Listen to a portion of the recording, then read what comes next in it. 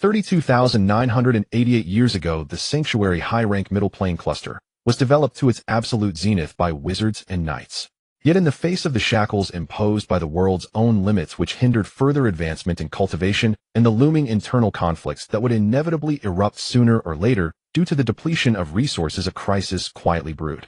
Thus, under the leadership of the supreme powerhouses of the Sanctuary, the Great Expansion era came into being. Guided by several mighty 7th-level True Spirit wizards and 7th-level Holy Dragon Knights, they waged war for 30,000 years and conquered countless planes. This period would later be recorded in history as the Great Expansion era favored by fate. Reaching this point in the text, Wei and gently set down the ancient sheet of paper in his hand and slumped back, his whole body relaxing. Phew. No matter how many times I read it, it never ceases to shake me to the core, he murmured. As everyone knows, the fewer the words, the greater the weight they carry. Just like a single brief line that encapsulates an entire era. In this world of swords and magic, the same principle naturally applied.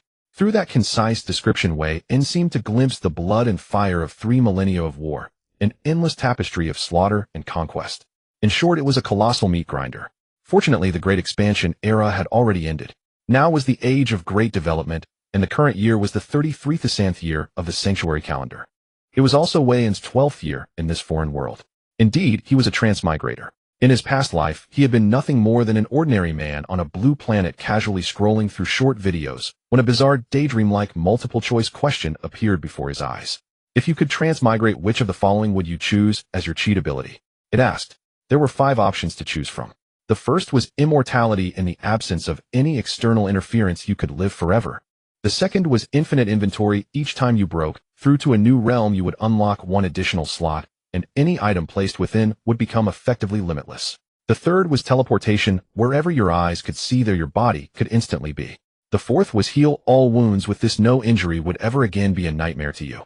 The fifth was a pay-to-win lottery system. Whether you would be unimaginably lucky or miserably cursed by bad luck, well, you could imagine the rest. Confronted with these 5 choices, he had originally intended to chuckle and scroll past.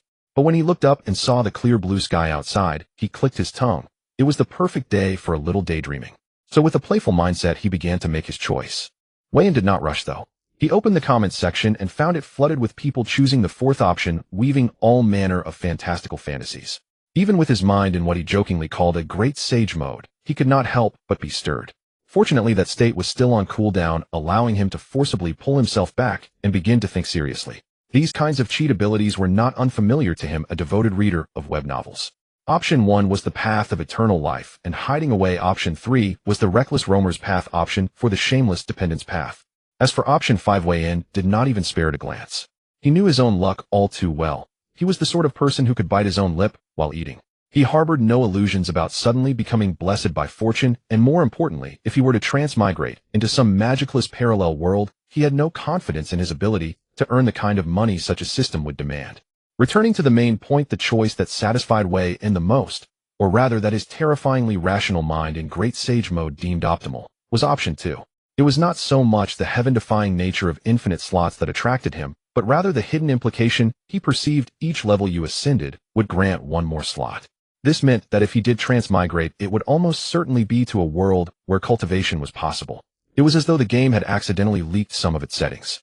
Without hesitation, Wei opened the comments and selected option 2. No sooner had he posted his comment than his vision went dark and his consciousness began to fade. In that final moment, only one thought echoed in his mind: this content creator really has something. When I attain supremacy and return to Blue Star, I'll reward him handsomely. The outcome was self-evident. He transmigrated into a new life before birth. The world he arrived in was the Sanctuary world, a paradise for wizards and knights. Dragons soared across the skies, elves roamed the lands. This was a realm of sword and magic. The place he now lived in was one of the 4 great continents, known as the Myriad Races continent. After 12 years in the Sanctuary world, he had gained a basic understanding, or more precisely, a faint grasp, of the Myriad Races continent where he resided. As its name implied, the Myriad Races continent was home to innumerable races, goblins, centaurs, trolls, and many others, all gathered upon this vast land. Yet what shocked him most was not this diversity, but the sheer immensity of the world itself. Take the Atlantis Empire, where he currently lived, as an example. Using the imperial capital at its center as a reference point, the empire's territory covered approximately 52 billion square kilometers. Even if one were to flatten Earth into a perfect square world, its total surface area would be only about 5.100 million square kilometers. The disparity was obvious. Yet despite such vastness, the Atlantis Empire occupied no more than 1% of the myriad races continent, and even that proportion was steadily shrinking. Yes, he had heard correctly, the proportion was indeed shrinking, because the myriad races continent was still continuously expanding outward. "Young master, it is time to eat," a voice called. The voice pulled Wei In from his reverie back into reality. Reclining in his chair, he turned his head toward the sound to see an elderly man with golden hair gazing at him with gentle, kindly eyes. "I'll be right there, Grandpa," Zoltan Wei In replied, rising to his feet. A short while later, he sat at the dining table in the living room eating bread and drinking milk. Butler Zoltan stood respectfully to one side. "Young master, tomorrow is the day of the Truth Tower's test. You must rise early," he reminded. "I believe that the master and madam will watch over you from above and bless you with an unparalleled talent in the examination," he added. Wei In paused for a moment at those words, then nodded lightly as memories of his family in this life surfaced. In this lifetime, his father and mother had been commoners who were discovered to possess high-tier talent, entered the Truth Tower to study, and ultimately fell in love there. Neither of them had a family name, which was why he was simply called Wei In. The rest of the story was familiar enough. The place where he now lived was called the Rose Territory, more specifically its central city, the Rose capital. The ruler of this land was the Rose Lord Annie Hazeway, a 5th-level full-moon Lord Wizard who had also been granted the title of Marquis by the Atlantis Empire. People called her the Rose Marquis. In this age of great development, Lord Wizards like her stood at center stage. His father had been a knight, his mother a gold element wizard. After graduating from the Sanctuary Knights Academy and the Truth Tower Elemental Academy, they were recruited by the Rose Marquis into the Rose Territory. 2 years later, when Wei In was 10, they perished during an opening up campaign. From that moment on, Wei In became an orphan. Fortunately, both of his parents had been transcendents and had left behind some inheritance. Coupled with the preferential care granted by the Rose Marquis to the descendants of those who had fallen in merit, he had little to worry about for his livelihood and had never suffered abuse. At first, he had suspected some sort of conspiracy. After all, such plots were common in the novels he used to read in his previous life. But after careful observation, he found no foul play. This district was home to many children of fallen heroes, far more than just himself. Compared to others, they were actually fairly fortunate to be under the protection of the Rose Marquis. Those recruited by other academies, knights and wizards whose descendants lived elsewhere, had it far worse. Though they were not exactly abused, they only barely had enough to eat. They certainly did not enjoy the comfortable life Wei In and his peers did, with 3 meals a day and the freedom to request whatever they wished to eat from the Rose Council Hall. So long as they did not go overboard, their reasonable requests would be met. As for the reason, it could be summed up in a single sentence: the higher the parent's talent as transcendence, the greater the likelihood that their offspring will also be born with highable talent. What was more, the parents of the fallen youths living in this district had all graduated from the Sanctuary and Truth Tower academies. Those who entered the Truth Tower were at minimum of high-tier primary talent. It was beyond doubt that their descendants constituted a veritable treasure trove of potential. The next day, at the gate of a villa, Wayne, a golden-haired boy, rubbed his drowsy azure eyes and stepped onto the carriage heading toward the center of the City of Roses. Once he was seated, butlers Wabor drove the carriage toward the central district. Of course, the descendants of meritorious nobles like them already lived in the central area. It was just that this center was vast. There were many others like them, 12-year-old children at the appropriate age for testing. In just their own district of meritorious descendants alone, there were more than 500 of them. As for those of suitable age from all the other parts of the Rose Territory, they were as numerous as cattle on a plain. An hour later, at the edge of a plaza, Wayne leaped down from the carriage, making Butler's Wabor's eyelids twitch again and again. Seeing that Wayne was unharmed, the butler could only pull a helpless smile. After all, they as butlers existed as servants. On ordinary days, such antics might be overlooked, but today was no ordinary day. Today was the awakening day, the day when one's aptitude as a knight or a wizard would be tested. If the boy were to be bruised or injured and entered with a wounded face, the fury of the Rose Marquis would be easy to imagine. Once Wayne had steadied himself, Butler's Wabor took his hand and led him toward a vast plaza. As they walked in, the place was abuzz with noise and excitement, the crowd surging like a tide. It was still early, and the awakening hall had yet to open. Wayne did not bother to look around. Since the age of 6, he had roamed the City of Roses, and as one of the most dazzling places in the territory, he had naturally been here many times before. It was worth mentioning that even after 6 full years, he had still not finished exploring the City of Roses. Just thinking about it filled his heart with yearning. The map of this place was so vast that he could not help but feel that the farming instincts etched into his very bones were awakening. Another hour later, Wayne and Zwabor stepped down from a looping transport carriage. Before their eyes stood a colossal gate, still firmly shut. On the right side of the gate was engraved a towering silver-white spire encircled by swirling rings of multicolored elemental light. On the left side stood a sacred hall, and intertwined with it were images of mighty dragons. Wayne knew that these represented the Tower of Truth, symbol of wizards, and the Holy Night Hall, symbol of night. In front of the massive gate, more precisely along the straight line directly facing it, the space was completely empty, with no one daring to stand there. All others stood to either side of the gate. Zwabor led Wayne to a spot among the crowd, then they settled in to wait quietly. With nothing better to do, Wayne moved his thoughts, and a grid like an equipment inventory, visible only to him, appeared before his eyes. He had placed nothing within it, yet it was still blank. This was his golden finger, the infinite inventory. Unlike the description from his previous life, it had changed somewhat upon his arrival in this world. Even as a mere mortal at the start, he possessed one initial slot. This was also why over all these years Wayne had never intended to begin cultivating early, and instead wandered about everywhere. Of course, another reason was that before the age of 12, without awakened talent, he simply could not cultivate. Besides, his golden finger had long since been in his grasp. Whether he became invincible early or invincible later made little difference. Knowing what kind of future awaited him, his heart had naturally settled into calm. As for what to store in that grid, Wayne already had his plans. It would all depend on how his talent awakened next. Whether his start would be on hard mode or easy mode would be decided in this very moment. While he mused, 3 dragon roars resounded from the sky. Wayne looked up to see a dragon 100 meters long, its entire body like translucent ice crystal, raising its head to the heavens with a thunderous howl. Flanking it on both sides were 2 even larger dragons, each nearly half again its size, one entirely sky blue, the other a blue-white blend. Wayne's eyes lit up at the sight, for he had seen these 3 dragons before. Their appearance meant that awakening day was about to begin. These 3 dragons were the Ice Dragon, the Water Dragon, and the Frost Dragon. All 3 belonged to the Rose Marquis, Annie Hathaway. Sure enough, after the 3 dragons roared and circled through the sky, they began to descend one after another. At the same time, from atop the Ice Dragon, a figure in a wizard's robe, a rose-shaped metal pinned upon it, drifted down from above. When the figure finally alighted on the ground before Wayne could react, waves of voices rose up, merging into a single unified greeting: "We pay our respects to the Rose Marquis."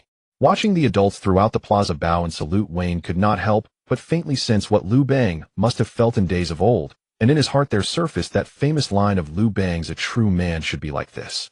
He clicked his tongue inwardly. The wisdom of the ancestors had not deceived him.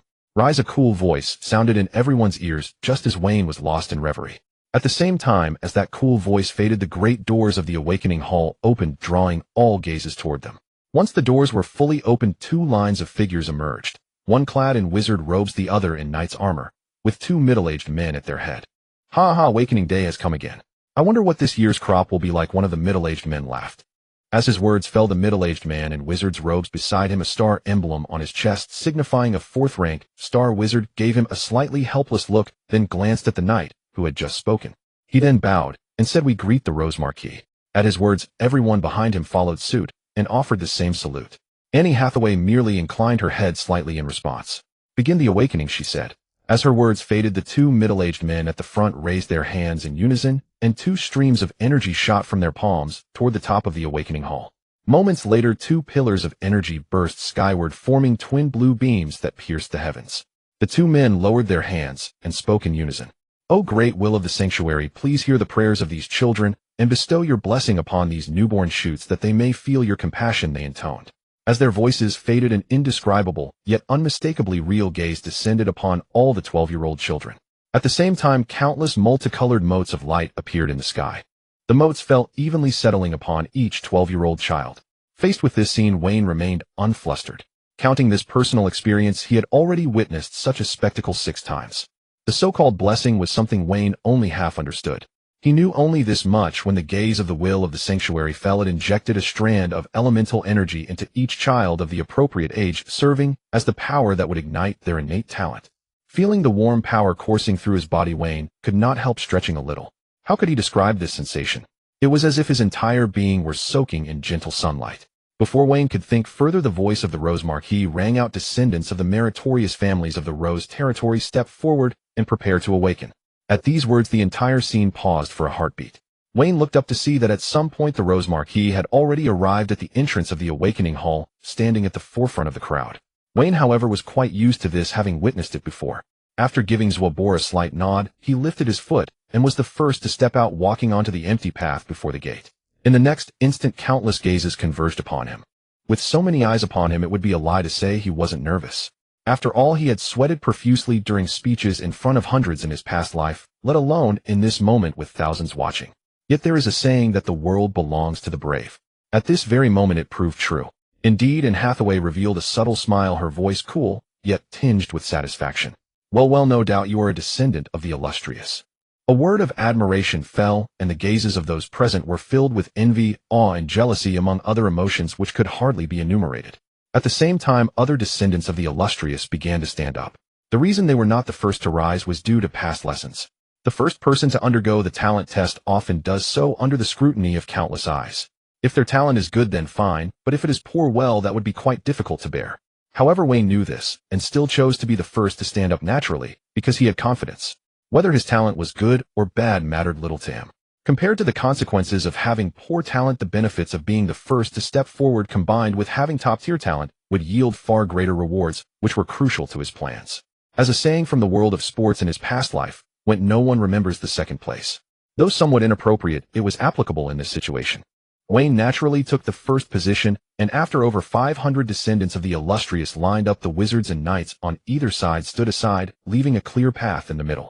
The Rose Marquis and the representatives from the Awakening Hall of Wizards and Knights simultaneously turned and walked towards the Awakening Hall, with Wayne and the others following closely behind. After a moment, everyone entered the Awakening Hall, which was roughly the size of a standard football stadium. Wayne curiously surveyed the place. After all, it was his first time here. Previously, he had only watched from outside in the square. In the center of the vast space, there were two crystal orbs, each 3 meters in diameter, one on the left and one on the right. Beside each crystal orb stood knights and wizards, clearly there to monitor and record. At the front of the hall, there was a massive viewing platform where the Rose Marquis and 2 others stood, accompanied by a remark from the Marquis. "Let us begin. Approach the crystal orbs in order for your awakening." Guided by a wizard, Wayne walked towards the crystal orb on the right. As he placed his hand on the orb, it began to glow, the light intensifying until it was so brilliant that it was blinding. At that moment, a voice rang out. "Top-tier mental talent, high-level physical talent." Upon hearing this, a look of joy spread across Wayne's face, for his plan had already succeeded by more than half. In this realm, talent is divided into 3 categories: mental talent, physical talent, and elemental talent. Mental talent corresponds to wizards, while physical talent corresponds to knights. Talent is classified into 4 levels: low, medium, high, and top. To study at the highest academy in the imperial capital, one must have at least 1 high-level talent among the 3. At that moment, the testing wizard revealed an expression of admiration and envy. "Congratulations, child, you possess the highest level of wizard talent. What is your name?" Hearing the familiar voice, Wayne looked up at the Rose Marquis, standing on the platform, and confidently stated his name. "Wayne." The Rose Marquis nodded slightly. "Now proceed to test your elemental talent, child. I wish you continued success." Wayne nodded slightly and walked towards the next crystal orb. As he walked, he noticed the over 500 peers who were watching him with admiration, and he felt as if he were enjoying an ice cream on a hot summer day. He admitted there was an element of gamble involved, but he had one, hadn't he?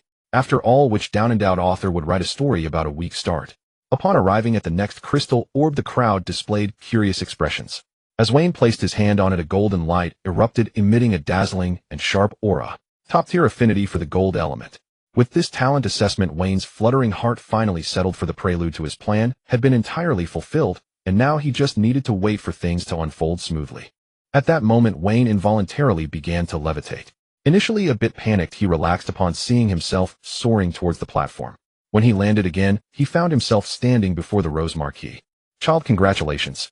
You will have the qualification to attend the prestigious academy in the heart of the imperial capital, and your talents will accompany you as you journey further down the path of a wizard." Wayne performed a slight bow.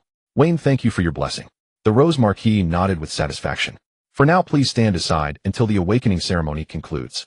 Wayne nodded and moved to the side, observing the upcoming awakenings. High-level mental talent, low-level physical talent, top-tier elemental talent. The next one. As time passed, only 7, including Wayne, awakened top-tier talents, while 36 others awakened high-level talents. Moreover, only Wayne awakened dual top-tier talents. The others either had top-tier physical talent or top-tier elemental talent, with only one other person sharing Wayne's top-tier mental talent. At this moment, after all the descendants of the illustrious had awakened, the Rose Marquis addressed the other awakened children. "Those with at least 1 high-level talent, please stay. The rest exit the awakening hall. Your arrangements will be sent to your homes within 3 days, and we will prepare for the next batch of awakenings." After these individuals left, the head wizard of the Awakening Hall sighed slightly. I never expected this year's awakened children to have so many with extraordinary talents. The head knight, upon hearing this, turned to the Rose Marquis and laughed heartily. Rose Marquis, congratulations. With this batch of children sent to the Imperial Capital's Academy, you will receive even more resources. The Rose Marquis smiled. Indeed, I never expected such a large yield this year. As they spoke, Wayne, hearing their conversation, felt puzzled and curiously inquired. My Lord Marquis, with over 500 participants, is having only 40-odd high talents a lot. Upon hearing this, the Rose Marquis' smile faded, and he offered a calm response. Is it a lot? Remove the word a lot, and it simply becomes many. In previous years, the number of descendants was about the same, and having 20 is already good. This year counts as a bountiful harvest. Looking at the entire population of the Rose Territory, which is around 1 billion, it is sparsely populated. The number of individuals who can awaken talents across the entire Rose Territory is about 30 to 50,000 each year, and those who can attend the Imperial Academy range from 300 to 500, with most being of high-level talent. Having even 1/10 of them being top-tier talents is already a blessing from the heavens. It is important to note that every individual who awakens a talent, even the lowest level, is among the elite of tens of thousands.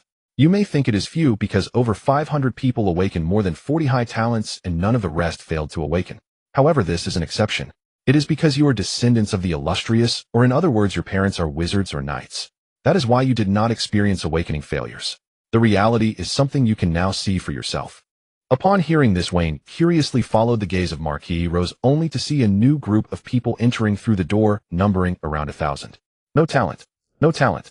Low-level knight talent, no wizard qualification, low-level fire element. Seeing this scene, Wayne finally understood why the Marquis Rose made such statements, especially upon witnessing so many without talent. His lips twitched. At that moment, the voice of the Marquis Rose rang out again. Child, do you see? This is the reality, and you possess dual top-tier talents, a treasure bestowed upon you by heaven. I hope you remain motivated. Hearing this, Wayne slightly bowed, saying, I understand, my Lord Marquis. Thank you for broadening my horizons. Marquis Rose shook her head slightly, choosing not to elaborate further, but instead focused ahead, beginning to observe the awakening ceremony, as it pertained to her own interests. Time passed to noon, and with the last awakened individual's assessment completed, the awakening ceremony came. Wayne noted down the numbers in his mind: 16 individuals with top-tier talent and 127 with advanced talent. This was still because Rose City was the center of the Rose Territory. Those who could awaken here were at the very least from extraordinary families, although they might have fallen into decline, leaving only their wealth. Even so, the number of awakened individuals remained limited. According to Marquis Rose, the number of individuals from various regions combined with the current awakened ones who could seek education in the Imperial Capital each year ranged between 300 to 500. Even though this year was a year of great talent, if we estimate it to be around 800 aside from the 143 individuals who could seek education, the remaining quotas distributed among the billion population of the Rose Territory were exceedingly harsh. Wayne's estimation was generous, the actual number was likely to be less. While pondering, Marquis Rose's voice echoed, the awakening ceremony has concluded, follow me. When she finished speaking, Wayne felt himself floating upwards, heading downwards, and not just him, everyone on the high platform was experiencing the same. They slowly descended until they were 10 meters in front of the Grand Hall of Awakening, and once they landed firmly, without waiting for further contemplation, they followed Marquis Rose out. Moments later, the sky brightened before them, and the blue sky with white clouds reappeared in their view. By this time, the crowd outside had already dispersed to 100 meters away, replaced by a formation of knights numbering 3,000 clad in silver armor with the emblem of the Rose Territory on their chests. They were the Knights of the Rose Territory, or rather the Knight Order under Marquis Rose, each possessing the cultivation of a level 3 Silver Knight, with captains of every 100 having the cultivation of a level 4 Golden Knight, and the commander of the Knight Order being a level 5 Platinum Knight. Their full name is the Rose Knight Order. At this time, Marquis Rose spoke again. Advanced talents, choose any knight. They will escort you back home and conduct a 3-day protective operation. During this time, say goodbye to your family and prepare your belongings. We will reconvene at Rose Manor in 3 days. After saying this, she did not rush to continue speaking, but instead revealed a smile in her gaze, waiting. Wayne was not surprised this happened every year. After selecting a knight, they would escort you home, during which you would receive countless envious glances, while also inspiring all the people of the Rose Territory, making everyone yearn for it, leading them to strive to have children. If one had to say, Wayne felt it was akin to the parades for the top 3 in the ancient imperial examination of his past life, where drums and gongs would sound. It reminded him of that poem in the past: no need to boast of filth, today wild thoughts have no bounds, the spring breeze brings swift hooves, and one day sees all the flowers of Chang'an. Awakening those with high talents was like the scholars of high school in his past life achieving the pinnacle of success. As for the 3-day protection work, it was even more intriguing. In the current age, there was no such thing as human calamity, nor were there organizations or forces aiming to assassinate those with high talents. Moreover, this was the center of the Rose territory, making it even less likely. Even the black wizard organizations among the wizards belonged to the members of the Tower of Truth. The reason for the 3 days of protection was mainly to allow you to study with peace of mind. In other words, the king has returned, and it's time for retribution. Whether it be illegitimate children or those who have been humiliated, this was a chance for a comeback, allowing you to handle your affairs properly and study in peace. Thinking about it, Wayne found it interesting. It was like a large-scale live novel scene, which he had observed in person a few years ago. Of course, Wayne felt somewhat speechless. It looked foolish, yet there were such cases every year. Why? Naturally, because they were gambling on probabilities. Those who could awaken high talents were exceeding. As expected, Wayne had already seen peers with high talents displaying sinister smiles. Seeing this, Wayne couldn't help but mourn for that family, not out of pity for those individuals, but rather reflecting on such luck, which was indeed a form of luxury. Silently pondering, he wondered what kind of luck was it to encounter something like this. The reason behind such seemingly foolish phenomena was more about not underestimating the youth, not underestimating the middle-aged, and not underestimating the elderly. In the end, the deceased are the most significant. Such unfortunate individuals were the norm, determined to turn their fortunes around, yet in the end they might not even awaken their talents. Just thinking about it felt absurd yet realistic. Once all the advanced talents had selected their knights and departed, Marquis Rose then continued. Those with top-tier talents may choose a knight captain and his 100 knights as their protectors for the next 3 days. She paused and spoke with a somewhat passionate tone. Go now, children, enjoy your moment. Upon hearing this, the remaining 16 top-tier talents, even Wayne, who had lived 2 lifetimes, couldn't help but feel a surge of excitement.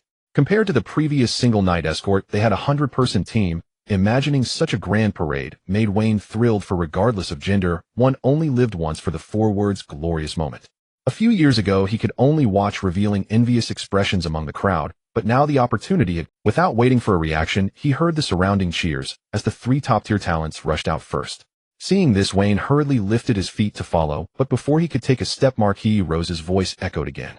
Wayne, you are not among them.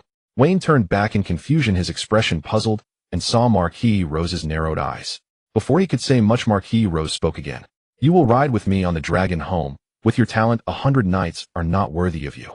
Hearing this, Wayne revealed a broad smile. Haha, really? Marquis Rose lowered her head slightly, her face turning to the side. Of course, I want you to remember this day forever.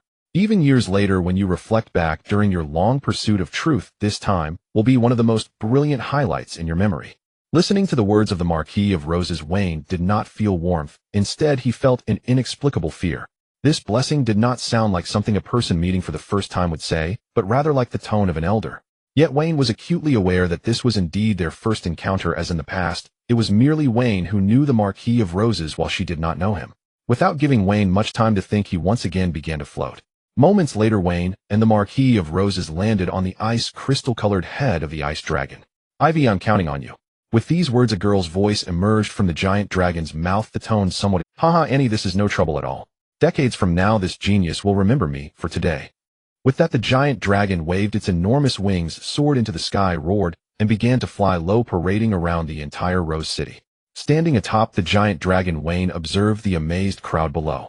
At that moment, the voice of the Marquis of Roses rang out. Little Wayne, do you have a favorite girl?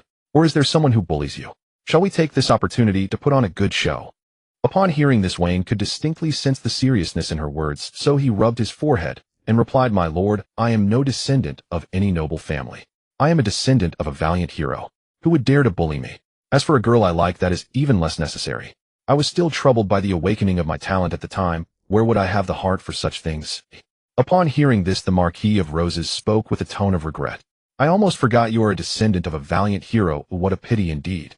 Wayne silently sighed within. How could a level 5 Crescent Moon Lord Wizard forget such things? No one would believe it. Clearly she was just taking a gamble, testing whether there were truly people so blind. The tone of her regret did not seem like a jest. Although he had inferred part of the reason from the giant dragon's words and those of the Marquis of Roses, Wayne was still somewhat curious and inquired, My lord. Before he could finish, the Marquis of Roses interrupted him. Call me elder sister. Wayne found it hard to contain himself, looking at the Marquis of Roses with a strange expression. If he remembered correctly, the Marquis of Roses must be at least 100 years old now. As he pondered, the Marquis of Roses' somewhat cold voice rang out. "Little Wayne, I feel like you are thinking of something." Wayne quickly shook his head and firmly stated, "Elder sister. At least you are perceptive." Looking at the smiling Marquis of Roses, Wayne thought for a moment and continued the previous conversation. "Elder sister, why are you so kind to me?" Upon hearing this, the Marquis of Roses chuckled lightly. "Is this really all? Little Wayne, you are truly lacking in love." Wayne's face darkened. "Why am I lacking in love? Don't you know?" Before he could think further, the Marquis of Roses spoke up again. "For me, it is merely a minor effort without spending a single coin. You must remember, words and smiles are the cheapest things in this world. They can be remembered, but should not move you." As she spoke, she slowly retracted her smile, her tone carrying a hint of reminiscence. "Do you know what my awakening talent was?" Before Wayne could respond, the Marquis of Roses continued. "It was a dual top-tier talent of mental and ice elements. Now your talent, like mine, is also dual top-tier. Although I am not of commoner origin, I am close enough, which means that if you were given some time, you too can reach my current status and realm." Wayne sighed with relief upon hearing this. It was good that there were no ulterior motives. After all, the free things are the most valuable, especially with such sugar-coated bullets. Before knowing the intent, there was nowhere to hide. "So can I understand this as elder sister investing in me?" He slowed down as he spoke. "But as far as I know, dual top-tier talents like mine have appeared in previous years as well. Why is it that I am the only one receiving such treatment of riding a dragon?" Upon hearing Wayne's question, the Marquis of Roses shook her head slightly. "Yes, there have been. However, at that time he was not assigned to me, so he was naturally not worth my investment," she explained as she spoke. "The Atlantis Empire is developing in all four directions: southeast, southwest, northeast, and northwest. The Lord Wizard is the protagonist of this era. 75 years ago, I graduated from the Lord Academy at the center of the Empire and was assigned to the south, where I established the current Marquis of Roses territory. The assignments at the Lord Academy are done every 25 years, directing a Lord Wizard towards a certain direction to develop and establish their own territory." Wayne pondered this and began to understand. "So when I am assigned, 25 years later, it will be to the south, which now belongs to the Marquis of Roses, right?" The Marquis of Roses smiled slightly. "You are quite clever. This is the reason I treat you this way. With the same talent, I know better than you how far you can go." After a brief consideration, Wayne nodded slightly. "If that is the case, then elder sister, I look forward to your guidance in the future." The Marquis of Roses chuckled lightly. "Even if you didn't say it, I would. Having another helper and a friendly neighbor is a great thing for me." Upon hearing this, Wayne relaxed and sat down. He looked up at the Marquis of Roses. "Can you tell me about studying? What should I pay attention to?" The Marquis of Roses pondered for a moment, seeming to search for key information in her distant memories. After a long while, she finally spoke. "The Central Academy of the Empire is actually a collective term. It consists of three major categories of colleges. First, the Knight Academy. Second, the Elemental Wizard Academy. Third, the protagonist of this era, the Lord Wizard Academy." Lord Wizard. I have heard of this many times. What makes it different? And why is it the protagonist of the era? The Marquis of Roses smiled lightly upon hearing this and responded with a question. "Since you are a descendant of a valiant hero, you should have seen the paper that states that after graduating from the Central Academy, wizards and knights are commemorated, ending with the era of great expansion blessed by fate, right?" Seeing Wayne nod, the Marquis of Roses continued. "The reason we say that Lord Wizards are the protagonists of this era is related to this. After enduring a grand expansion period of 30,000 years due to the integration of vast amounts of world origin, the world has ascended and continues to expand. For the continent of all races beneath our feet, it is still in constant expansion. This is one reason. The second reason is that the races pray for rest and rejuvenation, and the will of the holy domain has heard the prayers. The human race, the elf race, and the dragon race, as the main forces during the great expansion period, have seen their populations dwindle over 30,000 years of warfare. Thus the will of the holy domain has blessed the human Lord Wizards, the elf little spirits, and the dragon companion treasures. This is the second reason. Finally, another reason is that when an 8th level rule Lord Wizard appears, they bring great benefits to the holy domain world, which is why Lord Wizards are hailed as the protagonists of this era." Wayne nodded slightly, and before he could think much further, the Marquis of Roses spoke. "You only need a basic understanding of this. Once you enroll, there will be dedicated courses explaining it. I have said too much so that you won't be able to absorb it all later. The next thing I want to discuss is the key point that you must remember clearly in your mind." Upon hearing this, Wayne sat up straight and looked earnestly at Marquis Rose. The Marquis extended there are three important points in total. First, the Wizard's realm. While in the Academy, strive to absorb its resources to elevate your own realm. The Imperial City is the center of the Empire, and the Central Academy is the heart of that center, providing abundant resources. Given your talent, it should be quite simple. This is fundamental. Second, during this time, try to showcase your talent. Do not play the pig to eat the tiger. Only by demonstrating sufficient talent can you attract enough followers. Third, acquire fairies and dragons as much as possible. Wayne listened to these 3 points, thought briefly, and then asked, Sister, I understand the first point, but what do you mean by followers in the second point? Moreover, regarding the third point, let's set aside the fairies for now, but how can dragons be so easily obtained? And why should we acquire as many as possible? Marquis Rose, hearing these 2 questions, slightly opened his mouth to explain. The reason why the Lord Wizard is regarded as the protagonist of this era is that even after 3,000 years of development, there still hasn't been a single 8th level rule Lord Wizard born. Yet they can still occupy an entire academy on their own, and even the Elemental Wizard Academy and the Night Wizard Academy must serve them. That is the reason. At this point, Marquis Rose looked at Wayne and spoke.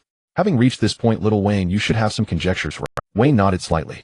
Are you saying that the Elemental Wizards and Knights are followers of the Lord, correct? As Wayne's words fell, Marquis Rose spoke proudly.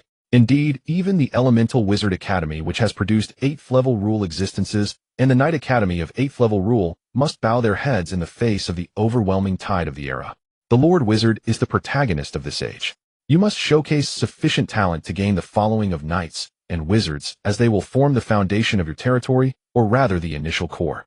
Compared to followers recruited from outside, their talent is high enough and their loyalty is assured. Regarding dragons and fairies, you can think of them as resources. Fairies can cultivate magical plants in bulk, while the habitats of dragons will yield magical crystals, mines, and so on. Having a fairy or a dragon can help you gain more followers. As for how to acquire them, fairies are the simplest.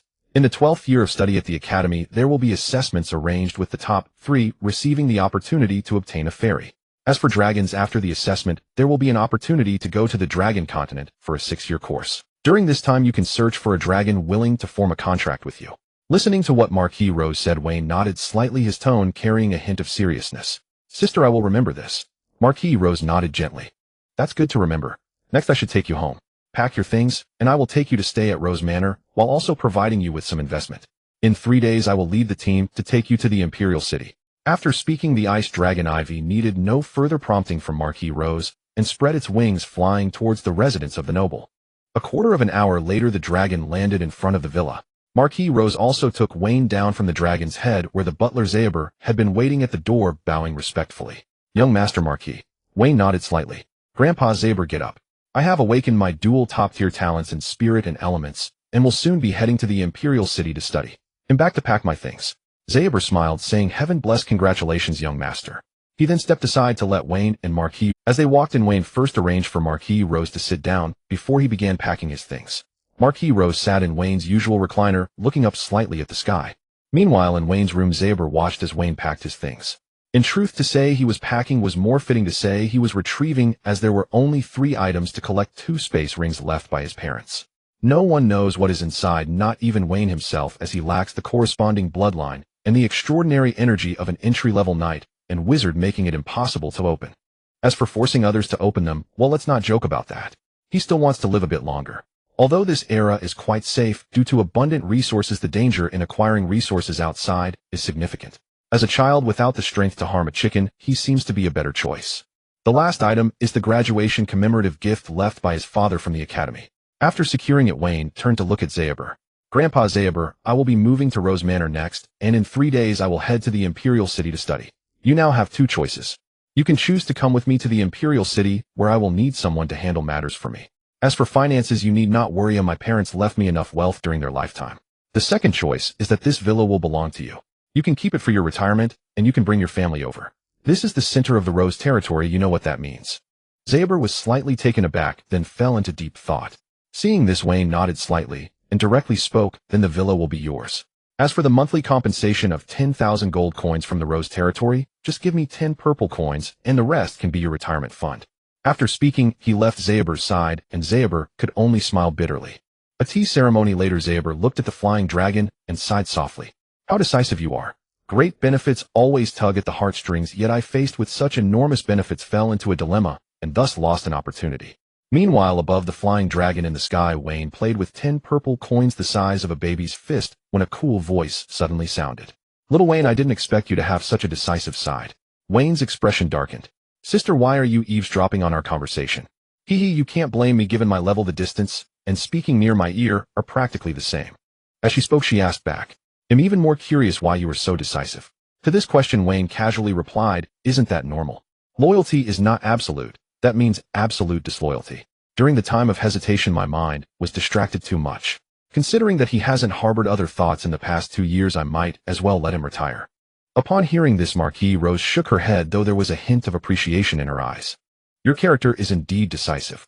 Although I don't think this is the actual reason, it doesn't prevent me from seeing that you don't want to keep familiar people around for a purpose. But that isn't wrong. Keep it up, as this decisiveness will become the sword of your growth. Time swiftly transitioned to the afternoon within the Grand Rose Manor. Having just finished his bath, Wayne, dressed in a soft robe, sat in the living room, gazing across at the Rose Marquis, who was clad in a light purple silk robe, his eyes betraying a hint of anticipation. Little Wayne, what are you looking forward to? Faced with the teasing provocation of the Rose Marquis, Wayne remained oblivious, for his mind was entirely occupied with thoughts of resources. Sister, you promised to invest in me. At these words, the Rose Marquis slightly rolled her beautiful eyes. You truly are a money-loving brat. After all I've done for you, acquainting you with Rose Manor, putting aside so many matters to accompany you, you only think about sister's money. What's most unforgivable is that with such a stunning beauty before you, you only focus on her wealth. Little Wayne, you really are a pitiful fellow. Upon hearing this, Wayne felt utterly speechless. Not to mention he was merely 12, even at 18 he wouldn't dare to entertain such thoughts. A poor boy and a rich girl rarely end well together, especially considering this rich girl was among the first generation of her kind.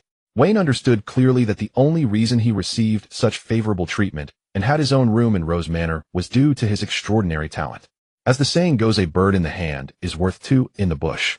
Rather than dreaming of the unattainable, it was better to improve oneself and grasp what one could truly achieve.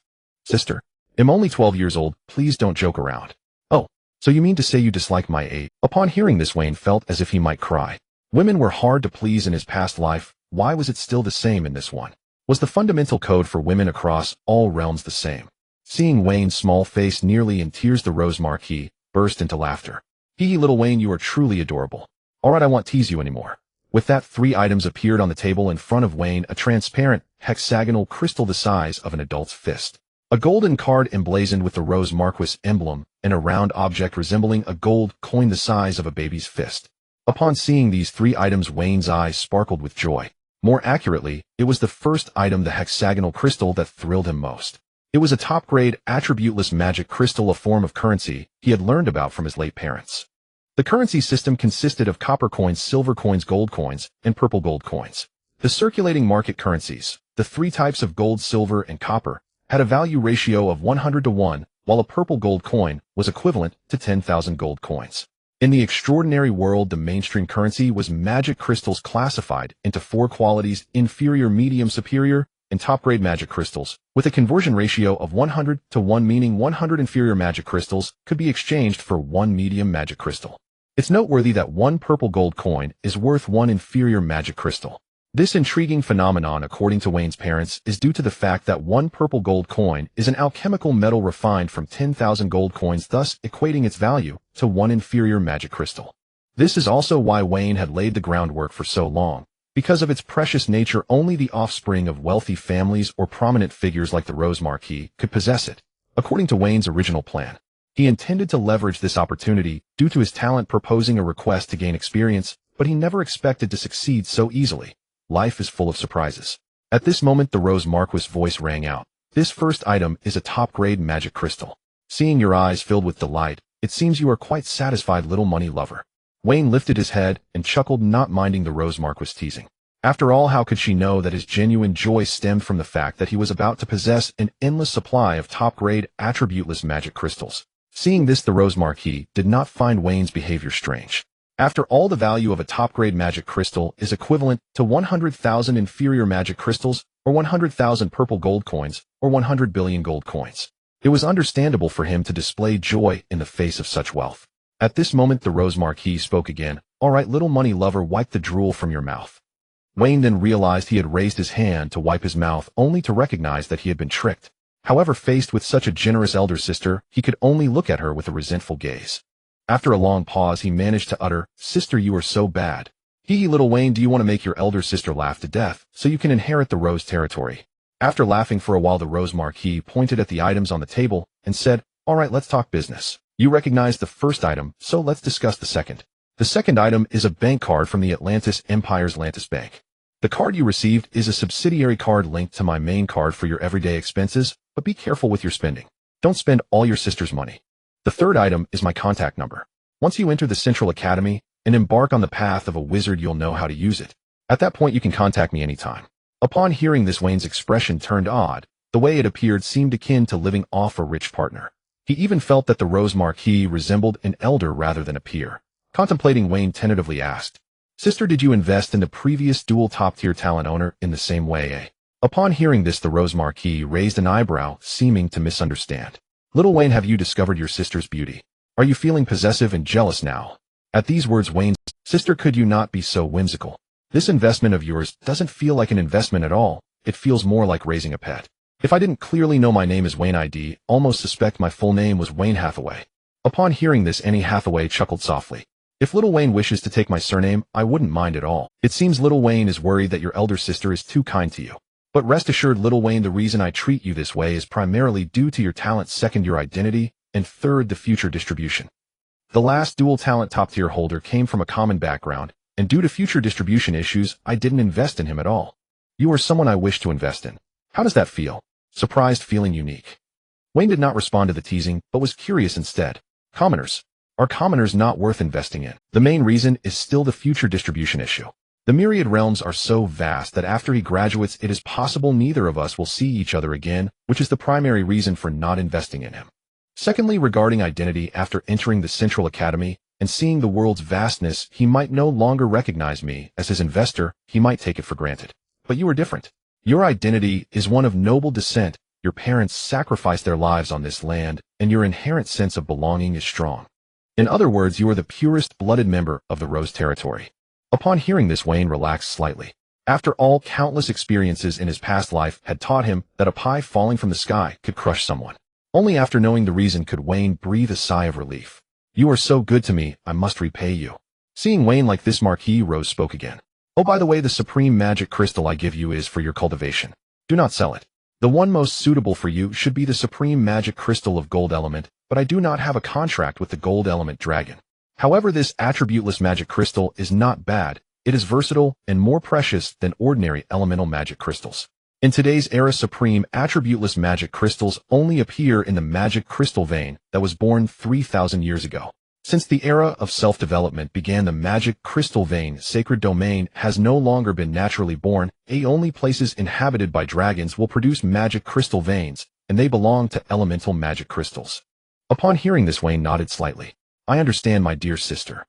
3 days later, in Wayne's room, he lay on the bed and opened his eyes. Glancing outside, the sky was slightly brightening. He turned to look at the supreme magic crystal beside his pillow, placed his hand on it, and in the next moment, the attributeless supreme magic crystal vanished. In the next moment, with a thought, infinite slots appeared before Wayne's eyes.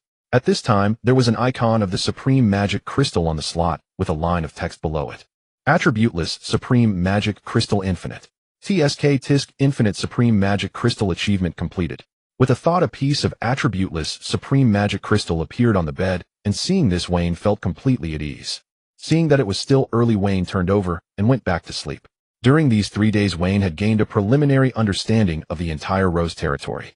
The current area of the Rose Territory was about 28 million square kilometers and was continuously expanding until the 100-year period of development ended. The 3 most valuable things in the Rose Territory are the 3 dragons. The second is 3 little sprites. The third is Annie Hathaway. That's right, you read it correctly, it is Marquis Rose. At first, Wayne was somewhat surprised, but later, according to Marquis Rose, in the entire Atlantis Empire, her beauty, power, strength, and achievements combined made her the Pearl of the South. Within the Atlantis Empire, there were countless suitors. Time reached 9 in the morning. Wayne finished washing up and changed his clothes, putting on the 2 spatial rings from his parents. He also placed his bank card and a circular metal piece with the communication code in the pocket of his clothes. Finally, he tucked his father's memento close to his chest in a large pocket sewn into his clothes, while the supreme magic crystal was casually placed in the outer pocket. After all, to Wayne, this thing was now no different from the flowers and plants that could be seen everywhere. After packing everything up, Wayne went downstairs. Every few steps, a maid greeted him. In these 3 days, these people had come to know Wayne, who had a relationship with Marquis Rose akin to that of siblings. He arrived at the dining room. "Young master, what would you like to eat?" Facing the maid's inquiry, Wayne casually replied, "Milk and steak." "Please wait a moment, young master." Wayne nodded slightly, and then looked at another maid. By the way, where is my dear sister? Also, I remember today is the day to depart for the imperial capital. Have those going to study in the imperial capital arrived? The maid nodded slightly. They have arrived and are currently in the Rose Garden Square of Rose Manor. As for the Marquis, she left quite early. Upon hearing this, Wayne stopped asking and began to eat the breakfast that had been served. Half an hour later, at the entrance of the Rose Garden, Wayne had not yet walked inside when he felt the lively atmosphere. The knight standing at the entrance gave a slight bow. Young master. Wayne nodded slightly and then walked in. His eyes fell upon the square filled with young boys and girls surrounded either by relatives or servants to bid farewell or standing alone. However, most of these individuals were from outside the Rose capital, detected as talent, and the majority were commoners. Just as Wayne was observing the situation, a shout rang out. Wayne, over here. Wayne looked in the direction of the voice and saw a group of people standing to the left of the square, most of whom were also alone, but the difference from the commoners was that they seemed much more composed. Before Wayne could think much more, the voice sounded again, and the person was already in front of him. Wayne, after 3 days you have become quite the young master. Wayne looked up at the person before him, who seemed to have grown a foot taller at the age of 12. The corner of his mouth twitched slightly. Sukkot, you are still as enthusiastic as ever. Before Wayne could say much more, Sukkot grabbed him and walked towards the group on the left. Upon reaching the center of the crowd, Sukkot shouted, "Ladies and gentlemen, come see who has arrived. This is our leading figure after the heroic lineage, a future renowned individual." Upon hearing this, Wayne felt somewhat embarrassed, or rather his soul, as a Huaxiao person, felt embarrassed. He found himself in a world similar to the Western Middle Ages, but for the inhabitants of this sacred domain world, such behavior was quite common. At this moment, cheers erupted from the young boys and girls, who then began to approach and greet him. Seeing this, Wayne decided to go with the flow and started chatting with everyone. Rather than just chatting, it was more like reminiscing. Among the more than 100 people present as descendants of the heroic lineage, most were acquainted, and the one who had just called out to Wayne, Sukkot, served as a bridge. There was no way for Wayne, with the soul of an adult, to have time to care for the little kids. The only reason they all knew each other was due to Sukkot, this social butterfly, being overly enthusiastic. To illustrate just how enthusiastic he was, let me tell a hellish joke.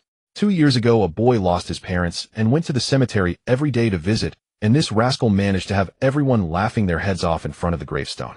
It was simply a great act of filial piety. While reminiscing, Sukkot suddenly spoke up. Wayne, I went looking for you a few days ago and learned from Butler Zaber that you are living in Rose Manor. Just now, the Knight of Rose territory even bowed to you. It seems like you are doing quite well. Do you have any inside information to share? Upon hearing this, the scene quieted down slightly. Seeing this, Wayne did not hide anything. After all, the so-called news was merely common knowledge that one could learn upon arriving at the Central Academy. It's not exactly inside information. You will all know once you reach the imperial capital. He paused for a moment. As fellow descendants of heroes, I will say a few words. The Central Academy is divided into 3 colleges: the Knight Academy, the Elemental Sorcerer Academy, and the Lord Sorcerer Academy. Based on your talents, you can get an idea of which academy you will study in. As he spoke, he looked at the young boys and girls surrounding him and thought about the followers, then spoke with a serious expression. What I am about to say next, you must remember first. After arriving at the academy, strive to enhance your cultivation level and do not slack off. This is our foundation. Second, in 25 years, it will be the day of distribution between the Lord Sorcerers and the Sorcerers and Knights. At that time, the direction of distribution will be towards the south, where the Rose territory is located. If you truly recognize me as the leading figure of the heroic lineage, then work hard to improve your cultivation. I do not want to see any of your children appearing in the residence of the descendants of heroes belonging to my territory.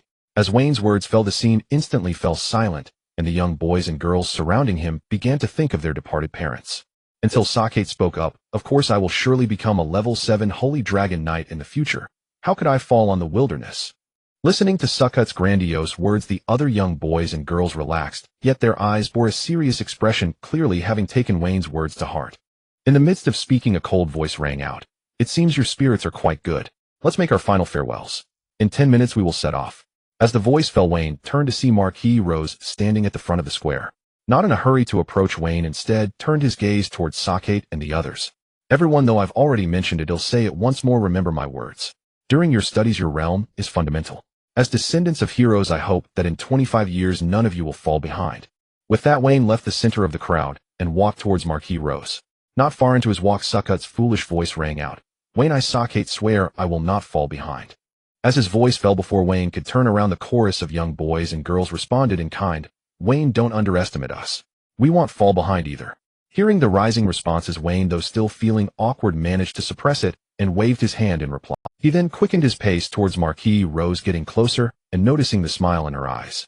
Feeling the gazes from the front and back, Wayne quickly arrived behind Marquis Rose, letting out a long breath. At this moment, Marquis Rose turned around, her voice coming from above Wayne's head. "Little Wayne, you truly resembled an inspiring leader just now. Now is it because you were seen by your sister and thus felt shy?" Upon hearing this, Wayne looked up at the teasing glint in Marquis Rose's eyes. "Sister, please don't tease me. What kind of leader am I? Just a group of 12-year-old boys and girls. The reason I said that is that we share the same identity. I don't want them to someday fall in the wilderness due to insufficient realms." Upon hearing this, Marquis Rose chuckled softly. "It seems I've discovered another wonderful quality in little." As the two conversed, 10 minutes passed. Marquis Rose raised her hand, and a small airship appeared in her palm. After throwing it out, it quickly began to enlarge, swelling to a size of a kilometer in no time. Countless roses were printed on its sides, and the airship had a total of 5 layers with a staircase extending from its right side. Without needing more words from Marquis Rose, 12 knights boarded the airship, first standing at the sides of the entrance deck. At the same time, 12 maids boarded to assist with reception and arrangements. Marquis Rose then spoke, "Board the airship and prepare for departure." As her words fell, Wayne felt himself floating once again. This time, he was quite relaxed, for apart from Marquis Rose, there was no one else who could make him feel this way. As expected, Wayne was led by Marquis Rose to the 5th deck of the airship corridor before gently landing. Wayne stood by the railing watching the young boys and girls boarding below, estimating about 700 of them. He couldn't help but feel curious. "Sister, isn't this number around 700? Is there not one person with dual talents like me?" Hearing Wayne's question, Marquis Rose shook her head with amusement. "Do you think having dual top talents is something that comes easily? You should know that since I established the Rose territory, counting you, only 3 have awakened. Among them, 1 has a top physical talent, and the total number of Lord Wizards, including you, is just 2. However, this year is quite good, with a total of 725 people going to study, which is over 200 more than the average of previous years." Wayne nodded slightly upon hearing this. "I see. It seems he'll only meet someone with the same talent after going to the..." Marquis Rose laughed. "So little Wayne wishes to encounter someone on par with himself." Wayne shook his head. "Not really. I'm just curious how such a large population has only produced 3 dual talent individuals over the years. It's hard to imagine." Marquis Rose shook her head. "Little Wayne, you think dual top talent geniuses emerge 1 in billions, but in reality, it's 1 in tens of billions. Only territories governed by dukes or higher, once they stabilize, will yield 1 dual top talent individual each year."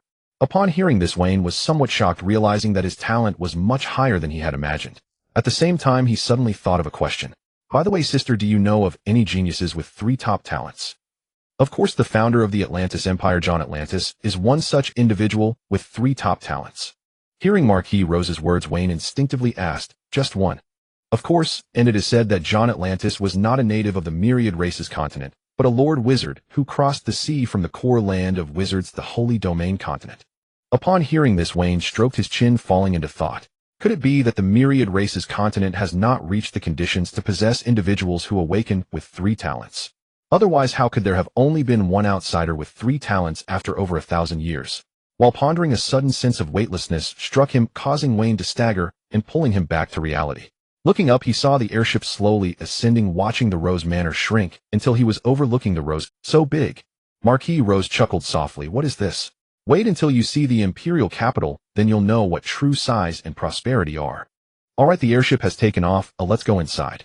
Saying this, she turned and walked towards the door. Wayne followed her inside and found himself in a control room. To be precise, there was a control panel at the front left, while the rest resembled a living room with 3 closed doors that likely led to rooms and washrooms. Turning to sit by the sofa, Wayne didn't dwell on those details, but instead asked, "Sister, where is the gap between 3 talents and dual talents?" Marquis Rose thought for a moment and replied, "The gap lies in the fact that 3 talents are more comprehensive than dual talents. As long as time is sufficient, they tend to have no weaknesses." She paused for a moment. "In the early stages, they mostly cultivate in one direction, either as wizards or knights. The real gap emerges later when one road reaches its end or experiences a temporary stagnation. At that point, they typically switch to cultivating another path." Upon hearing this, a slight smile appeared on Wayne's lips. He wasn't lacking in that regard. Although he didn't possess a top-tier physical talent, he at least had an advanced one. Time passed swiftly. In a blink of an eye, a month had gone by. Even with the aid of the teleportation array, the journey accumulated to a full month before finally approaching the imperial capital. In the high skies, 10,000 miles away from the imperial capital, a massive airship sailed through the sky. The scene shifted to the cockpit of the airship, where Wayne sat listlessly gazing at the Rose Marquis opposite him. Sister, I didn't expect the center of the empire to be so far from the Rose territory, the Rose Marquis. So once you enter the academy, you must strive to join the ranks of wizards as soon as possible. Otherwise, the only time we can communicate will be when I come to send students each year. Rest assured, sister, after I enter the academy, I will become a wizard at the fastest speed possible. Hearing this, the Rose Marquis revealed a slight smile. After a month of interaction, she had come to understand the little fellow before her well enough. To her, this little one was undoubtedly a perfect investment. As for defects, tisk, without a doubt a person with a huaxiao soul hidden within their body would repay even a drop of kindness with a fountain. Although the Rose Marquis did not know this ancient saying through Wayne's words and actions, she certainly saw the essence of its meaning. Huaxiao people for the most part are grateful and value loyalty, yet they are not devoid of wisdom, inherently hiding a sense of if others do not offend me, I will not offend them. Time reached noon. Above the eastern gate of the imperial capital, countless airships were docked. The Rose airship slowly descended, and Wayne stood next to the Rose Marquis, gazing at the vast expanse of the imperial capital below. Isn't it breathtaking? Wayne nodded slightly at the Rose Marquis' words, but she continued to introduce. The imperial capital covers an area of 100 million square kilometers divided into 4 gates east, southwest, and north. It is Atlantis, the largest city in terms of land area, filled with unparalleled prosperity. However, I want to elaborate further, let there be some surprises. You will be here for many years, so explore slowly. After speaking, a voice rang out. Haha, Rose Marquis, how has this year's harvest been? Hearing this, Wayne looked up only to see a massive red dragon soaring towards them, with a young man in armor standing atop its head. In a moment, the dragon landed beside the airship. The Rose Marquis faced him calmly. This year's harvest has been quite good, with over 200 more than previous years. But General Deli, why are you not with the royal no? One-night order, and how do you have time to appear at the eastern gate? Despite the Rose Marquis' indifference, Deli was not offended. After all, he needed something from her, and the Rose Marquis treated everyone this way. Rose Marquis, I have a request. The Rose Marquis raised an eyebrow, looking at Deli with some surprise, then opened the airship's shield. Deli took the opportunity to fly and landing beside Wayne. So this is the genius Wayne. As soon as the words left his mouth, Wayne frowned slightly, but it quickly passed. He could not go against the stronger, and right now there was nothing he could do. It was better to remain quiet. General Deli, it seems your true intention is to seek out little Wayne. Only then did Deli retract his gaze from Wayne, nodding in satisfaction before looking at the Rose Marquis. Indeed, however, judging by the Marquis' attitude, you seem to hold this little genius in high regard. He paused for then I won't beat around the bush. I came here to request that my offspring becomes a loyal knight for this little. Upon hearing this, the Rose Marquis was rarely taken aback. General Deli, are you joking? Of course not. I am not so shameless as to insult myself for a joke. After his words, the atmosphere fell silent for a long while before the Rose Marquis finally spoke. Given your status, even if your offspring wished to pledge allegiance to a prince, it would not be impossible. Why is it little Wayne? Deli remained silent for a long time, as if organizing his thoughts, and finally managed to utter a sentence. My child has merely low-level talent. Even with my status, joining under the prince would only make them insignificant. They will not grant my child a limited position. With that, the Rose Marquis instantly understood his thoughts. So you have your sights set on a commoner genius. Deli nodded and shook his head. It was so before, but now it has been confirmed that it is this little fellow before us. After all, to be noticed by the famous Rose Marquis, this little one likely possesses some extraordinary qualities. The Rose Marquis did not speak, but turned to Wayne. Little Wayne, what do you think about this matter? Wayne remained silent, but turned to ask, General Deli, can you tell me how you know about me? Hearing this, Deli laughed heartily. Ha, now I am even more certain that my child following you is a brilliant He paused for a moment. You need not be so vigilant. The reason I know is that at the Awakening Hall, the moment you awakened your talent, there was already a record at the center of the imperial capital. Your name and talent have long been published in the Academy's admission list. Upon hearing this, Wayne felt relieved. After all, such matters could be easily checked. Moreover, given the individual before him, who wanted his offspring to join him, if he did not wish to be criticized, he would not utter deceptive words. As for whether or not to accept, don't be foolish, that has already been a settled matter. There is a saying, creating is difficult, but destroying is easy. Furthermore, without harming his own interests, gaining favor with some people only brings benefits with no drawback. Moreover, from the moment Wayne tested his talent and befriended the Rose Marquis, he had already made preparations, as the intrigues among big shots are the most frequent. As for regrets, Wayne certainly had none. For the sake of the exceptional magic crystals from the infinite column, even if there were troubles now, Wayne would still choose to befriend them, as it was his best chance to access those exceptional magic crystals. Breaking free from his thoughts, Wayne looked at General Deli, who stood 2 meters tall, and slowly spoke. What? Hearing this, Deli looked at Wayne with surprise, while the Rose Marquis lips curled up, her gaze seemingly taking in the scenery, but her ears were attentively listening to Wayne. The Rose Marquis was very pleased with Wayne's demeanor. His courage and calm mind made her feel satisfied. However, General Deli, being a person who had experienced many storms, quickly composed himself through years of experience. After a brief consideration, he spoke. How about a small sprite that can be born in as little as 3 months or as long as a year? Although the words were plain, their weight was not light. Even the Rose Marquis cast a sidelong glance, as until now the Rose territory had only 3 sprites in total. As for Wayne Tisk, he was almost stunned. After a month of questioning the Rose Marquis and experiencing the insatiable curiosity of a child, Wayne was no novice. He had already understood the basics of what did sprites represent. Tisk, they represent resources. Having a sprite by one side means that one need not even speak and followers will come rushing in like a tide. There is a saying in my past life, you need not speak, your carriage will speak for you. Such existences as sprites are similarly regarded in other worlds. Very well, after the little sprite is born, General Deli's offspring will bring the sprite to meet me, and I will accept it. With that, he paused. Additionally, remember to bring the contract that allows the will of the Holy Domain to witness so that General Deli can be satisfied. General Deli let out a unique laugh of a strong man, then spoke in a satisfied tone. Of course I am very satisfied. After saying this, he looked at Marquis Rose. Then Marquis Rose, I shall take my leave. Marquis Rose nodded slightly, opening a gap in the airship's protective shield, allowing General Deli to fly out and land upon the dragon's head as the great dragon spread its wings and soared into the distance. Once far away, Marquis Rose softly inquired, Little Wayne, have you never thought of refusing? Wayne slightly shook his head. Where is there room for refusal? Moreover, it does not harm my own interests, and there is no downside. In this situation, being able to gain a little sprite is indeed a swift step forward. Having a sprite by my side, I imagine that the matter of followers will be much simpler for me. Marquis Rose nodded slightly. Indeed, you have a clear understanding. As for the quota issue mentioned by General Deli, compared to the little sprite you will acquire, it is not really a matter of who gains or loses. Once you step onto the path of a wizard, you will understand. However, my dear sister is even more curious. Little Wayne, why did you not agree on the spot? Wayne responded, chuckling lightly, Dear sister, in this world, any commitment made to you by anyone, as long as you cannot take charge of it yourself, is not absolute. Moreover, I have already asked General Deli to use the will of the Holy Domain to witness the contract. I believe he is quite satisfied as well. As his words settled, Marquis Rose revealed a faint smile. You are more mature than I thought.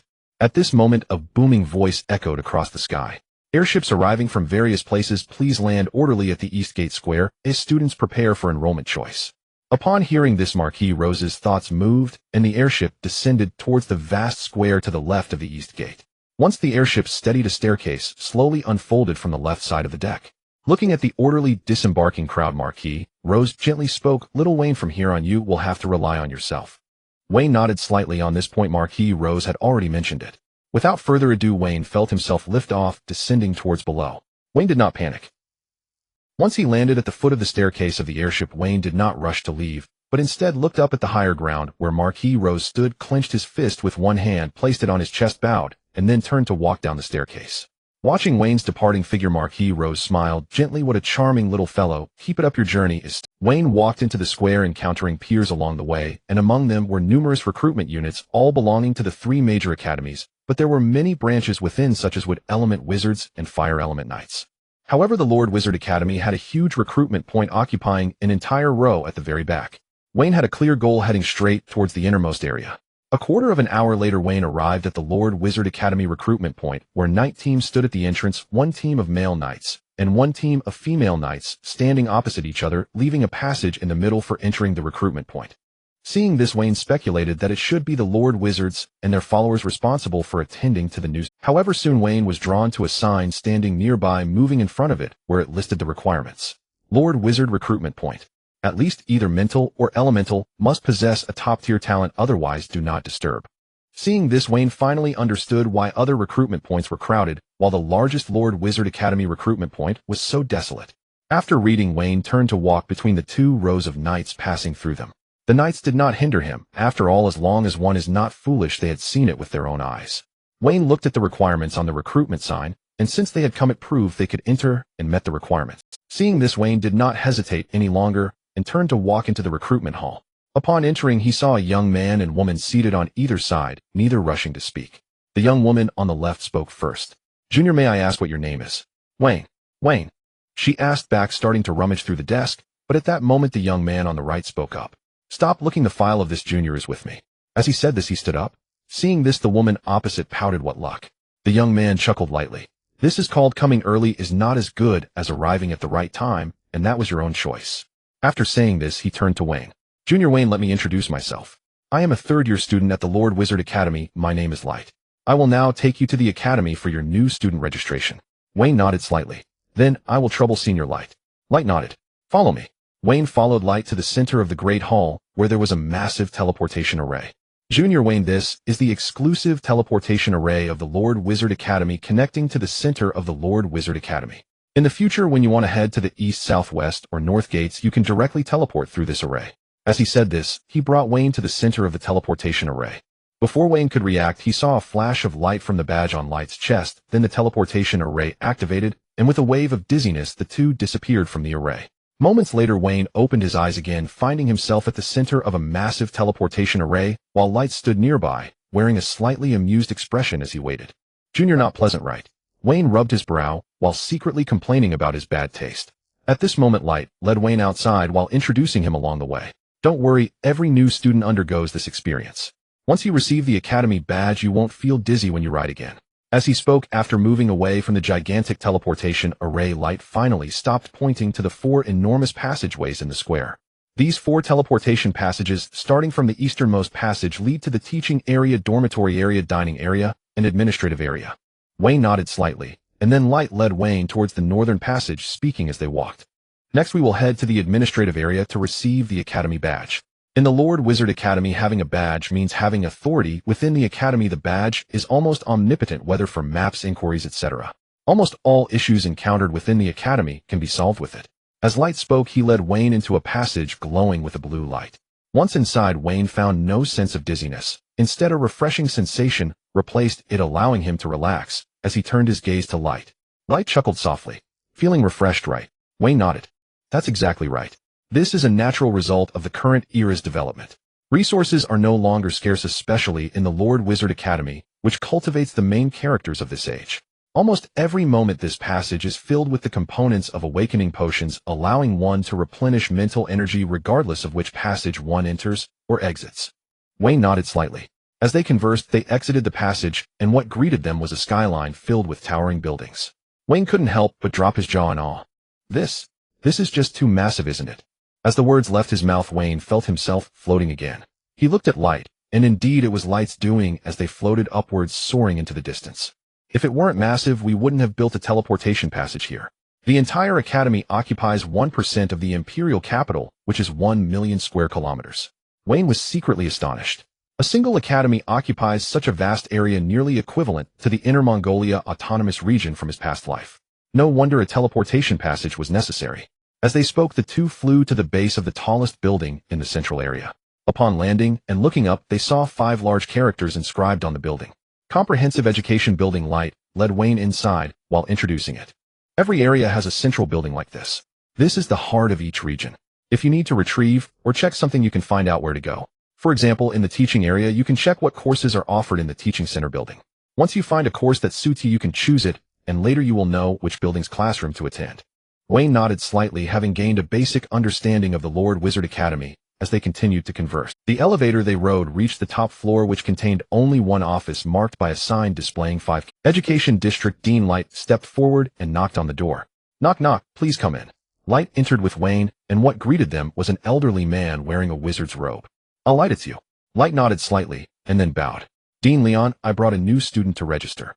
Seeing this, Wayne hurriedly bowed as well. New student Wayne, greetings to Dean Leon. Welcome, child. I know about you, a dual top-tier talent holder. Please rise. As he spoke, he picked up a golden medal from the table and tossed it to Light. After Light handed it to Wayne, Dean Leon finally spoke. Wayne, welcome to the Lord Wizard Academy. I also wish you the best to become one of the main characters of this era and continue to strive on this path. Hearing this, Wayne slightly bowed. Thank you for your blessings. Seeing this, Dean Leon waved his hand, and Light pulled Wayne out of the office, laughing softly as they approached the elevator. Next, I will take you to the dining area. After we eat, I will send you to the dormitory area. Wayne raised an eyebrow. Senior, are you sure you have enough time? Light shook his head. Of course I have enough time. I know what you're trying to say, but my ability to host you is already the limit. So there's plenty of time, and once I leave my position will be filled by someone else. Wayne somewhat understood, but still had some doubts, so he asked directly, is the new student reception in the academy unknown service? Light shook his head. Of course not. Only those with dual top-tier talents receive such treatment. Besides, what you really want to know is why I'm being so enthusiastic, right? Wayne nodded. Of course this is quite an honor. Haha, don't be surprised. He'll tell you the truth. I also benefit from it. Benefits? Light nodded. Indeed. This benefit is contribution points, which are the easiest to obtain in the academy. If it weren't for Dean Leon. I forget I said that. Wayne noticed the eager expression on Light's face, prompting him to take over the conversation. May I ask, Senior, who is Dean Leon? Light waved his hand. Nothing much, just my grandfather. Seeing the proud expression on Light's face, Wayne couldn't help but twitch the corner of his mouth. Indeed, no one could resist showing off, even someone from another world. So impressive. Not worth mentioning, not worth mentioning. 2 hours later. After Wayne and Light finished their meal, they arrived at the dormitory area. This time, they didn't fly over, as the central building of the dormitory area was right at the passageway, or rather at the entrance of the dormitory area. During these 2 hours, Wayne also learned from Light the reason for Light's enthusiasm. Contribution points are the hard currency within the academy, comparable only to top-grade magic crystals. 1 contribution point equals 1 top-grade magic crystal. Moreover, contribution points can only be exchanged for top-grade magic crystals. Other than that, they can only be obtained through academy tasks, and contribution points have 3 uses. First, to exchange for dragon eggs. Second, to exchange for small sprites. Third, to hire a mentor for unknown guidance. Among these 3 uses, the first 2 are almost essential items for Lord Wizards and are part of the Academy's preferential channels. As for the last one, Light was not familiar with it. According to Light, it would be better to exchange for dragon eggs and small sprites than to waste contribution points on that. Notably, Wayne also learned that Light received 1,000 contribution points for hosting him for enrollment. In other words, each dual top-tier talent holder is worth 1,000 contribution points. Through this, Wayne thoroughly understood the level of importance the Lord Wizard Academy places on its students. Of course, Wayne was unaware of this, otherwise the deans of several academies and the Emperor of Atlantis would likely be furious with him. Why do lords from various regions send high talents to the imperial capital every year? It's all about resources, and compared to the resources expended for their reception, those contribution points are simply negligible. Returning to the main topic. Wayne followed Light to the dormitory central building, going all the way to the top floor, which also housed the dean's office. Following the same procedure, they entered the office, only this time Wayne met a middle-aged man. Little Light is here. The one speaking was Dean Maikichi of the dormitory area. After Wayne followed Light to bow, Maikichi looked at Wayne. Child, as a dual talent holder, you can choose a housing unit in the dormitory area. You have 2 options, the apartment building or the villa. You can choose a residence based on your needs. Wayne thought for a moment and replied, I choose the villa. Maikichi nodded slightly and then gently tapped the round crystal ball on the table. The crystal ball lit up, and simultaneously a beam of light flew out and landed on the academy badge worn by Wayne. You are now registered. Your house is Villa number 66 in Area 7, and the badge is the key. Wayne bowed and then exited the office with Light. A quarter of an hour later, in Area 7 in front of Villa No. 66, a light descended from the sky with Wayne. Wayne, as for the new student reception task, it ends here. For any other information you wish to know, the items you need are placed inside the villa, and you may explore them on your own. Wayne nodded slightly, then bowed, and said, Thank you, Senior Light. Light smiled. Then Wayne, until we meet again by fate. With that, he floated away. After watching Light disappear, Wayne turned to look at the villa's entrance. At the center of the door was a groove. As Wayne approached and prepared to take down the academy badge, a beam of light swept by, and the door automatically opened, retracting to both sides. Wow, automatic sensing. Is it really this advanced? While speaking, Wayne walked inside. What greeted his eyes was a courtyard about 3 acres in size, with the entire ground made of white jade. Wayne, seeing this, was not surprised, but walked toward the villa's entrance. The exterior of the villa was clearly designed in a leisure style, overall comprising 3 floors. A quarter of an hour later, Wayne sat on the sofa in the living room of the villa's 2nd floor, having gained a certain understanding of the villa. The 1st floor served as the living room meant for gatherings, while the 2nd floor was the accommodation area, featuring a large living room, 2 rooms, a toilet, and a bathroom, which included a bathtub. This made Wayne quite satisfied. As for the 3rd floor, it was a study, currently empty, waiting to be furnished. On the desk lay 3 items, which Wayne took down and placed on the table in front of the sofa on the 2nd floor. The 3 items included 2 books and an object resembling a tablet, which he only glanced at briefly. One book was an introduction and rulebook for the Lord Wizard Academy, while the other was a cultivation manual titled Basic Meditation, designed for aspiring Lord Wizards. As for the last item resembling a tablet, Wayne had briefly checked it out, finding it not much different from the tablets of his past life. However, he decided against using it recklessly and planned to first read the two thin books. Time passed. An hour later, Wayne put down the familiar Basic Introduction and Academy Rules book, having read it several times. At the same time, he gained a more concrete understanding of his upcoming academic journey. In simple terms, the first 3 years of study were mandatory courses during which he needed to achieve two goals. First, to become a level 1 official Lord Wizard. Second, to complete all required courses and pass the small exam after 3 years. By then, he would truly enter a life of freedom. Unlike knights and elemental wizards who needed to be assessed annually and had mandatory courses to complete each year, Lord Wizards enjoyed a different path. For Lord Wizards, after passing the small exam 3 years later, it would rely solely on one's self-discipline. Even during the first 3 years, he could allocate his study pace according to his own schedule. In short, as long as he could pass the small exam after 3 years, the academy would not interfere. However, if he failed, well, although the rulebook didn't explicitly state it, one could imagine the consequences wouldn't be pleasant. As for that tablet-like object, there was an introduction as well. Since he had yet to meet the standards of a level 1 official wizard, the badge was merely ornamental, serving only to open doors. They could not use it for anything else, relying instead on knowledge acquired from other planes through 30,000 years of conflict, which wizards would then utilize to create the sanctuary network for internal communication within the academy. The tablets they held connected to the internal network of the 3 academies, which was rather limited and could not be compared to the badge. The badge was more comprehensive, connecting to the sanctuary network that spanned the entire sanctuary world. In other words, the tablets they possessed were akin to an internal version of the badge, allowing them to query all relevant information within the academy. With this thought in mind, Wayne hesitated no longer. He picked up the tablet from the table and tapped it against the badge he wore on his chest, and the tablet instantly completed the binding and logging in. Wayne clicked into it again, and the interface changed. Previously, there was only a guide on how to use it, but now there were 2 new applications added: the forum for the 3 academies and a messaging app. On the former, students from the 3 academies could express their opinions, and the academy would regularly post announcements there, making it akin to an online community. The latter messaging app was similar to QQ or WeChat from his past life, meant for private communication among friends. Wow, feels like life hasn't changed much. Cool. Suddenly, he recalled the investment marquee Rose had given him, so he hurriedly took everything out: an attributeless, exquisite magic crystal, a gold card, and a round metal object recording his contact number, and a keepsake he carried closely. After laying everything out, Wayne picked up the round metal object, opened the messaging app on the tablet, and held it up to the tablet. To his surprise, a pop-up window appeared. "Haha, little Wayne, did you think of your dear sister so soon? Wow, your sister's beauty is indeed so powerful, but that's not allowed. This is the academy's internal network. I wonder what little Wayne's expression is like upon seeing this. Oh dear, your sister is quite frightened, an expression of panic." Seeing this, Wayne's face darkened. "You wait for me," he said, closing the tablet and turning to pick up the basic meditation manual to begin studying. As time reached 6 in the evening, Wayne set aside the basic meditation manual, rubbing his forehead as the fatigue from the substantial mental exertion began to dissipate. At the same time, he gained sufficient understanding of the introductory chapters for Lord Wizards.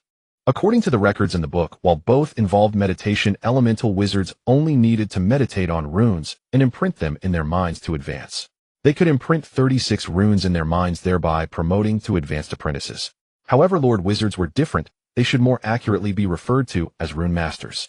Emerging from the will of the sanctuary, the new era's path was fundamentally different from that of elemental wizards. From the first step, the cultivation of Lord Wizards began with meditating on a type of rune formation, or in other words, imprinting runes, ultimately combining them in the sea of consciousness to form a basic rune formation, which was necessary to promote to junior apprentices.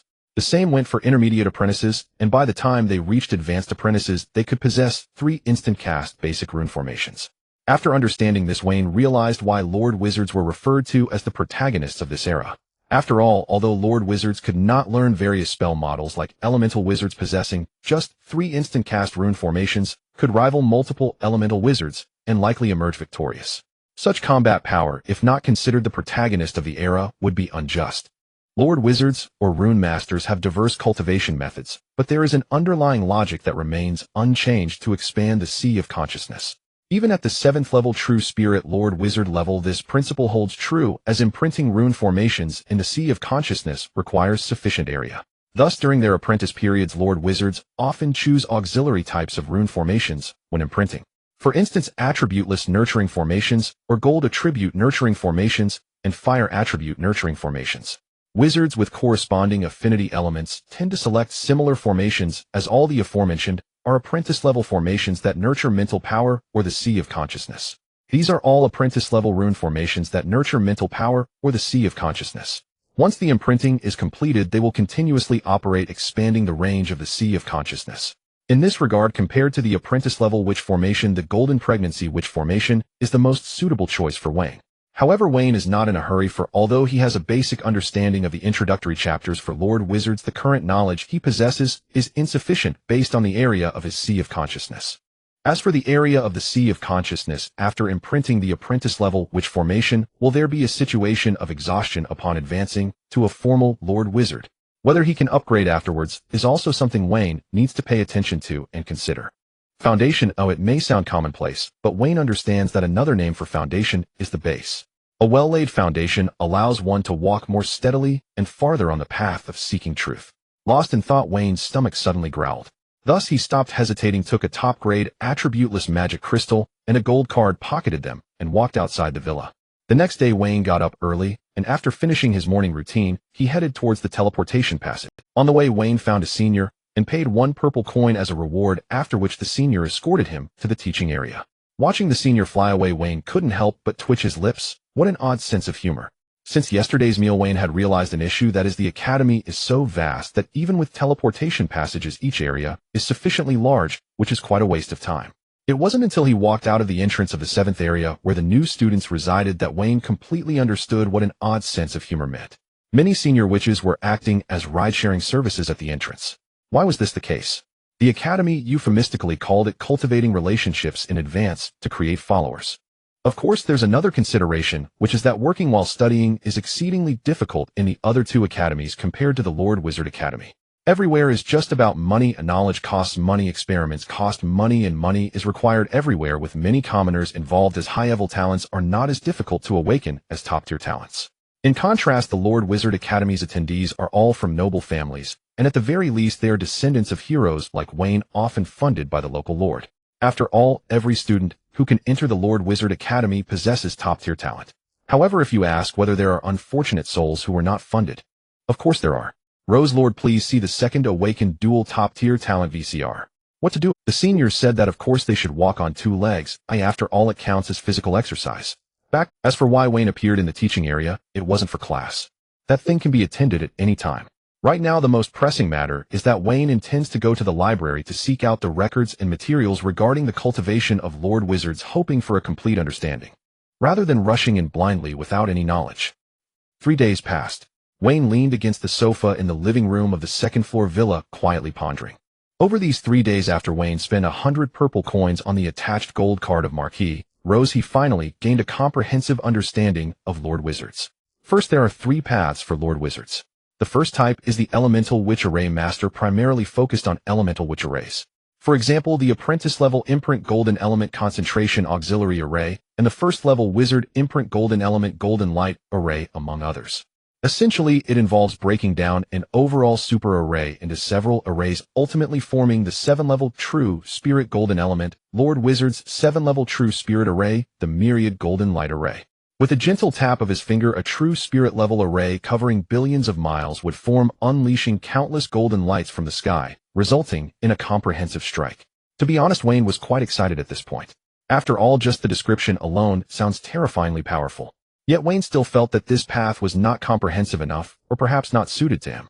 However, this insight stemmed from Wayne's assumptions. If his upcoming conjectures were realized, then the remaining 2 paths would be his choices, and Wayne would not become a representative like Morong Fu, who is both all-capable and entirely incapable. The second path for Lord Wizards is the Functional Witch Array Master, whose imprinted arrays belong to function. Examples include teleportation arrays and alchemical arrays, which assist Lord Wizards. After a century of territorial development, this type of wizard often becomes the wealthiest in the territory.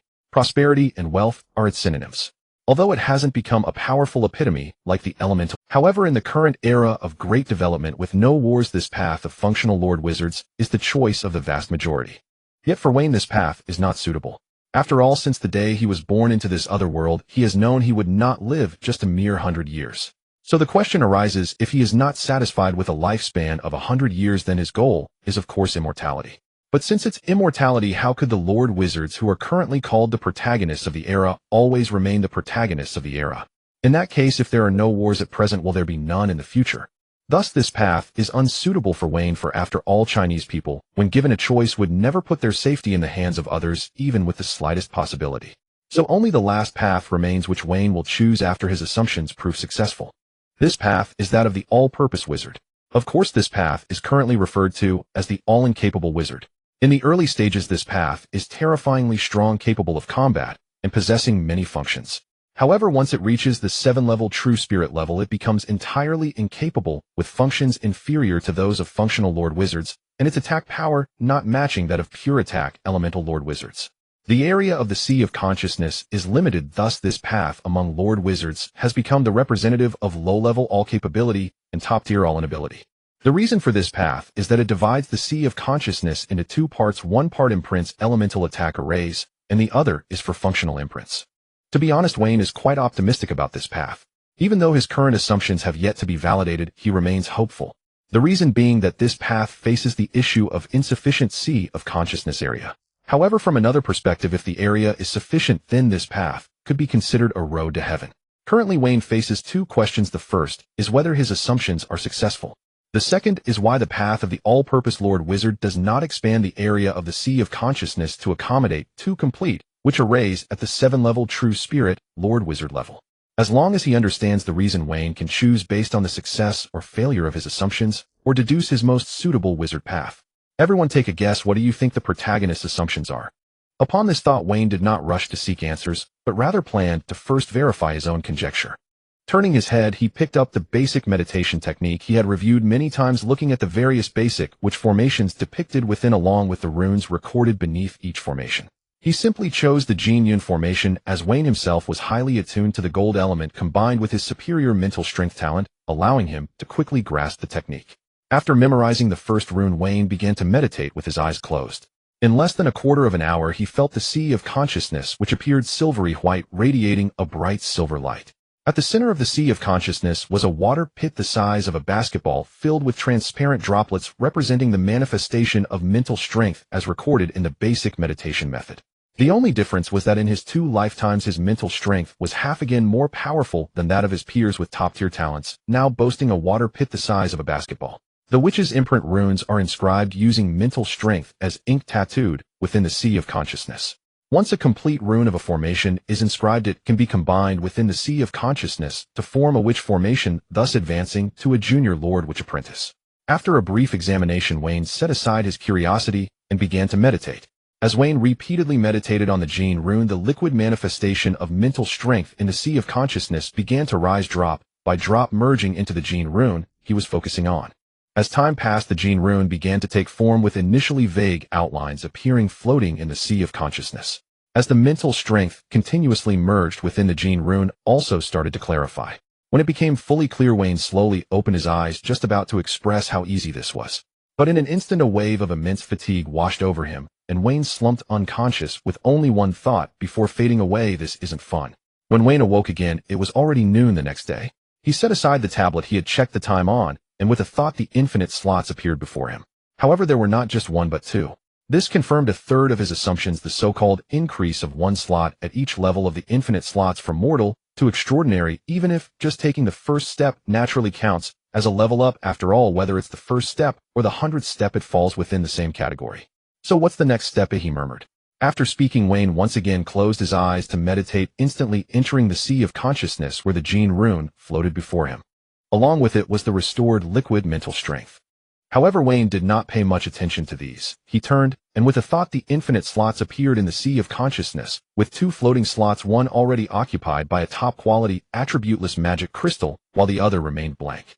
Yet this was not the most important part. The crucial point was that when the infinite slots successfully appeared, Wayne's conjecture was 2/3 confirmed.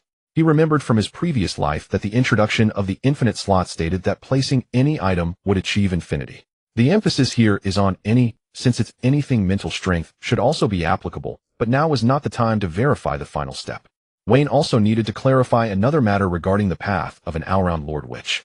The answer could undoubtedly be found from a top Lord Witch, and to avoid leaking his inquiries, he naturally remained cautious. With this thought, Wayne exited the sea of consciousness, first taking a shower before changing into fresh clothes and leisurely heading out. Of course, despite appearing relaxed, he was utterly exhausted. After all, he was still an ordinary mortal, and having not eaten for a day, could anyone expect him to run? After leaving the 7th area of accommodation, he ordered a ride, and first went to the cafeteria for a hearty meal, before heading to the Central Teaching Building. At the entrance of the Central Teaching Building, crowds surged. Upon entering, he found it filled with new students. That was naturally because they were all of similar age, and it had long been mentioned in the basic introduction that the Central Teaching Building's 1st to 7th floors corresponded to the 1st to 7th levels of witches, indicating which level to check for what to learn. But this was of no concern to Wayne. He walked straight to the elevator and pressed the button for the top floor, the 26th. Why, you ask? Naturally, he was looking for the dean of the teaching area. After all, being the dean doesn't necessarily mean one is the best at teaching, but they must have achieved something on the path of the Lord, which otherwise why would they hold the position of dean? After a moment, Wayne exited the elevator and arrived at the door marked Teaching Area Dean's office. He knocked on the door. Knock, knock. Come in. Wayne pushed the door open and walked in, greeted by a young woman dressed in a white witch robe. She gave off an overall benevolent aura. How should he put it? She seemed to be glowing. Of course, it wasn't that Wayne was suddenly infatuated, rather it was meant in the literal sense, as if he were looking at a saint. Of course, it was merely a metaphor. The young woman appeared somewhat surprised upon seeing Wayne, given her level of expertise. Naturally, she could tell at a glance that Wayne had just embarked on the path of the Lord Witch, and was a new student. As a new student, may I ask why you have come here? Wayne did not rush to answer, and instead bowed slightly. May I ask if you are the dean of the teaching area? The woman smiled gently. Isn't it obvious? She replied, pausing briefly. My name is Luna. Wayne bowed again. I am Wayne, a new student. It is a pleasure to meet you, Dean Luna. Luna waved her hand. Let's discuss why you are here. Seeing this, Wayne nodded slightly and posed his question. I came here to inquire why an all-round Lord Witch still finds the sea of consciousness insufficient when reaching the 7th level true spirit Lord Witch level. Upon hearing this, Luna looked at Wayne in surprise. While ordinary new students are still bewildered like flies buzzing around, you have managed to come here. It seems you have seriously understood the path of the Lord Witch. She paused briefly. But your concerns are unnecessary. The Academy allowing this path to be available proves that it is feasible. The reason behind the title of all-round not at all is because when first entering the 7th level true spirit Lord Witch stage, it does not match the other two. What you read in the library is a humorous anecdote from many years ago when that genius 7th level Lord, which was still not at all. The geniuses overshadowed him, bullying him, which led to this record. The Academy recorded this in the library to encourage students to develop their own discernment skills. After all, in the end, all paths lead to the same destination. Once an all-round Lord Witch settles down, accompanied by the expansion of the sea of consciousness, it naturally becomes the most comprehensive path. In other words, this path is one that the other two will inevitably take after becoming 7th level true spirit witches. For example, elemental Lord Witches will inscribe functional witch formations as their sea of consciousness expands, and functional Lord Witches will do the same. The only difference is that all-round witches embark on their journey earlier than the other two paths. Upon hearing this, Wayne nodded slightly, refraining from asking the foolish question of why the Academy didn't just say it outright. Instead, he pondered the rare opportunity and asked again, so what is the most important foundation for a Lord Wizard? Luna chuckled lightly and replied, Wizards believe in equivalent exchange, but since you are the first to inquire, consider this a reward for you. She paused for a moment. The most crucial foundations for a Lord Wizard are 3 points. First, resources, namely the little spirits and dragons. Second, the underlying logic of a Lord Wizard, which is the expansion of the sea of consciousness. This is something every Lord Wizard must do throughout their life. Third, the imprint of the runes of heaven and earth. The more runes imprinted in the sea of consciousness, the more combinations of magical formations one can create, and the more complete they will be. Likewise, this is also something every Lord Wizard must dedicate their life to. Upon hearing this, Wayne bowed slightly. Thank you for your guidance, Luna. Luna waved her hand dismissively. Now that your doubts are cleared, you may leave. I wish you the best in becoming a formal Lord Wizard soon. Wayne nodded, turned, and exited the office. Half an hour later, he sat on the sofa on the 2nd floor of the villa, holding a glass of orange juice, while looking at the information on his tablet. No wonder she radiates light, he murmured, closing the tablet and smiling at the information he had just found on the forum. The reason Wayne felt Luna was glowing was certainly not due to any undue attraction. After all, beautiful women, like the Marquis of Rose, couldn't stir his heart, let alone Luna, who was somewhat inferior to the Marquis. The reason Wayne had such thoughts was that Luna was a white wizard, and just like encountering certain people in his past life, he could instinctively sense the energy emanating from her, much like feeling a soothing sensation upon seeing a pure-hearted girl. In contrast, confronting a snake brought about a chilling energy. The thoughts Wayne had upon seeing Luna were the returning to the matter at hand. Wayne set down his orange juice, turned, and sat cross-legged to begin meditating. In the next moment, he sensed the space of his sea of consciousness. For the final step, he summoned the infinite panel, and 2 slots floated in the air. Wayne controlled a droplet of spiritual power the size of a basketball to appear in midair. Finally, with a thought, the droplet vanished, and at that moment the second slot of the infinite panel revealed a droplet icon accompanied by a line of text. Spiritual power infinite. Seeing this, Wayne couldn't help but smile. Indeed, his speculation about the success of the final step was confirmed, achieving infinite spiritual power. At the same time, with a thought, Wayne released one droplet of spiritual power after another into the sea of consciousness, and since spiritual power belonged to Wayne, there was naturally no rejection or need for refining like heavenly materials. Look, it's hard to guess whether I've activated a cheat. With the falling droplets of spiritual power, in less than an hour, a thin layer of water began to accumulate in the center of the sea of consciousness, and it continued to increase. Of course, it wasn't without troubles, such as the slots of the infinite panel needing Wayne's control to retrieve them. However, this was a happy hassle. After all, others had to replenish their spiritual power through potions or automatic recovery, while Wayne only needed a thought. Whether this traversal into another world was a gratifying narrative script, he didn't have to think too much about. 3 days quickly passed, and Wayne gradually became capable of multitasking. One afternoon, after finishing lunch and returning to the villa, he began to review the basics of meditation. Although he had read it many times, Wayne still needed to review it, for having read it didn't mean he remembered it. According to the requirements of an apprentice-level beginner magic formation, which needed 12 runes, Wayne estimated he would need 3 days to become a beginner Lord Wizard apprentice. Recalling his situation, excluding the time spent sleeping, Wayne could imprint 1 rune in 6 hours. The reason he said 3 days was that he hadn't considered the time for eating and sleeping. Taking those into account, he could imprint 3 runes each day. In 4 days, he could complete the task, and with another day to combine the magical formations, it would take 5 days to become a beginner Lord Wizard apprentice, as Wayne didn't need to worry about the recovery of spiritual power. During these 3 days, Wayne's sea of consciousness had already accumulated a 1 maturity spiritual power pool. Starting tomorrow, Wayne planned to begin his cultivation, as such an amount of spiritual power was sufficient for his training during the apprentice phase. Moreover, during this accumulation process, he truly sensed the area of his sea of consciousness, something others couldn't perceive, only understanding from records, as their spiritual power wasn't expansive enough. Wayne's sea of consciousness measured a full kilometer in radius, with the records indicating that vertically it also spanned a kilometer. At this point, the disparity in talent must be addressed. A low-level talent sea of consciousness measures 0. 1 kilometers, a mid-level 0. 3, and a high-level 0. 5, while the top level is 1 kilometer. This illustrates the gap in talent. Don't be misled by the numbers, as high-level talent is only half of top-level talent, but what truly differs is the number of magical formations. Time moved to the next day. After breakfast, Wayne began imprinting runes in his sea of consciousness. Within it, a rune named Gather gradually materialized. As time passed, it gradually took shape. Looking at the scene in his sea of consciousness, Wayne felt countless times amazed by the wonders of extraordinary power. At noon 4 days later, with the last rune of the apprentice-level beginner golden core magic formation imprinted, Wayne opened his eyes, sensing the 12 floating rune imprints in his sea of consciousness. He felt a wave of relief as the mental tension of the past 4 days eased at that moment. He collapsed into sleep. After waking up on the 5th day, the time was roughly as he had estimated. He first went for breakfast, and then returned to the villa, recalling the introduction to the combination of magical formations. The combination was actually quite simple. It simply involved arranging them according to specific positions. However, the only thing to focus on was the arrangement's location. Although theoretically the expansion of the sea of consciousness could be infinitely improved, it was similar to the concepts of inner worlds mentioned in his past life. However, there would be constraints, such as the limits of expansion at each level. Therefore, every Lord Wizard would try to arrange the positions of magical formations as reasonably as possible alongside future development plans. Thinking of this, Wayne felt somewhat troubled, wondering why there wasn't a comprehensive super formation that integrated offense functionality and support.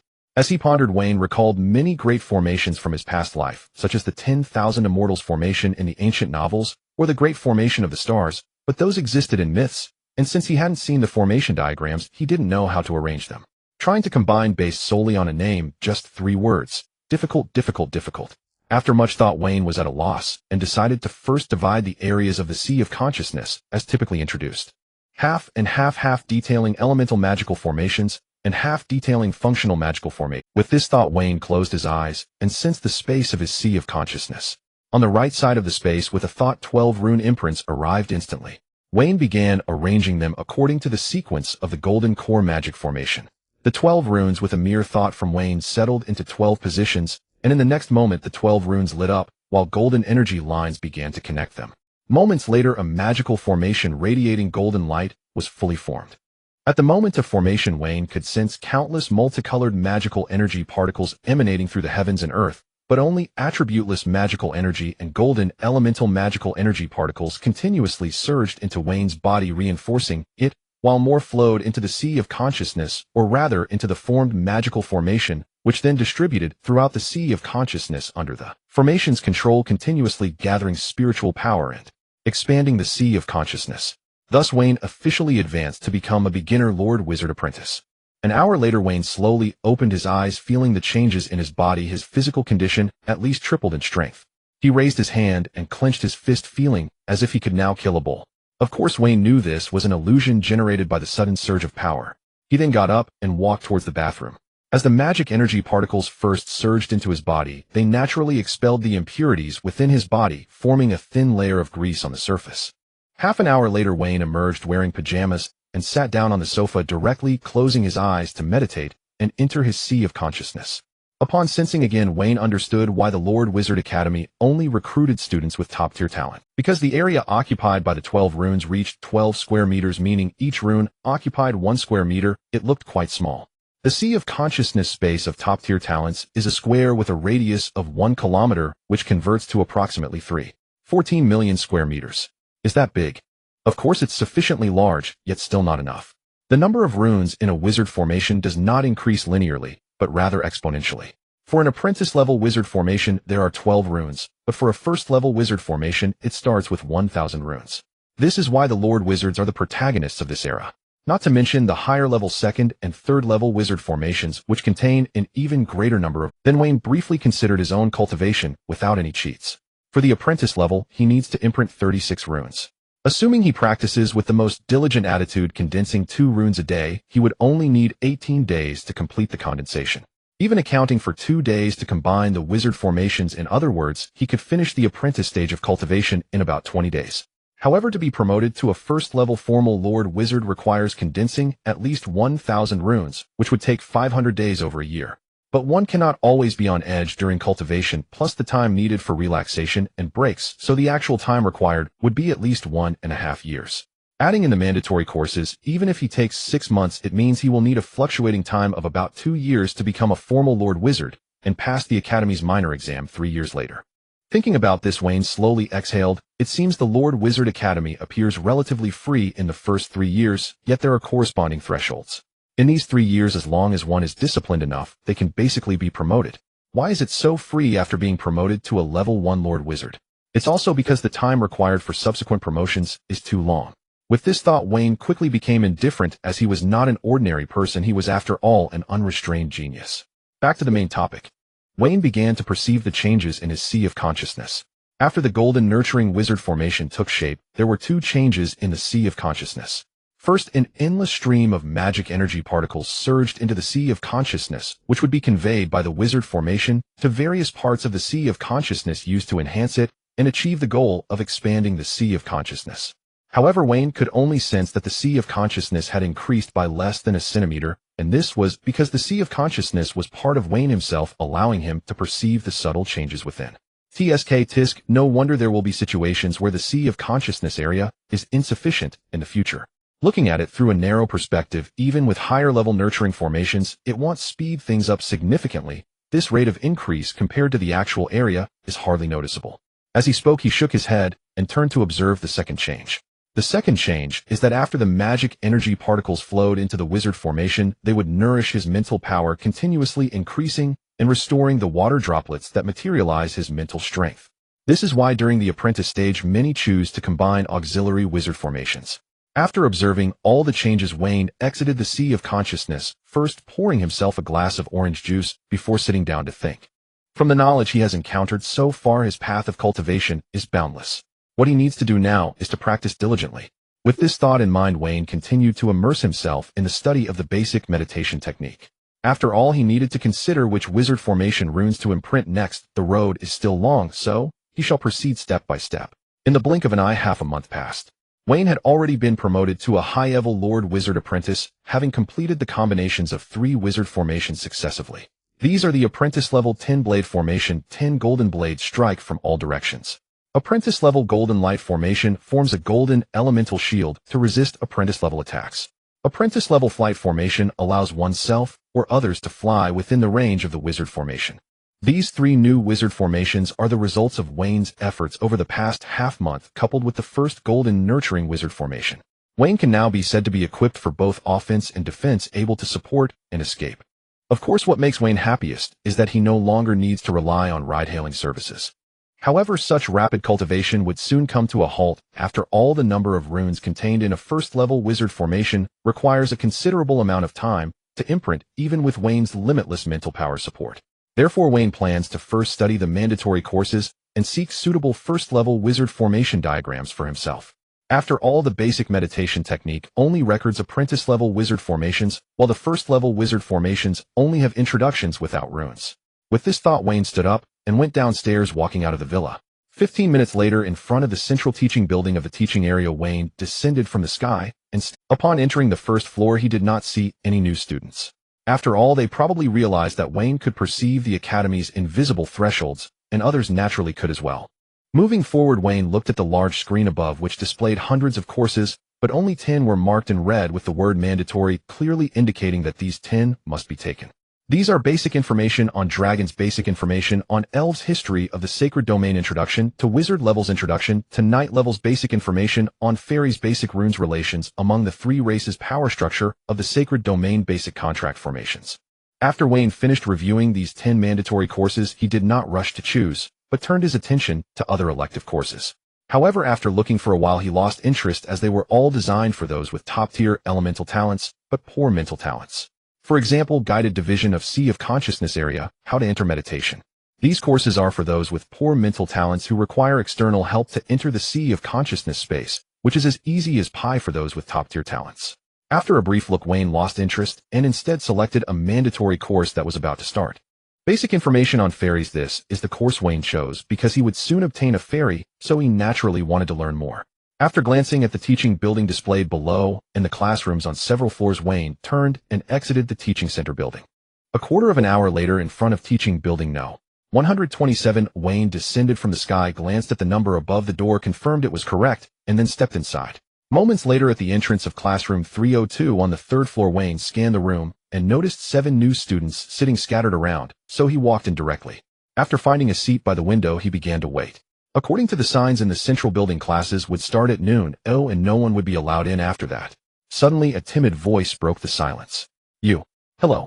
Wayne turned his head towards the sound, and upon seeing the person, he was momentarily stunned as he truly did not recognize who it was. "Who are you?" Upon hearing this, the boy timidly replied, "I also come from Rose territory, and I am of commoner origin. I saw you standing next to the Marquis of Rose when we gathered at the Rose Manor." "Oh." Wayne nodded slightly, revealing a polite smile. "My name is Wayne. Oh, I forgot to introduce myself." Seeing this, Wayne gained a preliminary understanding of the boy before him, a socially anxious youth. So he straightforwardly inquired, "Hello, Hart, is there something you need?" "No, I was just surprised to see someone familiar, so I wanted to say hello." Upon hearing this, Wayne wasn't angry. After all, there is an old saying that one of life's great joys is to meet an acquaintance in a foreign land. Although Wayne didn't feel such emotions himself, it didn't hinder him from recognizing the other person's feelings. "Well then, Hart, I suppose we've exchanged greetings now. It's about time, and we need to get ready for class. You should return to your seat now." Hart quickly nodded and turned to walk back to his seat.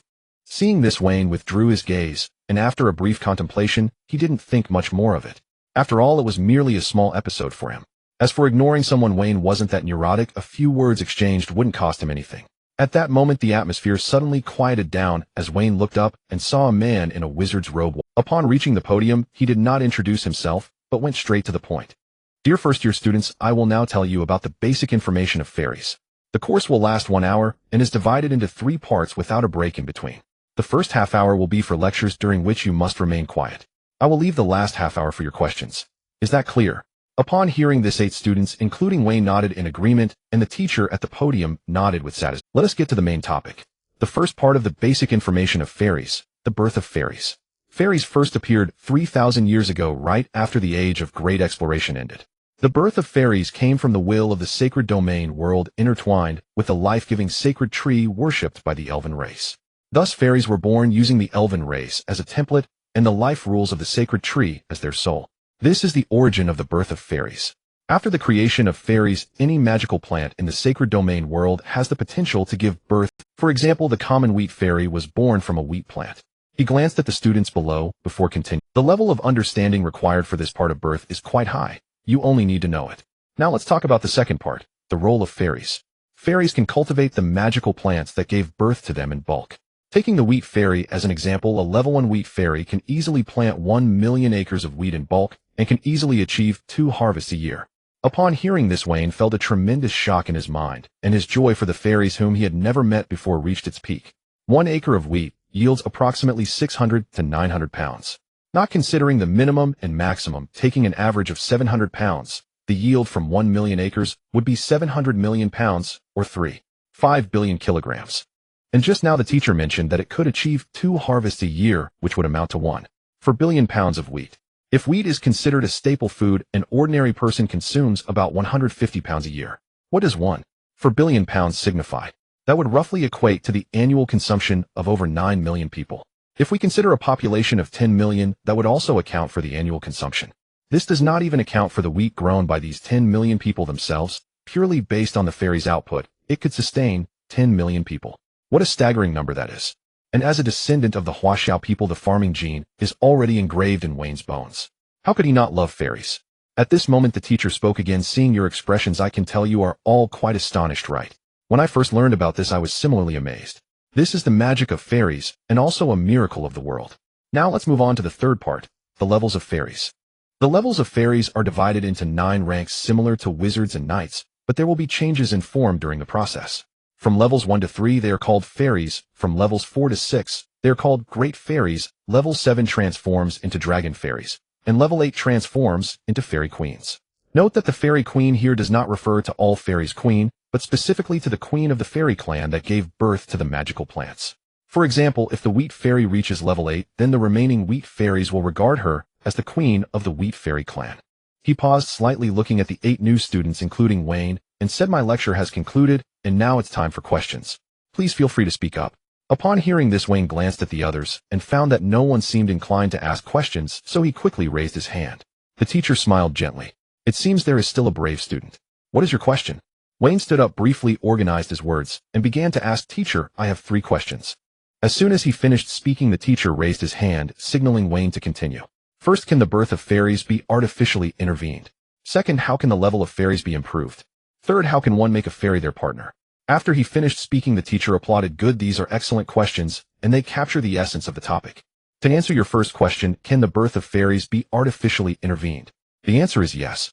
Using 1,000 top-grade magic crystals and the corresponding magic formation, placing a magical plant within, and waiting for 3 years, one can artificially nurture a level 1 fairy. That's all I will say about this. If you wish to learn more, you can go to the special area on the 9th floor of the library, where detailed information is available." Now regarding your second question, how do fairies increase their levels? The answer is simple: by consuming magic crystals. As long as they absorb magic crystals, they can level up. To answer your third question, how to make a fairy your partner?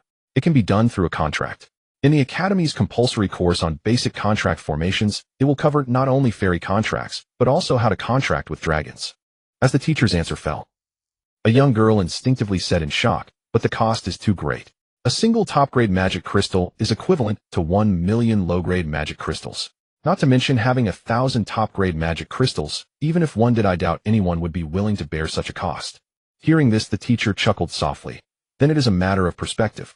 It all depends on one's choices. As for whether it is worth it, I can assure you it is worth it. Because the lifespan of the little sprite is as long as that of a wizard. A first-level little sprite can live for 1,000 years. Therefore, it is worth it. It just requires time to gradually smooth over this cost." Listening to the teacher's words, Wayne raised an eyebrow. If that's the case, it indeed seems worthwhile. After all, if one earns 1 top-grade magic crystal a year, then in 1,000 years it would be recouped. Moreover, the little sprite can advance in rank, which would shorten the time to recover the investment. For Wayne, this cost is almost like picking it up for free, considering he is the owner of unlimited top-grade magic crystals. At the same time, Wayne planned to visit the special area on the 9th floor of the library mentioned by the teacher. Previously, he could only stay in the apprentice zone on the first floor due to his level, so he hadn't gone up to take a look. He hadn't expected there would be hidden areas. It seems the academy has many surprises waiting for him to explore. In the midst of his thoughts, the teacher's voice rang out again. That concludes today's lesson. Class dismissed.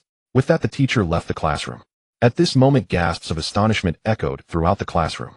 Clearly, this lesson had opened their eyes. Even Wayne felt the same way and immediately planned to head to the library, standing up and walking out. 15 minutes later, in front of the library building, Wayne entered with ease, taking the elevator to the second floor. Although he had not yet reached the standard for entering and browsing, which is the realm of a first-level official Lord Wizard, asking a few questions should not be a big issue. Stepping inside, unlike the first-floor apprentice zone, there were wizards stationed at the entrance. A girl around 20 appeared to have taken on a task from the academy, collecting contribution points. "Hello, senior sister." Hearing this, the girl nodded slightly. "Hello, junior brother. You haven't yet advanced to a first-level official Lord Wizard. What are you doing on the second floor?" Wayne directly asked. "I need the formation diagram for the first-level wizard formation. Where can I obtain it?" The girl looked at Wayne in surprise, clearly not expecting this year's new student to be so quick. "It seems junior brother is also a genius. You are the first this year to inquire about the first-level wizard formation diagram." She paused for a moment. "You can obtain it here, but you may only freely choose one first-level wizard formation diagram, and it will only include the catalog and a brief introduction. This is a benefit the academy provides for you. However, once you reach first-level official wizard status, although you can enter the library and view detailed information, you must decide whether to choose. But among wizards, the principle of equivalent exchange is followed, so if you wish to choose, you will need to pay with magic crystals or contribution points."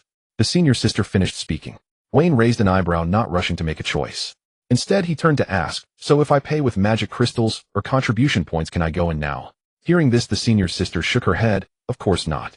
The academy has regulations regarding what level can enter which floor. It is also to prevent you youngsters from aiming too high and choosing a difficult first-level wizard formation, which could lead to failing the small examination 3 years later." Wayne frowned slightly, not because he wanted to refute the senior sister's words, but because he had discovered a loophole. Then how does a first-level Lord Wizard obtain the second-level formation diagram when advancing to second-level Lord Wizard? Hearing this, the senior sister chuckled lightly. "Don't worry, the academy has naturally considered this. When a first-level wizard reaches the end of their path, they can go to the third floor and receive a second-level formation diagram, just like now, free of charge. This is a promotion gift from the academy." Hearing this, Wayne thought for a moment, but the matter at hand was urgent, so he directly said, "Then could you please show me the catalog? I would like to choose a first-level formation diagram." The senior sister nodded slightly, taking a booklet from the right side of the table and handing it to Wayne. Inside is the catalog and brief introduction of the first-level formation diagrams that the academy has made available for you to choose freely. You can take a look, and once you have made your choice, let me know, and I'll get it for you. Wayne nodded, took the booklet, and sat down at another seat to start flipping through it. First-level energy gathering formation, first-level 100-blade formation, first-level light and heavy formation. Looking at each wizard formation, Wayne felt dazzled. However, after a rough glance, he noticed that all the formations available for selection contained between 1,000 and 1,500 runes, none exceeding 1,600 runes. Clearly, the academy calculated based on the number of 2 runes per day, with the maximum being 1,568 runes, allowing for a reasonable advancement over 3 years aside from class breaks. After a brief consideration, Wayne chose the first-level 100-blade formation. After all, he had already chosen the 10-blade formation, and he would eventually need to select the 100-blade formation. It was better to choose it directly. Moreover, this formation only contains 1,200 runes, which is not overly ambitious and would not be at the bottom. For Wayne, who can condense 3 runes a day without worrying about recovering mental strength, it would take only 400 days to advance to first-level official wizard. With this thought, Wayne closed the booklet and walked up to the senior sister, placing the booklet on the table. "Have you made your selection, junior brother?" After placing it down, Wayne nodded. "I have decided, senior sister. I choose the 100-blade formation. Please get the formation diagram for me." The senior sister nodded slightly, waved her hand, and a booklet flew out from the library and landed in her hand. At the same time, she picked up a crystal ball from the table, gently touched it, and 2 beams of light flickered, landing on the booklet, as well as on the badge Wayne wore on his chest. "All right, junior brother. I have registered it for you.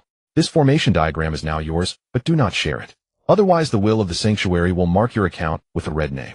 At that time, the highest wizard organization, the Tower of Truth, will send wizards to capture you, and the consequences will not be pleasant." Wayne nodded slightly, thanked her as he took the booklet, and then turned to leave. As for the red name, the senior sister mentioned it is recorded in the academy's regulations. This is a monitoring system established by the Tower of Truth. Since people are inherently selfish, the omnipresent will of the sanctuary has become the overseer. After getting on the elevator, Wayne fell into thought, recalling what the senior sister said about the academy providing a free formation diagram for each level before advancing. Besides being a gift for advancement, it likely has another layer of meaning to encourage rapid progression. Currently, there is no external war, nor is there internal conflict, as they are in a period of great development, without considering the factors of war inside or out. Thus one must focus on the profession itself. The Lord Wizard is hailed as the protagonist of the era. There must be reasons Wayne is unaware of that compel the academy to encourage rapid advancement. In the midst of his thoughts, the elevator doors opened, and Wayne stepped out, shaking off his contemplation. As for the earlier musings, having a direction was sufficient. After all, the purpose of pondering was to ensure that when events unfolded, he wouldn't be caught off guard. As for the truth, he would find out sooner or later. Upon entering the library on the 9th floor, he was greeted by the sight of a middle-aged man fiddling with a crystal ball on the table. Wayne approached, saying, "Hello, may I ask how to exchange for the information on artificially nurturing small spirit?" The middle-aged man looked up at Wayne upon hearing this and couldn't help but chuckle. "Tisk, a new student just enrolled." Wayne nodded slightly, not minding the man's tone. After all, he was unaware that Wayne lacked for high-quality magic crystals. Seeing Wayne's demeanor, the middle-aged man shook his head and said, "This is pointless. The information you seek is all inside. You can go in and browse. Once you've made your selections, come back to me for the exchange. However, I must remind you that the materials inside require contribution points or magic crystals. If your pockets are empty, it would be better not to go in." Wayne raised an eyebrow, glancing at the middle-aged man, clearly surprised by his unexpected warning, but gave it little thought, offering a parting remark. "Thank you for your concern." He then headed inside. A moment later, Wayne walked in. Unlike the apprentice area, this space had only 2 sections left and right, and was not very large, consisting of just 2 rows of bookshelves. One was for dragons. The other was for small spirits. Seeing this, Wayne turned towards the section labeled for small spirits. Approaching the bookshelves, he picked up a book and casually flipped through it, discovering it was an introduction to common small spirits.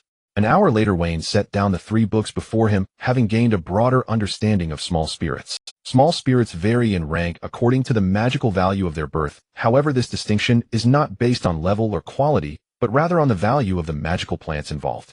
For instance, the wheat spirit and the primary ingredient for the awakening potion, the awakening flower, the small spirit born from that magical plant, is more precious, which goes without saying. Additionally, Wayne found some representative information about certain small spirits in the book, but detailed illustrations would require an exchange on the 2nd floor. Nevertheless, this alone was an expansion of his knowledge. Finally, and most importantly, was the introduction to the array for artificially nurturing small spirits. This formation was created by the will of the sacred realm. This formation is classified as a non-attribute formation, but it can change based on the type of magic crystal placed within it. For instance, if fire attribute top-tier magic crystals are used, it will transform into a fire attribute formation. This formation, which nurtures small spirits, has a melodious name, the Miracle Formation. Its level isn't high, having only 1,300 runes, equivalent to a first-level witch formation. This is a detailed introduction to the formation, followed by an explanation of its application. To nurture small spirits, there are 3 main requirements: 1. 1,000 top-tier magic crystals, 2. 1 magic plant, 3. A nurturing period of 3 years.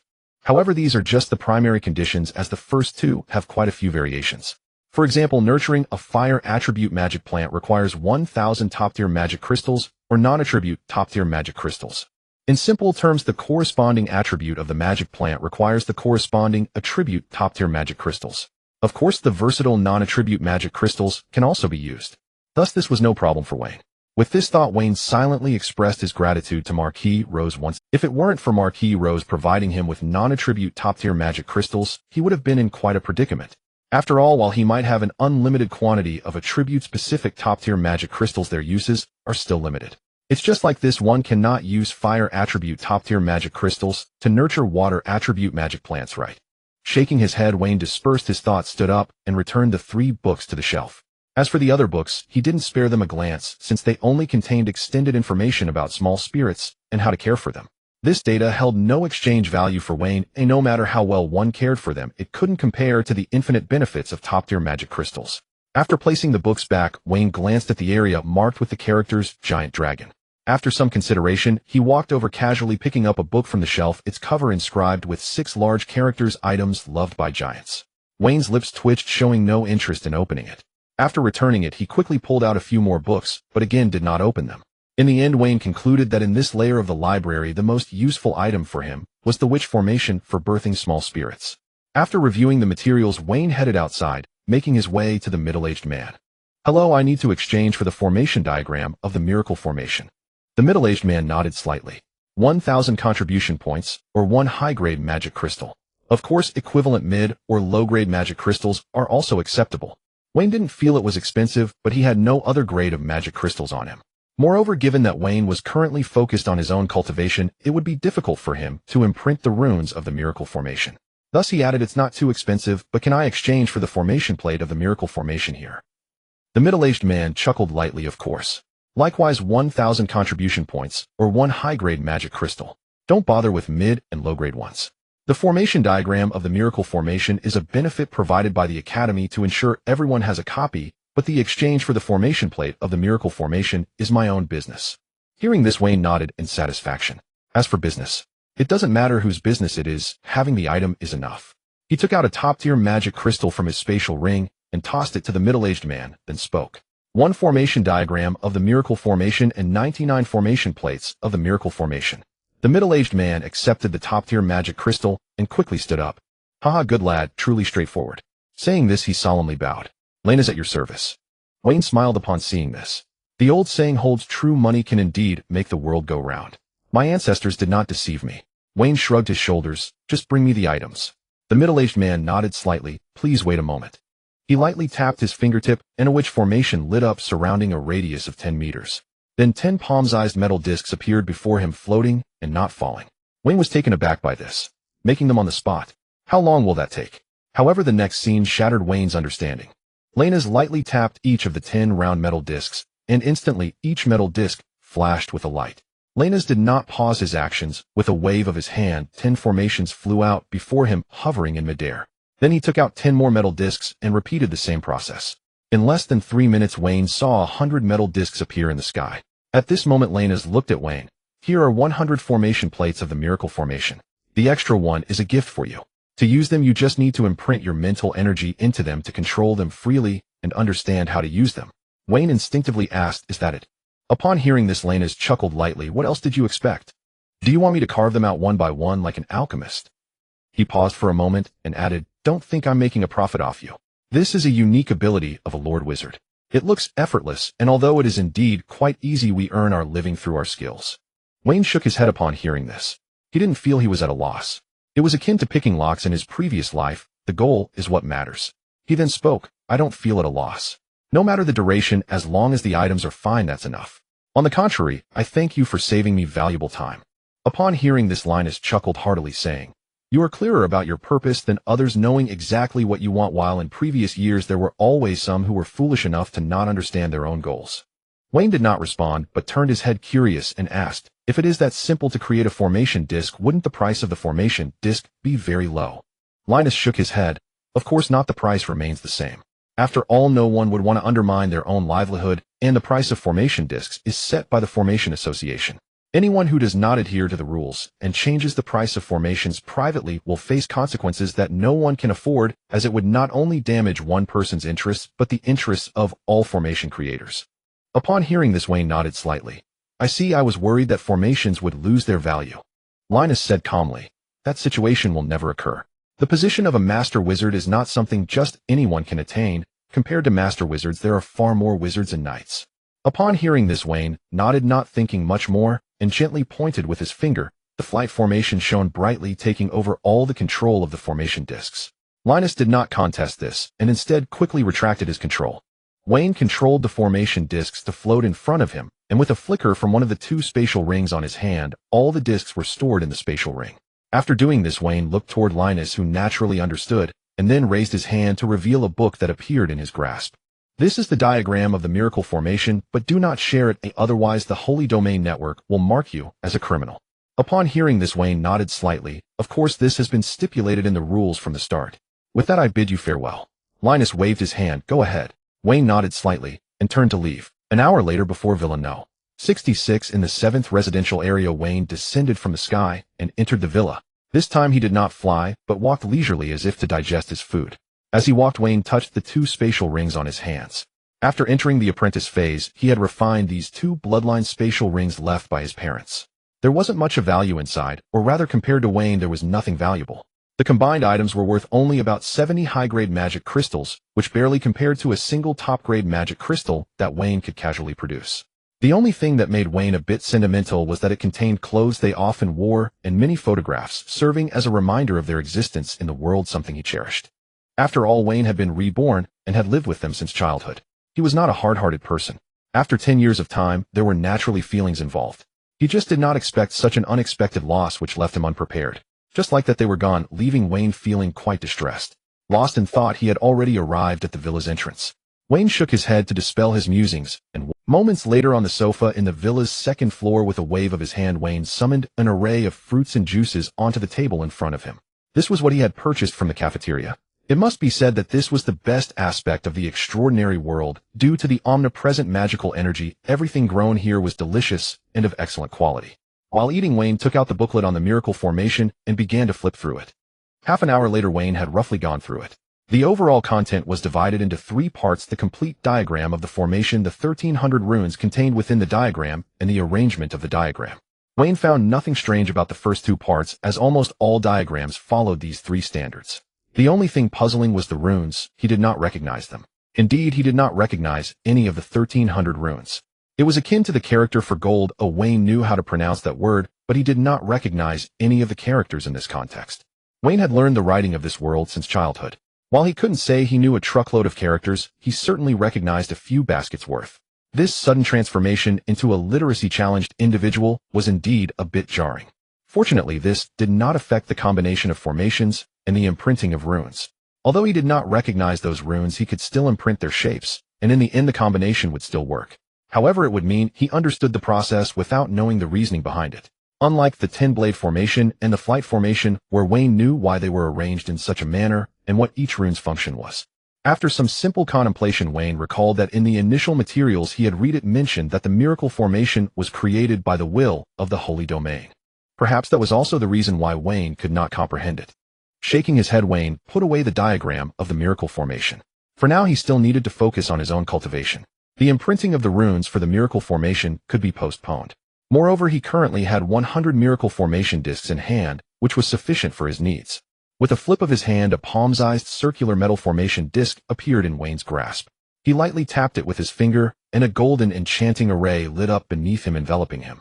Then Wayne began to imprint his spiritual energy, and with a drop of spiritual energy, a stream of information surged into his mind. A moment later, Wayne dispersed the formation and looked at the metal disc with a light chuckle. It truly is convenient. As he spoke, Wayne pondered the information he had just received. According to his original expectations, he thought a large space would be needed. However, based on the information from the disc, he only needed a flower pot, filling the space within the disc with 1,000 top-grade magic crystals, and then activating the formation, placing it at the bottom of the pot, and planting the desired magical plant. He could then simply wait for the little spirit to be born.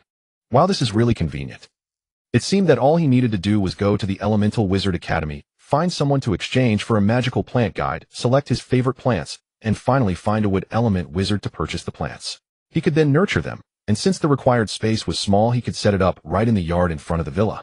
Thinking of this, Wayne couldn't help but marvel at the privacy of the academy. Firstly, aside from the owner's invitation, no one, including instructors, could enter without permission. If anyone were reported to the Truth Towers branch in the Imperial capital, they would face the punishment from the central organization of all wizards, the Truth Tower. After all, no wizard would want their knowledge and achievements to be stolen. Secondly, this villa would be where Wayne, or rather the new master wizard of this generation, would reside until graduation or until they assumed their position as a leader. This is also why Wayne's cohort of new students was assigned to the 7th area instead of the 1st residential area. This way he would not have to move, allowing him to nurture the little spirits here. Of course, none of this was what pleased Wayne the most. What truly satisfied him was that the villa came with its own enchanting array, making it impossible for anyone from the outside to see the villa and courtyard. Or rather, what they would see would be an illusion. As long as they did not enter, others would not see the reality. This is also why Wayne dared to cultivate little spirits openly in the courtyard. Upon this thought, Wayne felt a wave of relief wash over him. The Tower of Truth, long live. It is precisely because of the strict rules of the only wizard organization that such a harmonious social environment can be born. Of course, the only wizard organization here does not mean that there are no other wizard factions. Rather, these factions are all branches under the Tower of Truth. According to the pyramid logic, at the top of the wizards is the Tower of Truth below, which there are many branches such as the Lord Wizard Academy, the Elemental Wizard Academy, the Formation Association, the Alchemy Association, and so on, all of which are branches under the Tower of Truth. Even family wizard factions also fall under the branches of the Tower of Truth. In other words, all wizards in the sacred domain world belong to the organization of the Tower of Truth. Such power also includes the Holy Temple, which is the central power of the knights. All knights on the continent belong to the management of this power. These two major factions are considered the top two powers in the sacred domain world. As for whether there are any powers that can rival or even surpass these two, Wayne could only say he did not know. The reason he knew about the Holy Temple and the Tower of Truth was that the branches of these two organizations were established all over the human lands. Back to the main topic. After clarifying the thoughts on the miracle array, Wayne stored the array disk back into his spatial ring. Once the thoughts were clear, all he needed to do was to follow through step by step. Next, it was time for him to focus on himself. He flipped his hand to take out the level 100 Blades Wizard Array diagram. After opening it, he first flipped to the runes, and upon seeing them, he couldn't help but smile. This guy really thought I was almost illiterate. With a teasing remark, Wayne began to read from the beginning. This reading allowed Wayne to rediscover his joy. After all, he recognized all the characters and understood their meanings, unlike before, when looking at the miracle array diagram, felt like reading a celestial script. 3 days passed in the blink of an eye. On the sofa of the second floor of the villa, Wayne was browsing through the magical plant encyclopedia he obtained by spending a high-grade magic crystal and delivered by a magical ride service. It documented all magical plants from apprentice level to level 8 in the sacred domain world. It was an extremely thick book, and after a whole morning, Wayne hadn't even finished looking at the table of contents, which shows how vast it is. Stopping his movements, Wayne rubbed his brow and then took a sip of juice, finally speaking softly. This won't do. At this rate, how long will it take to find the magical plants I need? As he spoke, Wayne fell into thought, then recalled the supply and demand relationship he learned in his past life, and silently asked himself 3 questions. What do I need? What does he need? What is the most popular? Once these 3 questions were posed, Wayne immediately got a clearer idea. There were too many things he needed, but for now there was one fundamental logic: magical plants that could assist in enhancing his realm or remedying deficiencies were what he needed. Therefore, he could select a portion of magical plants based on this aspect. Secondly, what does he need? The he here naturally refers to his future followers, namely element wizards and knights. Only by possessing the resources they need can he gain their allegiance. After all, personal charm is one thing, but even the most charming person needs to eat right. Thus, selecting magical plants can also start from this perspective. Finally, what is the most popular? These choices are preparations for the future. Whether it is for resource exchange later on or for territory development after becoming a lord, the need for extraordinary population and merchant attraction, all these are fundamental preparations. Upon this thought, Wayne gained a sense of direction and quickly began to search with a target in mind. 3 hours later, Wayne finally selected 3 categories of 10 magical plants. First, what he needed for himself. That is Cloud Mist Tea. It can enhance wisdom and make your thinking more active. Golden Pear Tree. The pears it bears are rich in golden elemental magical energy, greatly increasing golden elemental magical energy and enhancing the physical body, suitable for golden elemental knights, wizards, dragons, and all beings containing golden elements. For Wayne, who possesses infinite mental power, physicality and comprehension are undoubtedly the most lacking aspects. Therefore, these 2 are the most suitable for Wayne, and both have a cap at level 7 belonging to magical plants that can already see the path to level 7. Second, what his followers need. That is Knight's Flower, an essential item for knight training. It can increase vitality and physical strength. Awakening Flower. It allows wizards to quickly recover mental power. These 2 have a higher cap than Wayne's choices, having been cultivated to level 8. Both are essential for knights and wizards in their training. Third, the most popular items. Wayne chose the most from this category, a total of 4 kinds. That is Dragon Tooth Rice. Regular consumption can slightly enhance physical quality. The main benefit is to maintain energy, suitable for groups of knights. 5 Element Peach Tree. It resides in the 5 elemental origins and can bear golden wood, water, fire, and earth element peaches containing a large amount of corresponding attribute magical energy. For example, Golden Peach, Fire Peach. Suitable for groups of wizards, knights, and dragons. Dragon Blood Grass. The main material for healing potions. Celestial Spirit Fruit Tree. It enhances bloodline purity. All 4 of these have already reached the cap of level 7 and are very popular, serving as the foundation for Wayne to attract extraordinary beings and various merchant guilds to his territory. As for the last 2 kinds, Wayne did not consider the needs of the upper structure, but rather considered the foundation, that is the ordinary people within the territory. Wayne chose wheat, which is an apprentice-level magical plant with an upper limit, but excels in yield. This way, as long as he nurtures these 9 kinds of magical spirits, the future territory will have a solid foundation for both upper structures and lower foundations. As for the last kind, it was a choice that piqued Wayne's interest, which was the tulip. It belongs to a non-level magical value, and its level depends entirely on how you cultivate it. The reason for choosing tulips is twofold. First, he saw a sea of roses from Marquis Rose, so he also hopes that in the future his territory will have a symbolic representative. Thus Wayne found tulips which come in 9 colors. In his past life, tulips also had 9 meanings which Wayne happened to remember. Therefore he chose tulips. Second, it is also for the future creation of the territory and family, serving as the symbol of the territory and family, just like Marquis Rose. The above are the 10 magical plants Wayne carefully selected after much thought, each to be cultivated into 10 plants. Soon he can ask the magical ride service to start procuring, and the next few days will be busy as he needs to personally handle all of this and cannot delegate it to others. 3 days passed in a flash. In the courtyard of the villa, Wayne placed the last tulip into the soil and activated the miracle array, controlling the floating tulip to settle into the pot before dispelling the flying array. Finally done, he said, turning to look at the now vibrant courtyard, nodding in satisfaction. After 3 days of hard work, everything was finally complete. All that was left was to wait for 3 years until the magical spirits successfully mature, and Wayne would have 100 magical spirits. Moreover, 3 years later, after passing the small exam, he would enter the stage of free study. At that time, whether it was recruiting followers or planning anything, having 100 magical spirits by his side would be no different than having 100 supercars parked at his doorstep. Followers would come pouring in like a tide.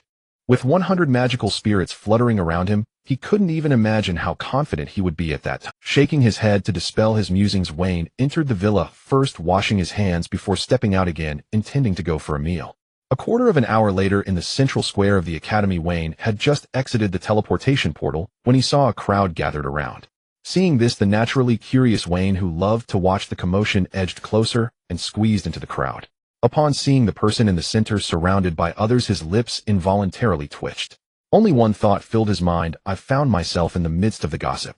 Surrounded by the crowd was a girl about 11 or 12 years old, and importantly, she stood next to a sign: Missing Person Notice Personal, Maid is gone, missing owner is Wayne. Of course, this alone was not enough for Wayne to think it was about him. What truly confirmed it was the 3 words at the bottom of the sign: Little Elf. Realizing this, Wayne was now 100% certain that the person in front of him was likely a child from General Dury's family.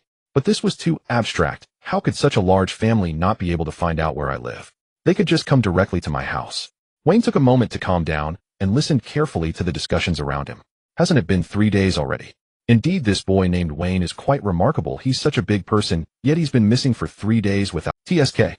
Still a personal maid. As he listened, Wayne gradually pieced together the whole situation. In short, 3 days ago, the girl in front of him began this life. Shaking his head, Wayne stepped forward. I am Wayne. As soon as he spoke, the girl looked at him and giggled. Finally, I've been waiting for you.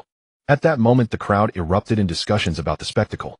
Wayne shook his head, put away the sign, and with a flick of his finger activated a flying array, lifting both the girl and himself into the air, heading towards the cafeteria teleportation portal. A quarter of an hour later, inside the cafeteria, Wayne sat at the table looking at the girl in front of him, calmly inquiring, with General Dury's status and strength, it shouldn't be a problem to find my address. Why did you go through all this trouble? The girl shook her head. You think too highly of my father and underestimate the Lord Wizard Academy. If my father can't find out, then even facing the Academy or the Tower of Truth, even with my father being a 7th level Saint Dragon Knight, he would still fall short. Wayne was taken aback by her words, but felt a sense of reassurance. After all, if even a 7th level Saint Dragon Knight had such limitations, then Wayne felt more at ease regarding the upbringing of the little elf. It was somewhat good news. Therefore, Wayne's previous feelings of embarrassment subsided, and looking at the girl across from him, he found her somewhat adorable. You know my name, or what about you? The girl straightened up, her tone serious. My name is Dury Auroral. Wayne slightly nodded to indicate he understood, then calmly said, your father, General Dury, intended for you to be a follower, not a maid. So, Auroral, tell me your purpose. The girl smiled brightly. On the day of the new student registration, my father told me to come meet you, and the reason I want to be a maid is due to my own desires. Wayne looked at the girl in front of him, somewhat puzzled. Your own desires? Why? I want to be your woman. Wayne's defenses crumbled instantly. Auroral, you little beast, I'm only 12 years old. Looking at the excited Wayne, the girl merely shrugged in indifference. What's so special about being 12? Besides, my brother had a child at 12. Wayne's lips twitched. That was true. However, having the mindset that one only comes of age at 18 in his past life led to his agitation, forgetting that this was a different world. Although it seemed advanced due to supernatural powers, the overall era still resembled that of a medieval Western backdrop. After calming down internally, Wayne couldn't help but curiously ask, "Why do you want to be my woman? This is our first meeting, isn't it?" Aurora shook her head. "Your talent has already determined your future. You have a bright future ahead, and becoming your woman would not be a loss for me. Moreover, a knight's training requires resources. Although I was born into the Dury family, it is a new family, and we are not a noble lineage. Therefore, the resources at home can only support my 3 brothers, leaving no room for investment in me." Wayne questioned, "But your father is a 7th-level Saint Dragon Knight, not just any powerful figure. How could he not afford to supply you?" Aurora smiled softly. "It seems you really don't know much about the Empire." She then began to explain further. Nobility in the Empire is divided into 2 types. One is the Lord Wizards, hailed as the protagonists of the era. They are the true nobles, classified under 6 ranks: Marquis, Duke, Earl, Viscount, Baron, and Knight. The other type is known as lords, who are conferred titles for their contributions to the Empire, or lord. They are generally classified into 7 levels: 1st level lord, 2nd level lord, and so on. This type of nobility is considered vassalage. Apart from having corresponding strength, one must also achieve meritorious deeds. Taking my father as an example, he is a 7th level lord and serves as the commander of a knight regiment.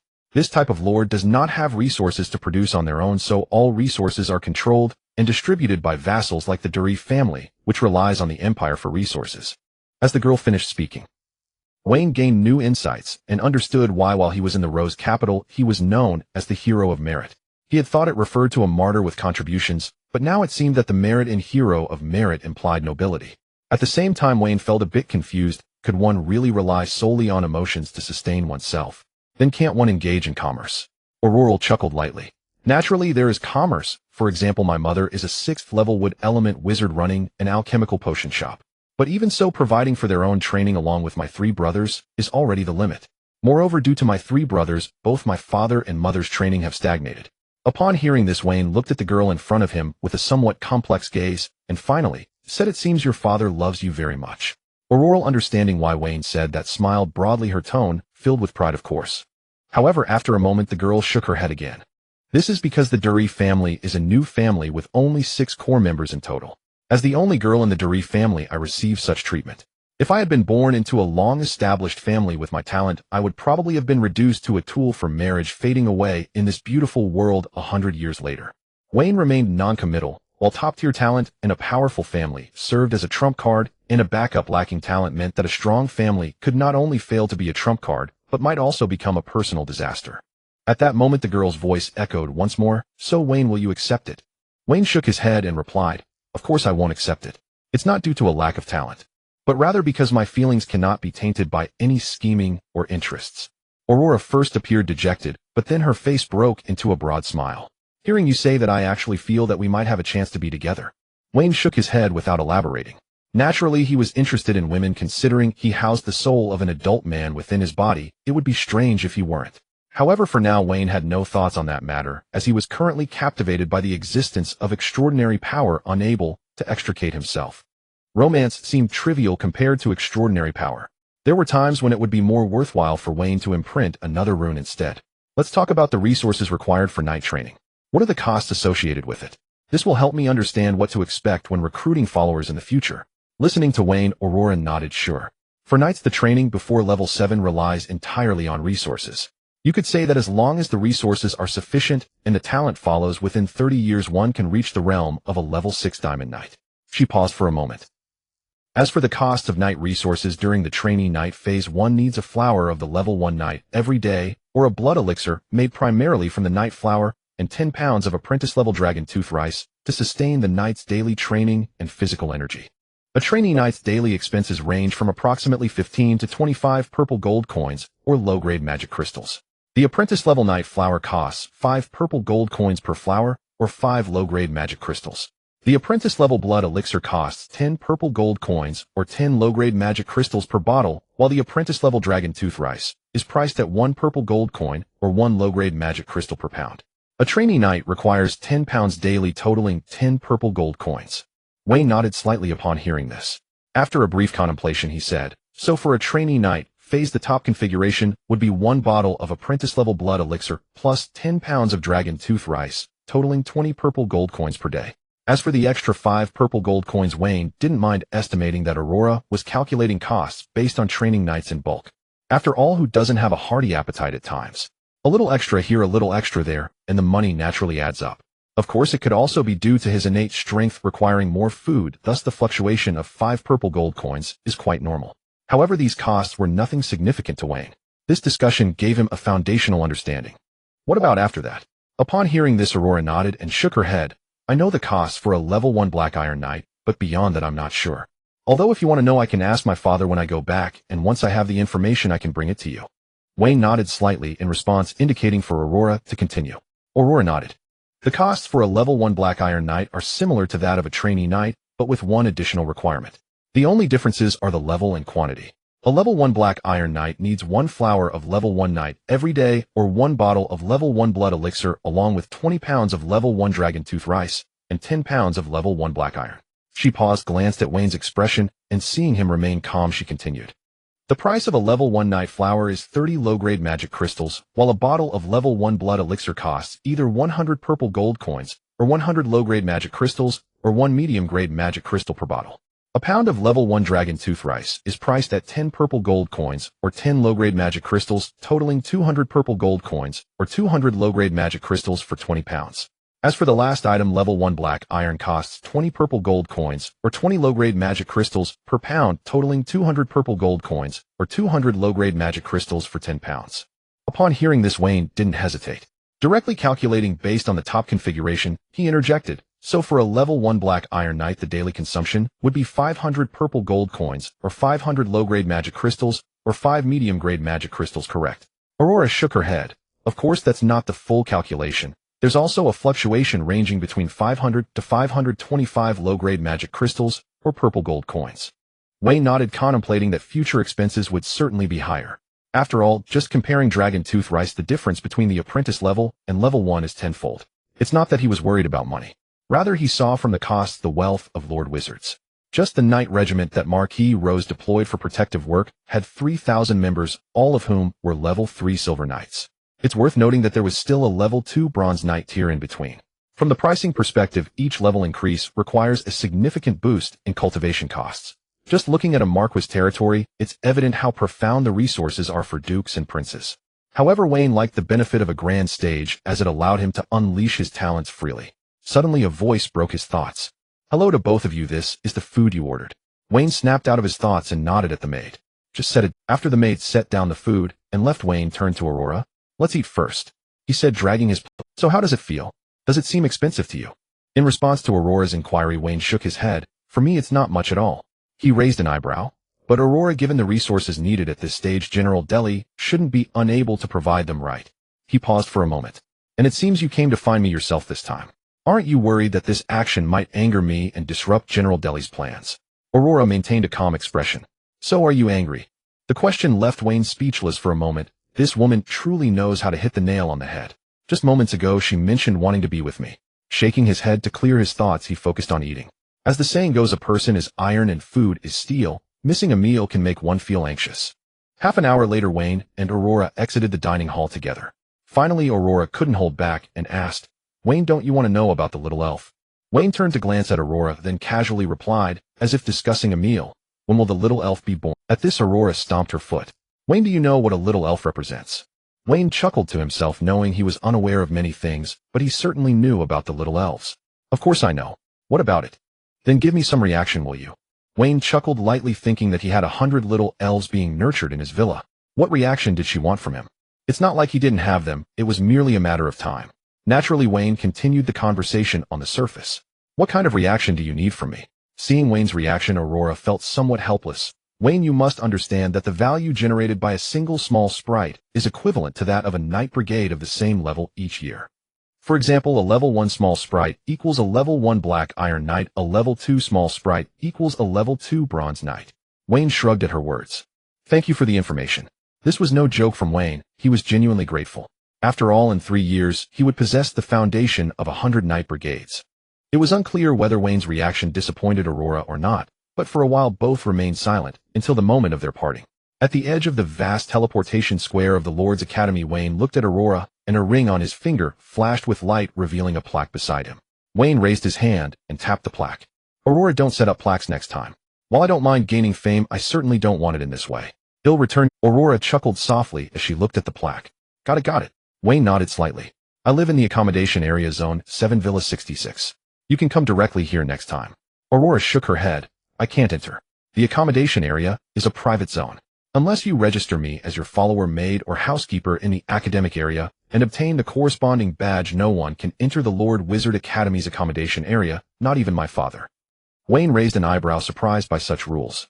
He thought of ride-sharing services, but realized that the Elemental Wizard Academy and Night Wizard Academy were practically part of the same entity.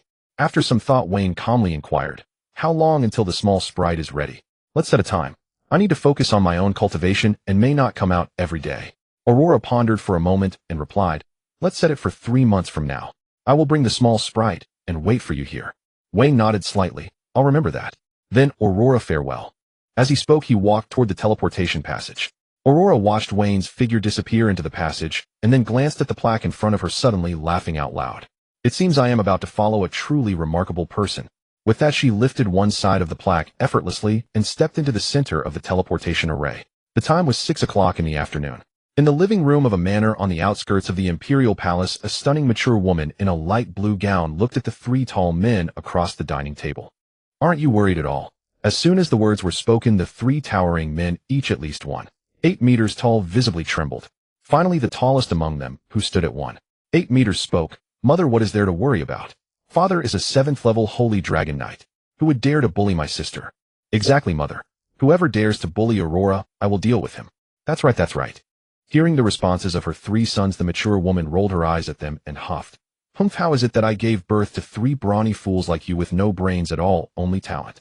Upon hearing this, the 3 tall men exchanged glances and then communicated silently. The eldest brother said, third brother, Mother said we are strong. The second brother added, third brother, Mother said we have great talent. The third brother, who still had a relatively fresh mind, rolled his eyes. That clearly means we're brainless with simple minds and developed limbs. Haven't you heard? Seeing the 3 of them exchanging glances, the mature woman, being their mother, could easily tell. Well, the youngest actually has a bit of brains. The 3 brothers reacted with surprise. QAQ, Mother knows magic. At that moment, a rough voice interrupted. Haha, who has brains among you? I didn't know this. The 4 turned their heads toward the door and saw General Deli entering with Aurora walking up behind the 3 brothers. General Deli gave each of them a light slap on the back of the head. Haha, among you 3 brothers, who has brains? The 3 brothers covered their heads, showing no real reaction, but the mature woman, as their mother, instantly saw the clarity in their eyes. She shot General Deli a glare, saying, they were already not bright, and now you hit their heads, all that little wisdom they had is gone. General Deli touched his own head, looking at his hand in disbelief, then at the 3 big sons. Honey, are you joking? Could they have any wisdom left in their heads that I knocked out? Looking at her husband's serious expression, the mature woman completely conceded. After glancing at the 3 towering sons, each with top-notch knightly talents, she thought to herself, forget it. Since heaven has given you unparalleled talent, it will naturally also give you a flaw. So be it. She turned her gaze to Aurora. My obedient daughter, did you meet that boy today? Upon hearing this, Aurora jumped into her mother's arms. Mother, I did meet him. General Deli then spoke nonchalantly. Well, then you can abandon those foolish thoughts of yours, right? The mature woman looked at General Deli helplessly. You clearly care for Aurora? Why do you have to suppress her instead of encouraging her? General Deli shook his head. Wayne may seem young, but his thinking is mature and very independent. Someone like him won't be tempted by immediate benefits or trivial desires. If I'm not mistaken, Aurora has already been rejected, right? Although phrased as a question, there was more certainty. Hearing this, the 3 brothers and General Deli's wife all turned their gazes to Aurora. Aurora nodded slightly, then turned and revealed a bright smile. Yes, I was rejected, but it wasn't because my talent is lacking. The reason for the rejection actually makes me feel that I have a chance. Upon hearing this, the mature woman's eyes lit up. Clearly, she hadn't expected her daughter to have such an opportunity. After all, why would someone who possesses top-tier talent choose her instead? Really? General Deli followed up with surprise. What did Wayne say? Aurora detached herself from her mother's embrace, turned around in front of the 5 of them, and spoke in Wayne's tone. Of course I was rejected, but not because of your talent, but because my feelings cannot tolerate any calculations or interference from interests. Hearing Aurora mimic Wayne's words, the 3 brothers burst into cheers. Good, now that's a real man. Exactly, the eldest brother is right. Me too. After glancing at her 3 big sons, the mature woman turned to Aurora and shook her head with a hint of emotion. Aurora, you are very lucky. If I didn't know your character, I would really think I was dreaming. It had been so long since she had heard such things. The last time was during her studies from the stories of wandering. General Dilly nodded in agreement, taking his wife's words to heart. Indeed, even a civilian with top-tier talent may initially be attracted by beauty, but ultimately after experiencing a broader world, they will choose to follow their instincts and marry someone of equal extraordinary talent. This is why I do not agree with your view, even going so far as to deem it a foolish fantasy. He paused as however, Wayne's response was clearly unexpected. In today's era of great development devoid of bloodshed and crisis, beautiful love has become a luxury, especially highlighted by the disparity in talent. Yet Wayne's ability to articulate such a response indicates that for him, external factors pale in comparison to his feelings. He desires emotions that are both fervent and sincere. Aurora, your mother is right. You are a fortunate child. Aurora nodded as he continued with interest. Yes, quite fortunate. The choice of follower chosen for me by my father is excellent. At this moment the mature woman looked at General Dilly. So shall we increase the investment? As she spoke, her gaze turned toward her three sons Dairz Dilly, Andrew Erzi, Dilly Wiggins, and Sainarz Dilly Naruto. Seeing this, General Dilly shook his head. They have not yet graduated, and moreover Wayne currently cannot support the cultivation resources for all three of them. Let's wait and see for now. To be honest, I hope all three of them will follow Wayne. Even the lowest physical talent of Wayne is still advanced. Overall, his talent is merely one rank below His Majesty's. Additionally, the fact that Wayne can express such thoughts is enough to prove that he is a person worth following. At this point he glanced at Aurora. Ultimately, as a father, I have my selfish desires. With three exceptionally talented brothers supporting her, it would be much easier for Aurora to become Wayne's wife. He raised his hand to stop Aurora from speaking. I know Wayne does not wish for his feelings to be tainted by anything else. However, this cannot be considered tainting. The fact that he can articulate such thoughts proves he can distinguish clearly. Because if you choose to follow him, then your three brothers will inherently be serving him. Every time I think of your three brothers or hear their names mentioned during missions, if they can recall you, even if it's just for a fleeting moment, that is enough. Although Aurora felt a bit confused, thinking that it would be better to meet when one desired to without all this trouble, it did not diminish her feelings of being touched. Beside her, the mature woman chuckled lightly. Tisk, you really think far ahead. Meanwhile, on the other side, Wayne took a shower and sat on the sofa pondering the events of the day. Of course, he wasn't thinking about Aurora, but rather the matters concerning knights, from the costs associated with knights to knight orders and sorcerers as followers. To be honest, today's conversation provided Wayne with considerable insight into knights. Therefore, he recalled a mandatory course that discussed the ranks of knights, planning to find time to study it. With these thoughts in mind, Wayne collected his thoughts, took out the formation diagram of the 100-blade array, and began to meditate, imprinting runes. After all, in an extraordinary world, cultivation is the foundation of everything. A month passed in the blink of an eye. At noon, inside the villa, Wayne opened his eyes after imprinting a rune and let out a long breath. Since obtaining the formation diagram, he had finally imprinted the 100th rune of the 100-blade array, bringing his overall progress to 1/12. There are still 110 runes left, and if he calculates the days, it will take approximately 366 more days to imprint all of them, which is about a year's time. Compared to others, this is at least 1/3 faster. At this moment, Wayne glanced at the space ring and saw that the food inside had been nearly depleted. He then stood up. I need to take a shower and restock. With that, he headed towards the bathroom. An hour later, Wayne descended from the sky into the central building of the teaching area and walked in with familiarity. Having just finished eating and restocking, he figured since he was already out, he might as well attend the mandatory class on night rankings as a way to relax. After all, he had been cooped up in cultivation for a month, which was somewhat tedious. As Wayne entered, he glanced at the mandatory course on night rankings and discovered that it wouldn't start for another hour. Thus, he strolled leisurely out of the central building without heading straight to the teaching building, but instead took his time wandering around. Along the way, Wayne noticed that not many others were strolling like him. Most were flying above, appearing rushed. Half an hour later, when he felt it was about time, Wayne withdrew his gaze from the beautiful senior girls and floated up from the roadside, flying towards teaching building 201. 10 minutes later, Wayne landed in front of the teaching building, checked the number, and walked inside. On the third floor in classroom 302, Wayne looked at the closed classroom door, feeling somewhat puzzled. Did I walk into the wrong room? Though he thought so, Wayne still pushed open the door and walked in. What greeted his eyes was an empty classroom with no one present. Seeing this, Wayne did not rush, as the time had not yet come. He found a seat and began to wait. After more than 10 minutes, the sound of high heels echoed, and Wayne turned to look only to see an astonishing woman in a red flame-like long dress walking in. Wayne gazed at the woman, feeling somewhat perplexed while she surveyed the room before speaking. It seems you're the only... Upon hearing these words, Wayne's first reaction was that her voice was quite unique, not like an ordinary girl's crisp tone, but rather carried a fierce intensity, as if she would strike you down if you disobeyed her in the next moment. At the same time, he instantaneously realized that the woman before him was the instructor. "Hello, teacher, my name is Wayne." The woman nodded. "Hello." However, she did not introduce herself. As if sensing the time was about to begin, she said, "Now the night ranking introduction course will commence. The course lasts for 2 hours. The first hour and a half will be my teaching time, followed by half an hour for questions. During this time, do not interrupt, understood?" Wayne nodded slightly. Seeing this, the woman seemed somewhat satisfied and nodded back. "Then let us begin." The night ranking introduction is divided into 3 parts. First, the night ranks. Second, the characteristics of each rank of knight. Third, the resources required for each rank of knight. She paused before continuing. First, let's talk about the knight ranks. Like sorcerers, they are generally divided into an apprentice stage followed by the ranks from 1 to 9, including the stages of apprentice, junior knight, intermediate knight, and senior knight. Then there are the ranks: level 1 black iron knight, level 2 bronze knight, level 3 silver knight, level 4 gold knight, level 5 platinum knight, level 6 diamond knight, level 7 holy dragon knight, level 8 rule knight, and level 9 sacred domain knight. These are the complete rank stages of knights which belong to the first part. He paused for a moment before continuing. Next, we will discuss the characteristics of knights at various levels, or rather the powers they possess. First, we have the apprentice stage. At this stage, knights train their physical strength through breathing techniques and resources. A junior knight needs to achieve a strength of 1,200 pounds. Intermediate knights need to reach a strength of 2,400 pounds. Advanced knights require a strength of 3,600 pounds. Upon hearing this, Wayne was somewhat taken aback, pondering whether this strength corresponded to the 36 runes that wizards needed to imprint.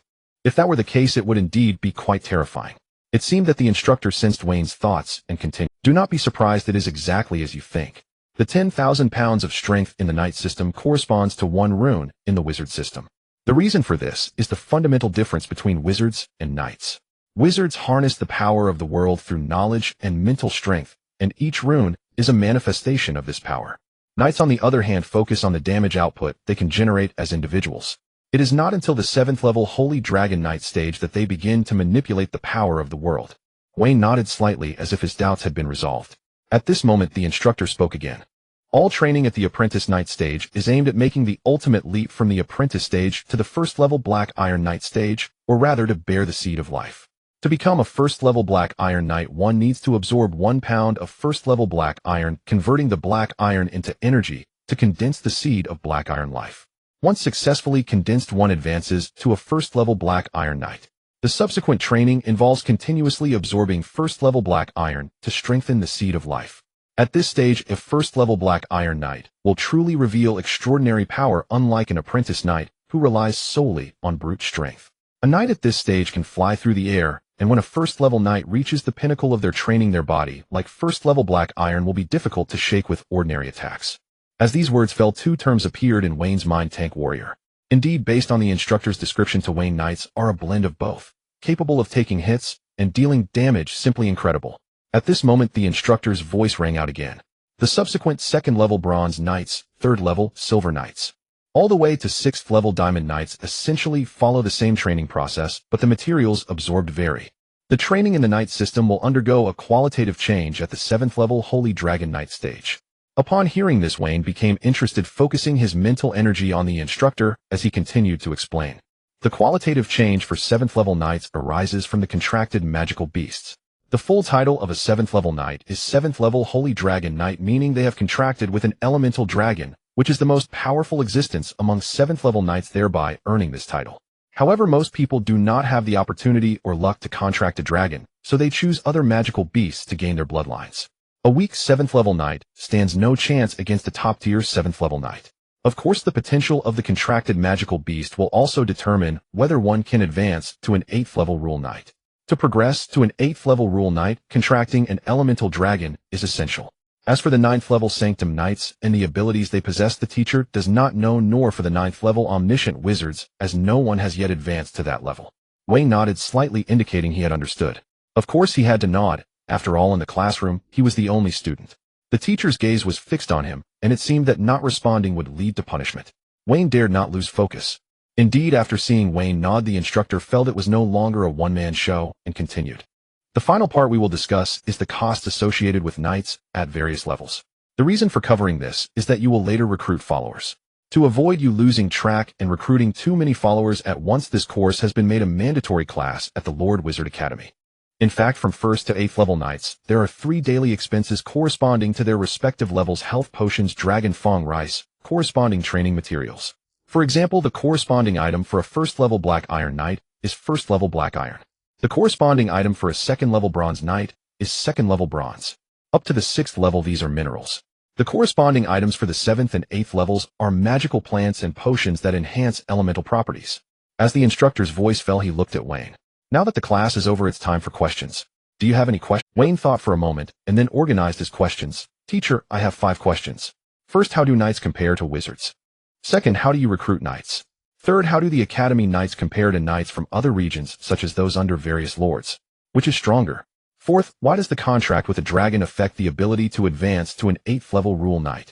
Fifth, are there knights at the 7th level who have contracted with other magical beasts and possess strength comparable to a holy dragon knight? Upon hearing this, the instructor looked at Wayne with a charming but dangerously sharp smile. You are quite cunning, and the questions you asked clearly exceed the scope of this class. He paused and shook his head. But since you're the only one in class, you are lucky. I will explain it to you. Regarding your first question on how knights compare to wizards, if you are asking about combat power, I can clearly tell you that knights before level 7 are not as strong as lord wizards, especially at level 6, where the comparison is even more pronounced. This is because knights undergo a qualitative change only at level 7, whereas wizards undergo their first qualitative change at the 4th level star wizard stage, and then again at the 7th level wizard stage. Wayne naturally caught the loophole in this statement. Lord Wizard. What about elemental wizards? The instructor chuckled lightly. That depends on their foundation and how robust it is. After all, elemental wizards are not as absurd as lord wizards who recruit only top-tier talents. Even if they imprint the most basic rune formation, it is not something that knights can compare to. Of course, this comparison applies before 7th level. As for the 7th level, every strong individual who reaches this stage has their own trump cards. Even the weakest 7th level powerhouse can easily take down a horde of 6th level knights and wizards. Wayne pondered and then spoke up. What does foundation refer to? What does this foundation imply? Facing Wayne's question, the instructor simply replied, foundation in terms of knights means that if they use resources for training at each level, such as turning a regular 1st level black iron into a 1st level fine steel, or even absorbing and training with the corresponding elemental metal. Do you think such a knight would struggle against a regular elemental wizard? Upon hearing this, Wayne nodded, indicating that he had taken note of it. The mentor also nodded in acknowledgement. Now for the second question, how to recruit knights. Only after you pass the small exam in 3 years will you be considered a formal member of the Lord Wizard Academy. Every year, the Elemental Wizard Academy and the Knight Academy organize a competition in which all members from both academies participate.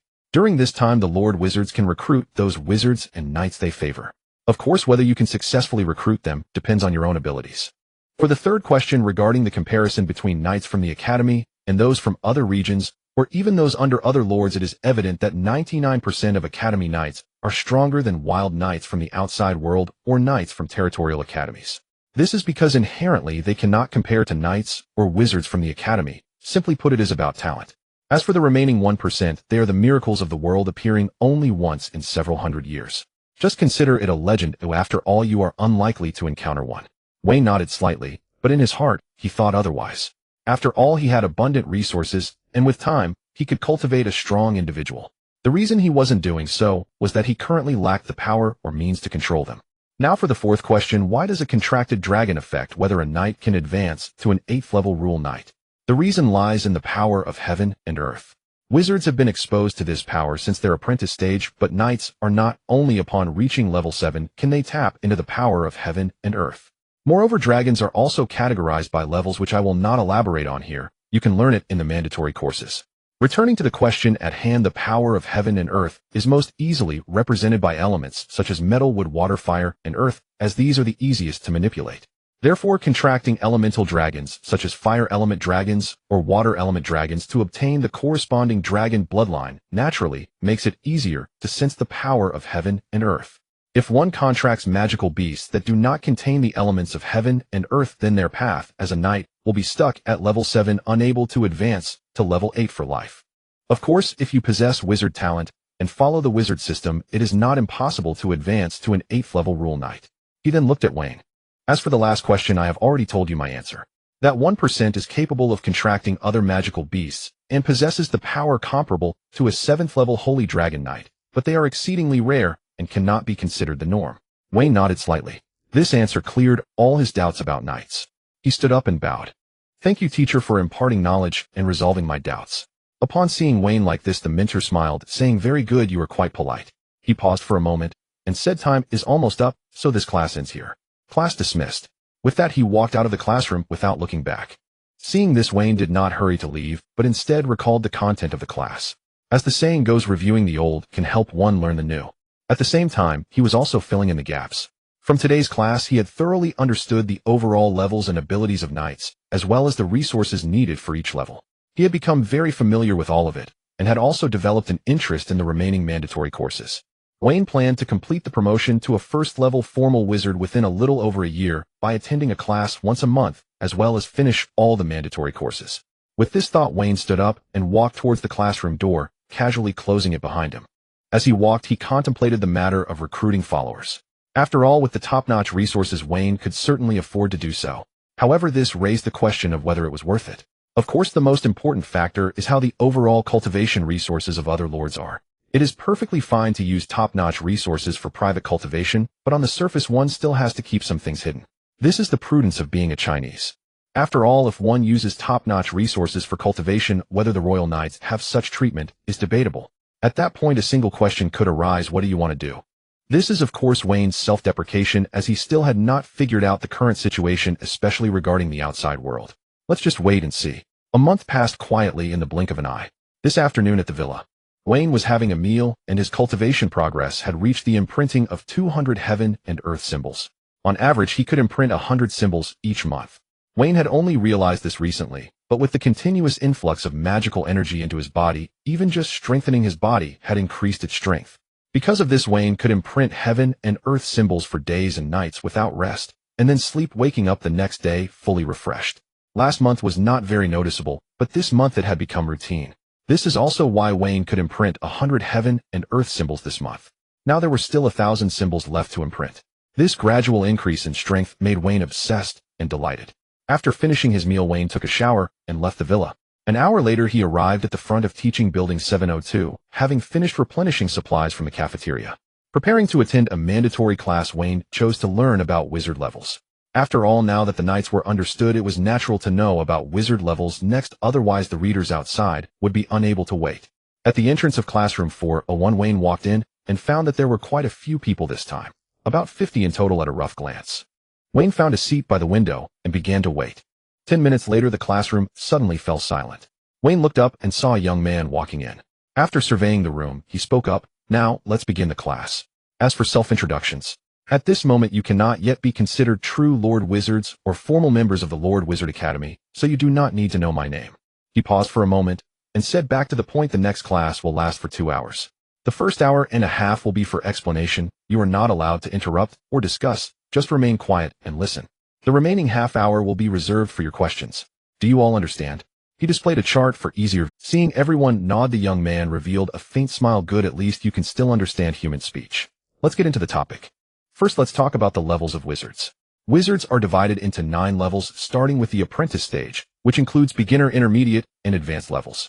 Next, we have the first level formal wizard, second level elite wizard, third level great wizard, fourth level star wizard, fifth level crescent moon wizard, sixth level great sun wizard, seventh level true spirit wizard, eighth level rule wizard, and ninth level omniscient wizard. He paused here for a moment before continuing. This is the entirety of the known wizard realms. Next, I will explain the methods of promotion for each wizard realm and the qualitative changes that occur at each stage. I won't mention the apprentice stage, but starting from the first level formal wizard to the fourth level star wizard, wizards undergo a qualitative change. As for what this change is, I will explain later. The second qualitative change occurs at the 7th level true spirit wizard stage. The third qualitative change occurs at the 8th level rule wizard stage. In other words, starting from level 7, every level increase represents a qualitative change. Upon hearing this, Wayne contemplated more deeply and understood why the instructor of the mandatory knight class said that knights of the same level could not match wizards, for the sheer number of qualitative transformations was simply incomparable. At that moment, the instructor's voice resonated again. From apprentice wizard to first level formal wizard to advance, one must imprint runes within the sea of consciousness, forming a corresponding level of wizard array to be promoted. However, merely imprinting a first-level wizard array does not mean one has completed the training for the rank of first-level formal wizard. It only allows you to advance to that rank. Taking first-level formal wizards as an example, after promotion, you still need to imprint 2 first-level wizard arrays to fully complete this stage of cultivation. In terms of cultivation methods, there are generally 2 approaches. The first is to combine 3 first-level wizard arrays to achieve a perfect state, resulting in the strongest combat ability for the promoted wizard. The second method is to imprint any 3 wizard arrays to advance. Such wizards have the strongest functional abilities, but lack combat power. As the words fell, Wayne found himself a bit puzzled. It wasn't that he didn't understand the instructor's intent, but rather he was confused by this logic. This so-called promotion, was it through the combination of wizard arrays or the number of runes imprinted? Taking the apprentice stage as an example, imprinting 36 runes to form an array corresponds to completing the apprentice-level cultivation. So does a first-level formal wizard also have a standard number of worldly runes to imprint for promotion? Before Wayne could ponder further, the instructor's voice rang out again, pulling Wayne back to reality. The promotion paths for 1st to 7th level true spirit wizards follow this pattern in their cultivation. Next, I will explain qualitative transformation. The first qualitative transformation on the wizard's path occurs at the 4th level star wizard. The point of transformation is that upon reaching this level, one initially attains the ability to traverse the universe. If it were during the Great Expansion period, a 4th level star wizard could even lead an assault on a relatively lower plane to plunder knowledge and resources. As he paused for a moment, he continued. The subsequent transformation occurs at the 7th level true spirit wizard stage. What is true spirit? It refers to a product that is a fusion of soul and body, a kind of being that resembles a soul, but is different from it. Upon reaching this point, the most intuitive transformations have 2 aspects. First, immortality. By imprinting the true spirit information onto the origin of the holy domain world, one can achieve a lifespan equal to that of heaven and earth, thus attaining immortality. Second, mastering the corresponding elemental laws capable of destroying heaven and earth with mere thought. He paused briefly. As for the final 8th level rule, wizards at this stage can no longer be considered human. They should be referred to as rules. Regarding this, the teacher does not know much either, but there is a phrase to describe beings of the 8th level rule. The phrase is they are the embodiment of rules. As for the 9th level omniscient wizard, as of now no one has advanced to that in the holy domain world. There is only the path ahead, so knowing is sufficient. After speaking, he looked at the stunned new students below who had yet to regain their senses, and clapped his hands, pulling everyone back to reality. The lecture has concluded. Now it's time for questions. Please feel free to ask anything. Upon hearing this, Wayne looked at the others and saw many raising their hands. He was also curious to see how these top talents thought, so he quietly waited. You there? The boy pointed out by the instructor stood up, his tone filled with excitement. Teacher, how long does it take to become a 7th level true spirit wizard? Upon hearing this, Wayne felt speechless, yet it seemed quite natural. At that moment, the teacher's answer echoed. The time for anyone to become a 7th level powerhouse varies greatly. It can take thousands of years for some, and only a few hundred for others. He paused. However, these timelines are still too far from you. Focus on the present. I do not wish to see such questions arise again. Seeing this, while everyone was still in shock, Wayne immediately raised his hand, and indeed the instructor pointed to him. Wayne quickly organized his thoughts, and then spoke up. Teacher, I have 2 questions. First, is there a corresponding rune standard for wizard level promotions similar to the apprentice stage, where imprinting 36 runes completes the training? Do other levels of wizards also have similar standards? Second, does each level of wizard have a corresponding identifier? After finishing his speech, the teacher nodded slightly. You've hit the nail on the head. First, to answer your first question, yes, there is a corresponding number of runes as a standard for promotion. The standard for a first-level formal wizard is between 1000 to 5000. Exceeding this quantity and forming it into a wizard array will promote one to the 2nd level elite wizard. It's actually quite simple. You just multiply the rune quantity for each level by 3 to get the answer. As for your second question, the identifier you mentioned is too vague. The teacher isn't aware of what you mean, but generally speaking, there are 2 kinds that can be referred to as identifiers. The first is the Holy Domain Badge, also known as the Academy Badge, which is given to you upon enrollment. When you reach the corresponding level, this badge will display your rank, which can serve as an identifier both when worn and within the Holy Domain network, allowing others to know your level. The second type is the range identifier of the wizard array. Taking the apprentice stage as an example, a radius of 12 meters indicates the apprentice level, while a radius reaching a kilometer indicates the rank of a first-level formal wizard. By means of this range, one can roughly deduce the level of a Lord Wizard. Upon hearing this, Wayne nodded slightly and bowed. I understand now. Oh, thank you for clarifying, teacher. After the teacher nodded slightly, Wayne sat down and quietly listened to the questions of other students until 10 minutes later when the teacher left the classroom and discussions finally broke out among the students. Wayne glanced at the noisy classroom and walked out contemplating that he had gained a sufficient understanding of the wizard system today, although it wasn't as clear-cut as his understanding of the knight system. Regarding this point, Wayne guessed that the knight system was explained very broadly by the teacher, thus making it clear and straightforward, while the wizard system, being their foundational practice, was explained in a broader manner, which consequently seemed a bit chaotic. After leaving the teaching building, Wayne did not leave immediately, but instead found a quiet spot to sit down and begin organizing the knowledge he had just learned. Half an hour later, Wayne emerged from his review of knowledge, summarizing what he needed to know. First, the manifestation of a rune in the external world is a radius of 1 meter. For the apprentice-level wizard array, the coverage radius is 12 meters. Second, the cultivation of each wizard rank does not merely consist of forming a corresponding level wizard array to complete the training, but requires the assembly of 3 corresponding level wizard arrays for it to be considered a complete cultivation at that rank. Third, upon reaching the level of a 7th-level powerhouse, one can attain immortality. This has been the goal set since Wayne's arrival in this world to achieve eternal life. Time passed, and another month went by. At noon, at Villanelle 66, Wayne walked out the door, floating into the air, heading towards the teleportation passage. Today marked the 3rd month. His cultivation progress had reached the completion of 300 rune imprints, leaving 900 more earth and sky rune imprints to be completed. The reason for coming out, besides the regular monthly restocking and attending classes, was that today was also the day he had arranged to meet with Delia Aurora. A moment later, Wayne stepped out of the teleportation passage in the dormitory area and arrived at the vast teleportation square. Soon he spotted Aurora standing at the edge of the square in a white dress. Wayne floated down in front of Aurora. Aurora. The young girl looked at Wayne and smiled. Wayne, you came. Seeing this, Wayne nodded. Yes, how long have you been waiting, Aurora? Aurora chuckled softly. Not long. Let's go to my home to meet the contracted spirit. Wayne was slightly taken aback. You didn't bring it with you? Aurora shook her head. The spirit is very precious. How could I bring it out without a contract? Moreover, a spirit can only be contracted with one human throughout its life. If we encounter someone who tries to take it, even if we kill them in the end, we still cannot retrieve the spirit. Wayne was somewhat stunned upon hearing this, but after a moment's thought he realized that while the social atmosphere may be good, the logic driven by interests remains unchanged throughout history. Who knows if there might be a reckless fool? With that thought, Wayne nodded. Then let's go. Aurora stepped forward and linked her arm with Wayne's. Follow me. As she spoke, she led Wayne toward the center of the teleportation array. As they approached, Wayne noticed a flash from the badge Aurora was wearing, and the teleportation array glowed brightly. Soon the familiar dizziness returned. A moment later, Aurora's voice rang out. Wayne, how are you? Wayne opened his eyes to see a bustling crowd before him. Rubbing his brow, he replied, I'm fine. At this moment, Aurora also guided Wayne towards the exit at the edge, explaining as they walked. This is the core area of the imperial capital. The residents here are either wealthy or noble. Every family that can reside here possesses powerful members. Wayne nodded slightly, not sensing anything amiss, but instead curiously inquired. By the way, Aurora, how can you activate the teleportation array? Isn't it supposed to be used only after refining? Aurora was taken aback for a moment, but quickly explained, what you mentioned applies to normal circumstances. When a powerful person reaches the 1st level, they usually use a sacred domain badge or an academy badge for teleportation.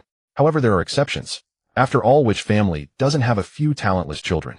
Therefore, the royal family developed a special teleportation badge that can be used with just a drop of blood. She pointed to the badge on her chest. This one, the bloodline teleportation badge. Hearing this, Wayne glanced at the badge and then withdrew his gaze, gaining a better understanding. As the two conversed, they exited the passageway, and what greeted their eyes were various shops and bustling crowds. They could even see figures of dwarves and elves along with the hovering vehicles gliding by. Seeing this scene, Wayne was greatly astonished. He never expected the imperial capital to be so convenient. At that moment, a hovering vehicle stopped in front of them. The car door opened automatically. Wayne, it's still a bit far from my home. Let's take a vehicle back.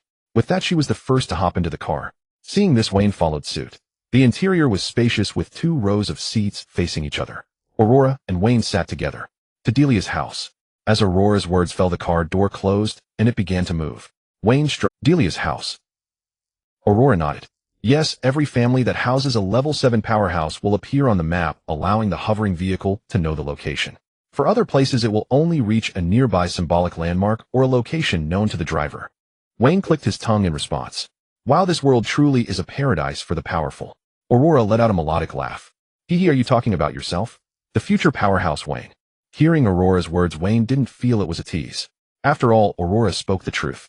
He came to this world with a golden finger specifically for that purpose. Without this confidence, how could he possess a golden finger? Half an hour later, at the entrance of a massive estate, the hovering vehicle stopped once again, and Wayne and Aurora stepped out. Looking at the knights standing at the estate's entrance, he couldn't help but feel a bit envious. Homeland. It's in the genes of the Chinese people. He silently muttered to himself. It will come eventually.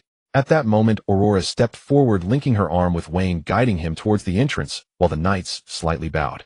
After Aurora nodded, she led Wayne inside.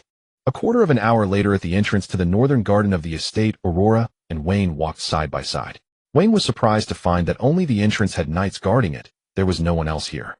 At this moment, Aurora's voice rang out. Wayne, look, that is the magical plant that is about to give birth. Wayne followed the direction Aurora pointed to and saw a glowing magical plant at the center of the garden. It had one main branch with 3 forks and a total of 5 leaves, all emanating a greenish glow. Wayne immediately recognized it. Is this the dragon blood ginseng? Aurora nodded. Indeed, this is a level 6 dragon blood ginseng. My father encountered it during his travels when he was younger. The reason it glows is that it is nurturing a spirit. She paused for a moment. However, decades have passed, and it has only now completed its nurturing process. According to my mother, it will complete today. Upon hearing this, Wayne's heart skipped a beat. A spirit's nurturing process causes it to glow. If the courtyard of his villa has 100 magical plants nurturing spirits, what would happen if someone came to visit and saw that? He quickly asked, does glowing mean it is nurturing? Aurora looked at Wayne curiously, but quickly understood that Wayne had been focused on his cultivation and hadn't come across this knowledge. Therefore, she nodded slightly. Yes, to determine if a spirit is being nurtured, this is one of the characteristics. In the future, when expanding territory, if you encounter glowing magical plants, you'll know they are nurturing spirits. However, glowing magical plants do not glow from the start. They only begin to glow 100 years before the spirit's successful nurturing. Upon hearing this, Wayne felt a little relieved. By that calculation, he still had at least 2 more years before the magical plants in the courtyard would glow. By the time 2 years passed, Wayne would have already become a first-level official wizard, and by then there would naturally be more methods. If all else fails, he would have to ensure that no one entered the villa before the spirit's nurturing was completed. Looking forward to the next chapter, where the protagonist forms a contract with their first spirit. There will be stunning illustrations. At this thought, Wayne retracted his worries and turned his gaze to the glowing magical plant in the center of the garden, lost in contemplation. According to the records in the Encyclopedia of Magical Plants, the dragon blood ginseng before him is primarily used to nourish dragon-type magical beasts and to concoct potions that enhance bloodlines. The dragon blood ginseng, as the name suggests, contains dragon blood resulting from ginseng that has been extensively nourished by the blood of giants, which has mutated. It can enhance the dragon bloodline within dragon-type magical beasts that possess dragon blood, and it can also be refined into potions for bloodline enhancement. Unlike the heavenly spirit fruit tree that Wayne chose to nurture, the dragon blood tree enhances bloodlines, while the heavenly spirit fruit tree purifies bloodlines. The two complement each other, making the dragon blood ginseng, before Wayne, a delightful surprise. At this moment, Aurora's voice echoed. By the way, Wayne, do you know how to contract a sprite? Her words pulled Wayne out of his thoughts. He awkwardly replied, I planned to learn it today, but you know. Before he could finish, Aurora burst into laughter. I knew you hadn't studied the contracting course, but it's all right. I had my suspicions and prepared a master-servant contract array disc. With that, she raised her hand, suddenly revealing a palm-sized metallic disc. Once you imprint your spiritual power, you'll know how to use it. Wayne nodded, taking the disc while asking, Aurora, is there a difference in contracts? Upon hearing this, Aurora glanced at the sprite still in the process of gestation before returning her gaze and replied, of course there is. Contracts are divided into 3 types. First, the master-servant contract. Second, the partner contract. These 2 types are the most commonly used within the wizarding system. Third, there is the symbiotic contract. This type of contract is mostly used by knights. At the 7th level knight stage, a contract with a magical beast is required to sense the power of heaven and earth. The symbiotic contract fulfills this requirement. Once a symbiotic contract is successfully established, aside from sharing life and death, the greatest benefit is the ability to share the bloodline of the contracted magical beast. For example, my father contracted with the fire element variant dragon, the flame dragon, sharing his bloodline to gain the power of the fire element's origin, thus successfully advancing to a 7th level holy dragon knight. Hearing this, Wayne nodded slightly. Before he could say more, a dazzling scarlet light suddenly flared up. Both of them turned their gaze to the center of the garden, where the dragon blood ginseng had detached from the ground and was now hovering in midair, revealing its complete form. The overall size was not large, only palm-sized, yet it took on a human shape, and Wayne could clearly see its. At this moment, the life energy between heaven and earth seemed to be born from thin air surging Wayne was directly stunned by the scene of the sprite's birth, instinctively murmuring the birth of life. Meanwhile, in the central castle of the entire manor, General Deli and his family stood there watching the rising red light in the north. The sprite has been born, General Deli said, nodding slightly as he wrapped his arm around his wife's waist. Yes, the sprite has been born. He still remembered the scene when he obtained the dragon blood ginseng, as if it were right before his eyes. The moment was beautiful, but it was interrupted by his 3 boisterous sons. Father, you are terrible. The birth of a sprite is something an ordinary person may not witness in their lifetime, and now it's happening right at home, yet you don't let us watch. Third brother is right, Father, you are terrible. That's right. Even as the eldest son of the Deli family, I think this is a terrible decision. Hearing this, General Deli waved his hand, unleashing a burst of crimson battle aura that transformed into a gust of wind, directly blowing the 3 brothers away. Their cries of surprise and the third brother's terrified voice echoed in the ears of the couple. "Ah, Father, hell fall to his death. I haven't yet advanced to a night or seen the birth of a child." Hearing this, General Deli's expression darkened. "Am I not a 7th-level powerhouse? How could I not handle this little situation? I truly wonder whose intelligence these 3 children inherited. It's simply terrible." Lady Deli chuckled softly, glancing at their youngest son, who was safely landing, and feeling grateful for still being alive, then looking at the distant, dissipating red light. She then raised her hand and patted her husband's large hand resting on her waist. "All right, the events in the garden will soon conclude. We should go down and wait." General Deli nodded slightly, saying, Let's go." The scene returns to the garden. Wayne looked at the tiny sprite before him, which was less than palm-sized, and couldn't help but show a look of fondness. Nothing else, its beauty was simply stunning. The sprite had long red hair, wore a fiery red long dress adorned with golden dragons flying across it, and was sporting red high heels. With an exquisite face, she hovered in midair, her fiery red eyes curiously surveying her surroundings. "Dragon blood ginseng sprite." At this moment, Aurora's voice rang out. "Wayne, hurry and contract her." Wayne snapped back to attention, slightly nodding as he approached with the array disc. The sprite curiously bit her finger, watching Wayne. Seeing this, Wayne activated the array disc with his spiritual power, and an array lit up magical energy surged from all directions to supply energy to the disc. During this process, the array enveloped both Wayne and the sprite. Then Wayne raised his hand and took out a top-grade magic crystal without attributes from the infinite compartment, waving it towards the sprite. "Contract with me, and after the contract this thing will be plentiful." At the moment Wayne produced the top-grade magic crystal, he clearly saw desire in the sprite's eyes. Seeing this, Wayne chuckled lightly and handed over the fist-sized top-grade magic crystal. The sprite quickly flew closer, pressing her entire body against the top-grade magic crystal, and then opened her small mouth to take a bite. To Wayne's surprise, a small chunk was bitten off the top-grade magic crystal. It should be noted that even Wayne couldn't break it with all his might, yet this sprite managed to break it with just 1 bite, which made Wayne marvel at her impressive bite force. After the sprite took several bites, a small cavity appeared in the top-grade magic crystal. The sprite seemed to feel full, burped, and perhaps feeling embarrassed, immediately covered her mouth. Then she looked at Wayne.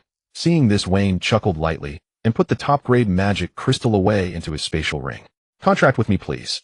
The sprite hesitated for a moment, and it was at this moment that Wayne heard her speak for the first time. "Regarding the contract, is what you just said about the delicious stones true? You can speak." Upon hearing Wayne's question, the sprite was momentarily stunned, but then nodded. "Of course, the mother of the holy domain granted me a portion of the memories of this world when I was born." Receiving the answer, Wayne's curiosity dissipated, and he spoke again. "Of course, I always keep my promises. I guarantee there will be plenty." Seeing this, the sprite nodded, saying, "All right, I will contract with my master." As she spoke, her body emitted a red light. Moments later, small drops of blood, which were only visible due to their striking color, appeared in midair. Seeing this, Wayne also bit his finger, allowing a drop of blood to fall. However, the blood did not hit the ground. Instead, guided by the array, it merged with the sprite's small drop of blood, ultimately integrating into the array. Thus, the master-servant contract array was officially completed. With the completion of the contract, the formation dissipated. Wayne could feel the connection established between himself and the little sprite before him. Moreover, he could sense the sprite's emotions, which were joyful at that moment due to having tasted something delicious. At this time, Aurora walked over. "Congratulations, master." Upon hearing this, Wayne looked at Aurora with some surprise, and her gaze prompted her to continue. "What do you not intend to acknowledge it?" Wayne shook his head, saying, "You underestimate me. I would not forsake my word for a mere sprite. However, compared to master, I would prefer another title." Aurora, however, did not agree, but instead replied, "What we lack is merely a sacred domain contract. As your maid, I can even say, I am your possession, hence I must call you master." Wayne fell silent for a moment. "From now on, call me young master. The title master does not apply to you." Aurora's eyes lit up, not in a metaphorical sense, but genuinely sparkling with excitement. Young master, have you agreed to let me be your maid? Hearing this, Wayne glanced at the little sprite, and then at the delighted girl. Finally recalling today's circumstances, Wayne, with the mind of an adult, understood that in such a situation involving a contract with a sprite, as well as the sprite's birth, General Deli should at least have been present. Yet ironically, he was not. Only Aurora was there. It was evidently to give Wayne more space to think in a more relaxed atmosphere. Naturally, Wayne wanted to accept this sentiment. After all, someone had offered a smile, and if he did not reciprocate, would he not be turning away a friendly gesture? Looking at the eagerly expectant Aurora, Wayne nodded. Yes, starting today you are my maid. Yage? The girl cheered with a bright smile, her laughter warming Wayne's heart with a gentle glow. After the joy, Aurora stepped forward and linked her arm with Wayne's. Young master, let's go meet my father and the others. They are waiting for us. Wayne nodded and followed the direction Aurora was leading him, while the sprite floated beside him, curiously observing everything around. A quarter of an hour later, in the grand living room of the castle, the Deli family was looking at the dragonblood ginseng sprite perched on Wayne's shoulder. Seeing this, Aurora quickly clapped her hands to draw everyone's attention, and then she began to introduce her family to Wayne. A quarter of an hour later, in the grand living room of the castle, the Deli family was looking at the dragonblood ginseng sprite perched on Wayne's shoulder. Seeing this, following Aurora's introduction, Wayne looked over each of them, first at the imposing General Deli, then at a stunningly beautiful mature woman. As for Aurora's three brothers, Wayne felt they were not of the same age as him. The three looked as if they had taken hormones, the shortest among them being at least 6 feet tall. Wayne thought back to Aurora mentioning she had an elder brother of the same age. Looking at the hulking figures before him, Wayne could only think, how could they possibly be 12 years old? Wherever they stood, they were almost 2.5 Wayne's width. After quickly settling his emotions, Wayne bowed to General Deli and Melora. Wayne greets uncle and aunt. General Deli burst into hearty laughter. Good, I thought you were extraordinary when we first met, and now it seems even more so. He paused for a moment. From now on, Aurora, I entrust her to you. Wayne nodded slightly. Of course, General Deli, please rest assured I will provide Aurora with a bright future. This can be written into the contract. Upon hearing this, General Deli became even more pleased, and even the mature woman Melora looked at Wayne with a gentler gaze. Child, I shall call you that for now.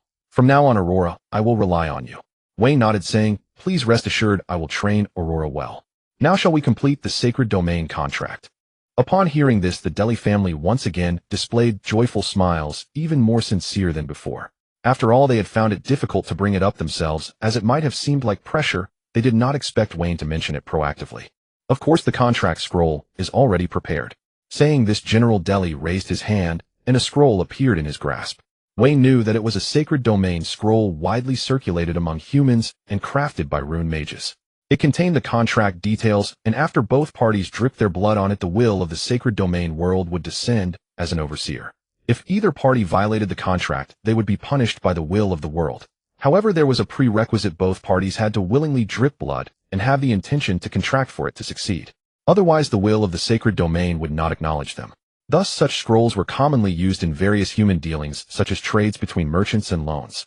Wayne took the scroll from General Deli's hand, and upon opening it, found it to be blank. Seeing this, Wayne looked at General Deli with some surprise. In response to Wayne's gaze, General Deli burst into laughter, saying, "Haha, young Wayne, you shall write this yourself." As he spoke, he handed over a pen resembling a feather with a black line running through the center of the feather, similar to a ballpoint pen from Wayne's past life, filled with ink. Seeing this, Wayne shook his head and laughed. He understood that General Deli was a person with both breadth and depth, somewhat akin to a famous historical figure from his previous life. It seemed that the initiative was given entirely to Wayne, yet in reality, writing the contract was quite strict. Would anyone truly allow their daughter to sign such a thing? However, Wayne understood this, but did not feel repulsed. On the contrary, he found General Deli to be a decent person. After all, his manner of dealing with others made it difficult to harbor any ill feelings. Reaching out to take the feather pen from General Deli, Wayne swiftly began to write on the table. He had already given this considerable thought, or rather had a template in mind. After his parents passed away, upon signing the compensation contract in the Rose territory, he had pondered over the sacred domain scroll. Now writing it came naturally to him. 10 minutes later, Wayne stopped writing and looked at General Deli. Take a look. This time General Deli was no longer polite, as it concerned his daughter's life. When it was time to be serious, one had to be serious. He picked up the scroll and read aloud. First, I will cultivate Aurora to the limit of my ability. Second, I will provide Aurora with regular training resources within the best possible range. Third, under no circumstances shall Aurora harm me, Wayne, or anyone around me, in any way. As the words fell, General Deli appeared quite astonished, gazing at Aurora with an incredulous look, as if to say, "Did you cast a dark spell on him?"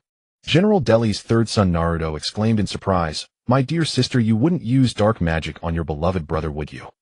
Aurora's other family members had varied expressions, but their general sentiment was similar.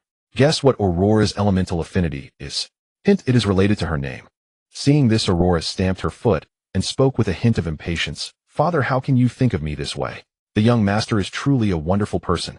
Moreover, when registering followers at the Lord Academy, they will check the number of Sacred Domain Scroll contract rules and whether there are any harmful conditions for the Lord Wizard. How could I dare to do such a thing?" As soon as she finished speaking, General Dori and Murola exchanged glances. Although both were aware of what Aurora was saying, the contents of the contract still left them in disbelief. At that moment, General Dori looked at Wayne with a much gentler gaze, revealing a smile. "Wayne, do you know how lenient this contract is compared to others?" Listening to General Dori's words, Wayne spoke calmly. "I am the descendant of a noble lineage. General Dori should understand the implications of this." With that, he fell silent. General Dori raised his eyebrows at Wayne, clearly surprised that Wayne was the descendant of a noble lineage. The first thing a descendant would do is to sign a Sacred Domain Scroll contract with the local lord and the empire to receive a pension and growth funds.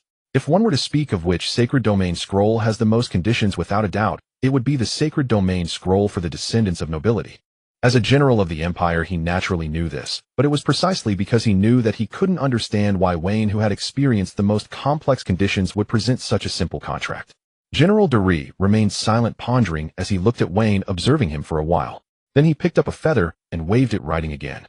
Wayne was somewhat puzzled, but a moment later, when General Dori handed the scroll back to Wayne, all his confusion dissipated. He noticed that a new rule had been added.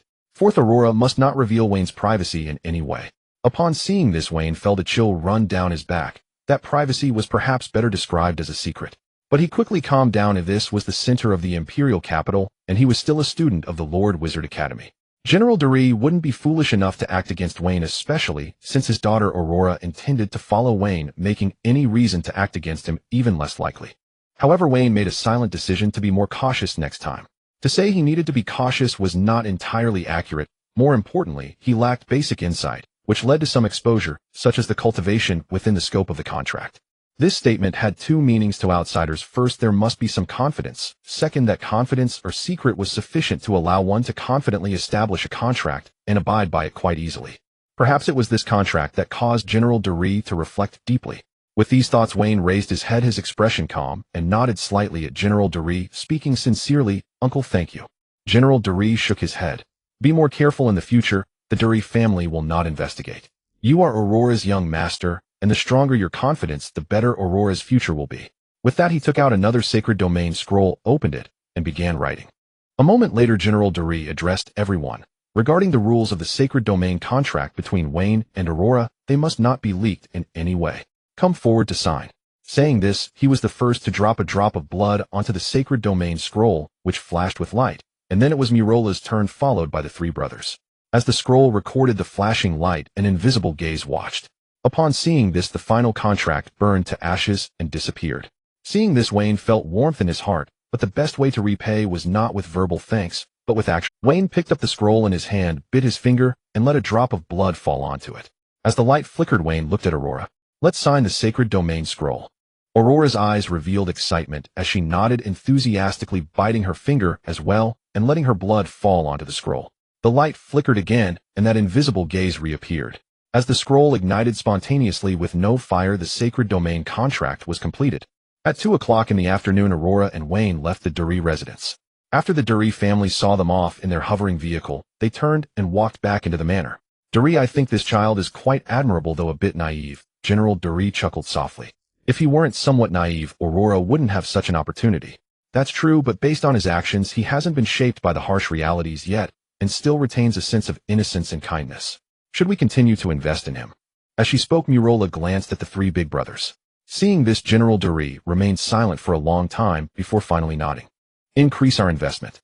Once Wayne passes the small examination in 3 years, let them follow him. With Wayne's talent rising to prominence, it's just a matter of time." He paused briefly.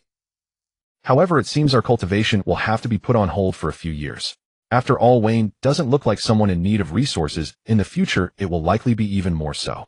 I can't shake the feeling that Aurora is not an exception."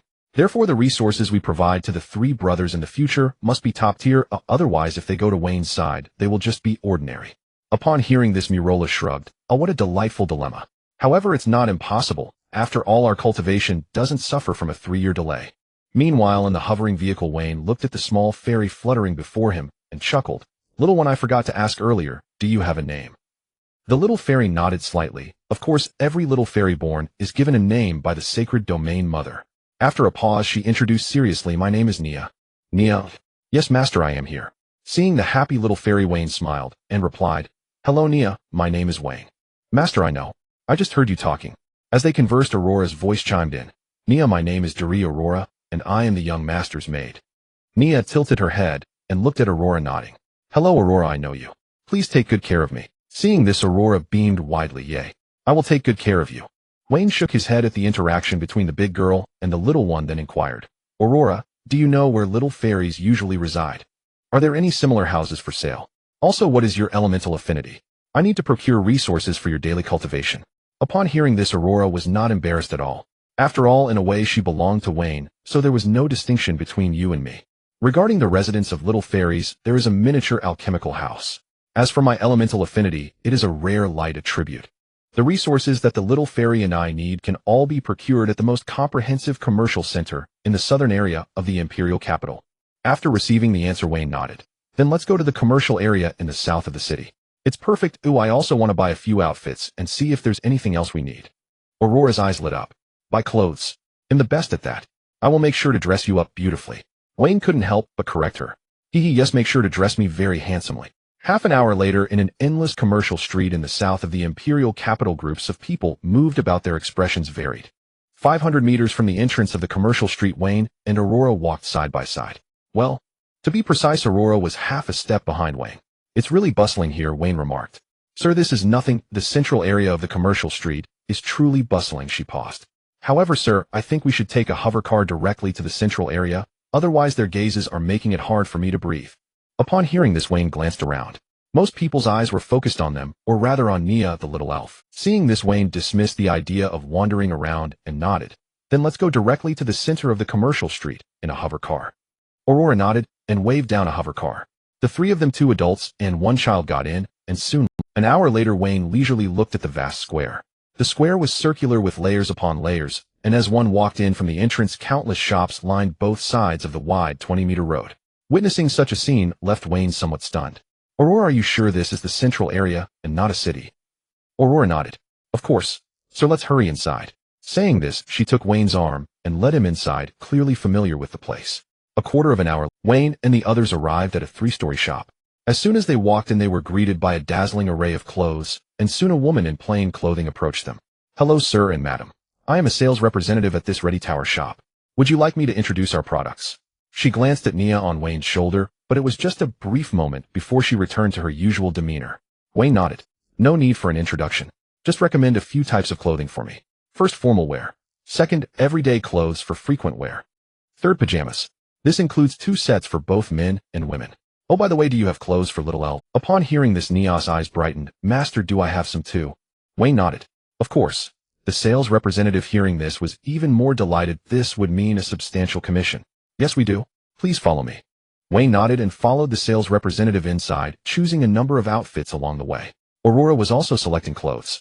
Finally, for the little elf, there was a dedicated area with many palm-sized outfits, colorful and quite beautiful, with various styles for different occasions, including combat gear and evening gowns.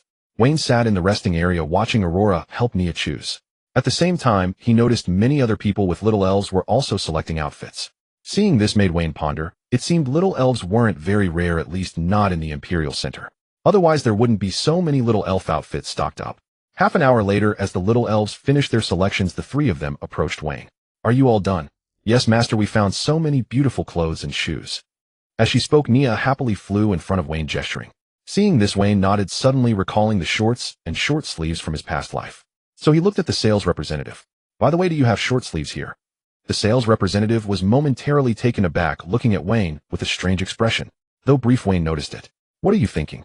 Not the kind of short tunic that laborers wear that exposes the arms. She shook her head and said, forget it, let me show you directly. Saying this, she pointed to a spot just above the elbow. The sleeves should reach about here, and the fabric should be pure cotton or a cool, breathable material. As for the shorts, they should sit about 7 to 10 centimeters above the knees. Do you have that? Hearing this, the sales representative realized she had misunderstood. But it wasn't entirely her fault. This world was such that people still pursued extravagance and completeness. So when mentioning short sleeves and shorts, she assumed he meant the kind of tunic worn by laborers, as some highly gifted awakened students came from peasant backgrounds and were used to such clothing. Hence the Ready Tower shop would have such items. So we don't have exactly what you're describing, but we can make it on the spot. What you've described is quite simple. Please come this way, and we can discuss the details. It will take just a few minutes to make. Wayne nodded and followed the sales representative to the second floor. For those shorts, the waistband needs to have some elasticity or have a hollow space inside with a string added so they won't fall off. The sales representative nodded slightly. Anything else? Do you want to add any patterns to the clothing or pants? For example, a trendy dragon. Wayne's eyes lit up. Can we choose that? Of course. As they spoke, the 3 adults and 1 child also arrived at a small formation on the second floor. The sales representative explained, "This is a replication, which formation.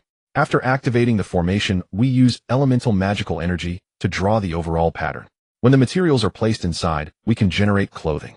As she spoke, she pointed to the pile of fabrics nearby. "Here are the fabrics. You can choose some, or I can introduce them to you, sir." Wayne followed the sales representative forward. She picked up a sample of fabric and said, "For example, this fabric belongs to the pure cotton type you mentioned before. You can feel it and see if it's the one you wanted." Wayne touched it. It was quite similar to the pure cotton fabric from his previous life. "This one is good. Do you have any breathable, cool fabrics?" The sales representative nodded. "Of course." She moved a few steps to the right and picked up 2 pieces of fabric. "These 2 meet your needs. This one is pure white with many tiny holes that are invisible to the naked. I'm making it very breathable. This one is a light blue fabric made from ice silkworm silk, which feels refreshing and cool to wear." Wayne raised his hand and touched it. "Both are nice. Get me 10 sets of each." The sales representative nodded slightly and led Wayne to the replication, which formation, raising her hand to tap it lightly. The formation instantly activated, forming a 3x3 range of array. Immediately, the sales representative controlled the magical energy flowing into the formation, combining it into clothing. Soon both the short sleeves and shorts took shape. The sales representative looked at Wayne. "Are you satisfied with this shape, sir?" Wayne looked at the clothes and pants, nodding in satisfaction. "Satisfied." The sales representative smiled upon seeing this. "I'm glad you're satisfied, but please wait a moment." As she spoke, she combined the elements again, and soon a dragon pattern appeared on the clothes and pants. "How about now?" Wayne clapped his hands. "Now I am especially satisfied." "But can there be other patterns?" "Of course. What else do you like, sir?" "Roses, tulips, tigers, steeds."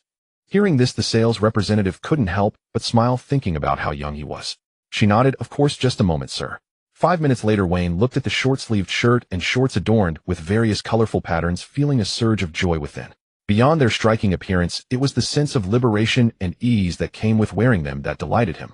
After all, while this other world was wonderful in many ways, clothing was particularly troublesome, unlike in his past life, where putting on an outfit was a simple task.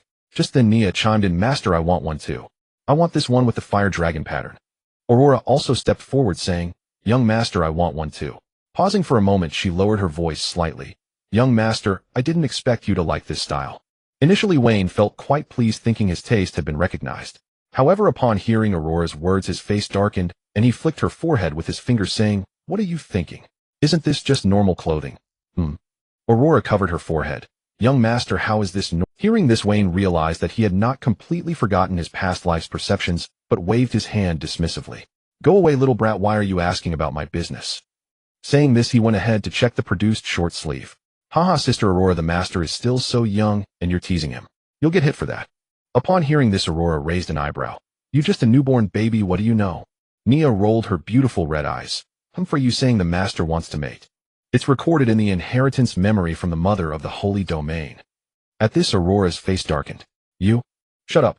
Saying this, she reached out to cover Nia's mouth, but Nia instantly flew away. "Haha, you can't catch me." Time passed, and it was now 4 in the afternoon.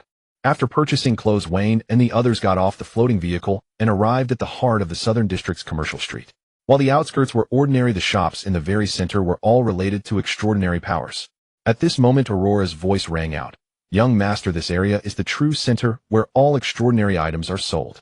She paused, extending her hand to point at 3 enormous buildings arranged in a triangular formation, continuing. "The 3 most famous are the Elven Trading Association, the Dragon Trading Association, and the Human Alchemist Association. Wayne raised an eyebrow as he looked in the direction Aurora indicated. These three are the trade associations established by the dragons, elves, and humans. Aurora nodded. Indeed, these three are the top three trading associations in the Holy Domain, with the elves producing magical plants, the dragons mining ores, and humans excelling at creation, thus producing alchemical products such as potions and alchemical weapons. Most of the extraordinary items needed for paths like wizards and knights can be found here in these three associations. Wayne nodded slightly. Well, you're familiar with this. Please check where we can buy the resources needed for knights, as well as the house Nia requires. We'll purchase them in order. Aurora nodded slightly. Then let's go to the Elven Trading Association first. Little elves are born from the elven race, and they're sacred trees, so they can be considered the long-lost kin of all elves. Hence the elves are the most friendly towards little elves, and have prepared a series of products to meet their comprehensive needs. Wayne nodded and followed the little elf beside Aurora as they entered the Elven Trading Association. As soon as they stepped inside, Wayne's first impression was that it was enormous, far larger than the exterior. Spatial expansion or folding. Aurora nodded slightly. Indeed, the Elven Trading Association as an enterprise under the Elven continent. Elven Empire naturally does not lack powerful beings. While they were speaking, a beautiful elf in a white dress approached them. Hello, little elf. Nia was taken aback for a moment, but then she sensed a sense of warmth from the elf before smiling. Hello. The elf nodded gently, then turned her gaze toward Wayne and Aurora. Sir, madam, you have come to the Elven Trading Association to purchase items for the little elf, correct? Wayne nodded slightly. Indeed, I need to buy a house for the little elf to live in, the best one. He paused for a moment.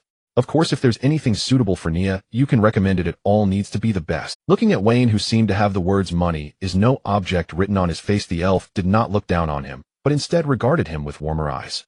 After all, it is hard not to develop a fondness for someone willing to spend on a little elf. Please follow me, sir. Saying this, she began to lead the way. The three followed the elf as they arrived at the northern area of the Trading Association, where they saw a series of exquisite little houses, each one brighter than the last. Master, these houses are beautiful. Wayne smiled. Rest assured, these are all ordinary goods. If we are to buy, we'll buy the best. Nia can choose for herself later. Nia nodded happily. 3 minutes later, the elf led Wayne and the others to a counter, walked behind it. To face Wayne, lightly tapped a crystal ball on the table, and 3 beams of light flashed, forming projections that appeared before Wayne and the others. Then the elf continued, these 3 types of little elf houses are the best available. She paused for a moment. They have different styles. For instance, this one is a villa suitable for 3 to 5 little elves. This one is a manor house suitable for 10 to 30 little elves. This one is a castle house suitable for up to 100 little elves. All 3 types of houses are alchemical products, and have spatial folding functions, appearing small on the outside, but spacious inside. Hearing this, Wayne frowned, looking at the elf with a somewhat stiff tone. Are you joking with me? You gave me options that accommodate more residents when I asked for the best. What kind of good is this? Hearing this, the elf was not angry. Instead, she confirmed that Wayne was indeed very kind to the little elves, and explained, Sir, there's been a misunderstanding. These houses are not merely residences, but rather the outer appearance. Although they look small, they encompass differences. For example, the manor house has an interior space area of about 3,000 kilometers. While the little elf houses are arranged closely in the center, they are all separate and at least 100 meters apart. The remaining area is used for the little elves to practice cultivating resources. Based on a full capacity of 30 little elves, each would essentially have an area of about 100 square kilometers, and the houses are equipped with teleportation arrays, energy gathering arrays, defensive arrays, etc. One could say that having a manor house is akin to carrying countless resources with you. Hearing this, Wayne finally understood. So the displayed houses are merely for outer appearance, while inside there are actually 30 buildings, just like the exterior of the manor, correct? The elf nodded slightly. Indeed, that's correct. Are you satisfied, sir? Wayne nodded slightly, thought for a moment, and then asked, how many magic crystals does each elven house require for annual energy charging? Just 1 top-quality magic crystal will suffice. 1. Wayne's voice of inquiry sounded not because he thought it was a lot, but rather that he genuinely felt it was little. Upon hearing Wayne's obviously surprised tone, the elf couldn't help but chuckle softly. Sir, while you are quite wealthy, your basic knowledge seems lacking. The reason it only requires 1 top-quality magic crystal is that it serves merely as a starter for the array. After that, the energy needed will be supplied by the energy gathering array, which absorbs external magic energy to meet the overall demand. Upon hearing this, Wayne was not embarrassed. He simply nodded slightly, saying, I see. In that case, let's choose the largest one. He then looked towards Nia. Nia, do you like this castle? Before Nia could respond, the elf spoke again. The appearance and interior can... As the elf finished speaking, it lightly tapped the crystal ball again. After a series of changes, various styles and decorations of the castle were projected. Seeing this, Wayne nodded slightly and said to Naya, "Naya, go ahead and choose what you like." Naya happily nodded, saying, "Thank you, master." After saying that, she joyfully flew in front of the elf, eagerly starting to make her selections, while the elf patiently introduced the options to her. Half an hour later, after Naya had chosen everything she liked, Wayne finally stepped forward. "How many magic crystals?" The elf chuckled lightly. "1 premium magic crystal. Oh, by the way, since the elf cottage cannot fit into a spatial ring and requires some time to recognize its master, if you're not in a hurry, we offer home delivery service. If the customer needs to purchase other items, just leave the address, and we can deliver it to your residence tonight." Upon hearing this, Wayne raised an eyebrow, feeling a bit puzzled. However, he was quick to act, and with a flash of his spatial ring, a premium magic crystal appeared in his hand. He tossed one over, and after the elf easily caught it, Wayne asked, "The Lord Wizard Academy, are you sure you can get in?" The elf smiled gently. The Elf Merchant Association naturally cannot enter, but elves studying at the Elemental Wizard Academy or the Knight Academy can. At that time, just be prepared to receive them, sir. Saying this, the elf took out a sacred domain scroll and handed it to Wayne. "This is the sacred domain contract scroll. After you sign it, just leave your address." Hearing this, Wayne nodded slightly, picked up the scroll, and glanced at the terms written on it. There was only one. Both parties agreed to the transaction of the elf cottage produced by the Elf Merchant Association for the price of 1 premium magic crystal. Wayne nodded in satisfaction. He then dripped blood to sign the sacred domain scroll and watched as the contract burned away. He looked at the elf. "The Lord Wizard Academy, Zone 7, Villa No. 66. This is the address." Upon hearing this, the elf looked at Wayne with slight surprise, clearly not expecting that the young man before him was actually a new student. But in an instant, the elf nodded, saying, "I will remember that, sir." Once everything was settled, Wayne took Aurora and headed outside, while the elf did not lag behind and quickly followed to see them off. At 6:30, the sunset cast a layer of radiant gauze over the imperial city. Inside a tavern, the two, having finished procuring their needed items, arrived at this tavern, intending to relax and eat. Wayne and Aurora sat facing each other, while Naya sat on a specially made small sofa at the table. Interestingly, Wayne was drinking juice while Aurora was sipping wine. "Young master, are you really not going to have a drink?" Wayne shook his head, replying, "I'm not interested in alcohol. Juice is actually quite nice." "Hee, I didn't expect the young master to be such a good boy." Hearing this, Wayne looked up to the sky in speechlessness. It was difficult to ignore the influence of his previous life. After all, what 12-year-old child drinks alcohol? Of course, while he thought this way, he couldn't help but quip, "Good boy. Are you referring to a baby who is 146 months old?" Hearing this, Aurora was momentarily stunned, and then her silver bell-like laughter rang out. "Hee, young master, you are quite humorous. How did you come up with the idea of a baby over 100 months old?" She paused for a moment. "I originally thought that your talent was only slightly inferior to the Majesty's, and that you were someone hard to approach. But as I got to know you, I found that you are actually a very good person. Now that we are familiar, I've realized that you are someone who is very kind to your own people." Wayne was indifferent, shrugging nonchalantly, saying, "Where am I good?" To be honest, Wayne did not think of himself as being particularly good until Aurora's next words. "You are good in every way. Even though I have only intermediate talent, you are still willing to train me." As soon as this was said, Wayne suddenly realized, yes, how could this not be considered good? Suddenly, Wayne remembered a phrase from his past life: "Only when you have enough love will you not hesitate to share it." Clearly, at this moment, Wayne, who possessed infinite magic crystals, was in just such a situation. Before Wayne could think much more, an elderly voice came. "Haha, 2 interesting young men and women, would you mind sharing a table with an old man?" Hearing this, both turned their heads to look and saw an old man sitting not far away, smiling at them. Wayne looked at the old man for a moment, and then slightly nodded, saying, "Old sir, please." Upon hearing this, the old man stood up, and at that moment Wayne was stunned. He stood at a full 2 meters tall, leaving Wayne gaping. Wow, it's an elderly version of Captain America. That muscle is just incredible. While he marveled internally, the old man sat down beside Wayne and Aurora. "I just heard the two of you chatting and found it quite interesting, so I came over uninvited. I hope you don't mind." Wayne shook his head, saying, "It's no problem. In this vast sea of people, to meet is already a blessing from the world." The old man chuckled lightly. "Indeed, this is a wonderful fate. I was drawn here by the words of this young lady. Are you interested in hearing a story from an ordinary old man?" Hearing this, Wayne raised his juice with a smile, saying, "If the old sir doesn't mind that it's juice, then cheers." The old man smiled upon hearing Wayne's words, raised his large cup, and clinked it with Wayne's, taking a large sip. "Now I believe this young lad's words. You are indeed a very good person." Saying this, he paused, and directly entered the main topic. "I am now a level 6 Diamond Knight." With these words, Wayne and Aurora exchanged glances, clearly not expecting that the old man before them would drop such a bombshell right away. Seeing their expressions, the old man waved his hand, No need to be surprised, you will eventually reach this. The old man's talent was only intermediate, and he had no opportunity to study at the Imperial City Academy, instead studying at a regional academy. Now he was 645 years old. Hearing this, Wayne looked at the old man's face and internally reflected on the fitting phrase from his past life: a person's appearance reflects their heart. Considering the lifespan of a level 6 powerhouse to maintain such an appearance is truly remarkable. Our reality has likely knocked this old man down numerous times. What he thought was an elderly individual now seemed to hold countless stories. At that moment, the old man's voice rang out again. And the knights of my time have either been limited by their talents, or become mediocre level 7 knights.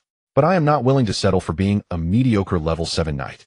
I envy those talented knights who freely soar in the sky on dragons. Since graduating 600 years ago until now, I have finally saved enough to buy a round-trip ticket to the Dragon Continent. And tomorrow, while it may be an ordinary day for others, for me, it marks the first step toward extraordinary pursuits, as well as my journey to the Dragon Continent to seek companions. As he spoke, the old man's eyes sparkled with anticipation, but he also looked a bit embarrassed. I apologize, after 600 years this is the first time I've shared my innermost thoughts. I lost my composure. Wayne shook his head, raised his cup, and smiled gently at the old man. Old sir, congratulations on regaining your youthful spirit. Cheers for your dreams. At this moment, Aurora also raised her cup. Haha, old sir, I wish you success. Cheers. Seeing the blessings from the young man and woman before him, the old man raised his cup, and the three clinked their cups together. The old man downed the contents of his large cup in one go, and then stood up and bowed slightly. You too, this wonderful fate will be cherished by this old man for a lifetime. With that, he turned and left. Watching the old man's departing figure, they did not avert their gaze until he completely exited the tavern. Young master, this old gentleman shares the same talent as I do, but if he contracts with an elemental dragon, he will soar to become a holy dragon knight, truly my role model. Aurora sighed. Wayne shook his head slightly, saying, no, he possesses a stronger talent than most gifted individuals. Young master, isn't the old gentleman a mid-level talent? Facing Aurora's question, Wayne calmly, it is persistence. This talent is something everyone has, but not everyone can realize it. The 600 years of solitude did not cause the old gentleman to give up, which shows his inner resilience. After explaining, Wayne turned to ask his own question. By the way, Aurora, do you know how much the ticket for the teleportation array to the Dragon Continent costs? Hearing this, Aurora nodded. Of course I know. You don't need to worry, young master. Seeing Wayne's confusion, Aurora explained, the reason the old gentleman mentioned the Central Academy of the Imperial Capital is that after studying for 12 years in any of the 3 major Central Academies, one can use the ticket provided by the Academy to teleport for free to the Dragon Continent. That is also why the old gentleman mentioned the Central Academy. As for the price, because it is a cross-continental teleportation, it is quite expensive.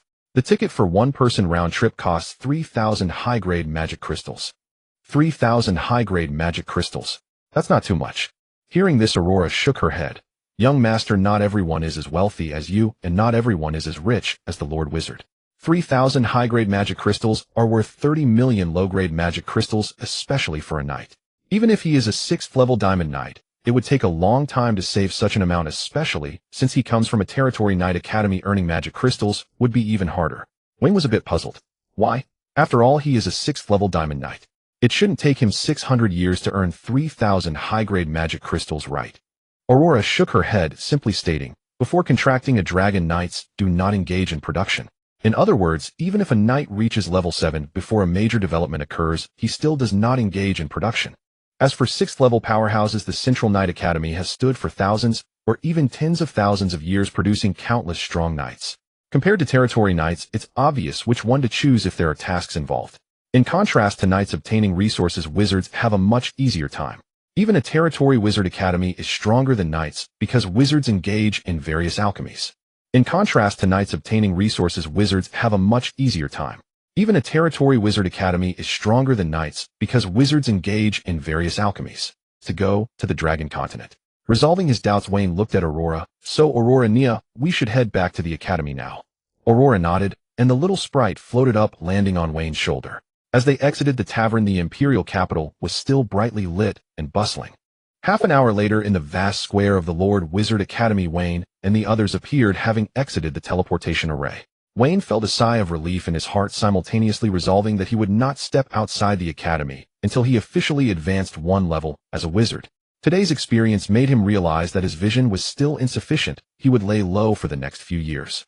To get back to the point, Wayne led Aurora toward the administrative district of the Northern Passage, asking as they walked, "Aurora, does the sprite need to be registered?" Aurora shook her head. Of course not. The sprite recognizes its master and belongs to a non-harmful category, so the Academy will not manage it uniformly. While they were talking, they exited the teleportation passage. Wayne lightly tapped his fingertip, activating the flying array, taking Aurora toward the central building. A quarter of an hour later, at the foot of the 320th Administrative Building, Wayne and the others descended from the sky and walked inside. Upon entering, they saw a large array with a middle-aged man beside it. "Hello, teacher. We need to process the follower registration." The middle-aged man looked at Wayne, who had spoken. He was startled by the young face, but the surprise quickly faded because a little sprite was sitting on Wayne's shoulder. With such resources, he naturally would not think too highly of himself. He simply nodded. "You two go into the detection array to check your sacred domain scroll contracts." Hearing this, Wayne and Aurora entered the array, and in the next moment the array lit up, enveloping them. The process lasted about 3 minutes before the array dissipated. "You can come out now." Listening to the middle-aged man's voice, Wayne and Aurora walked out. The middle-aged man looked at Aurora and shook his head slightly. "You really have a good master."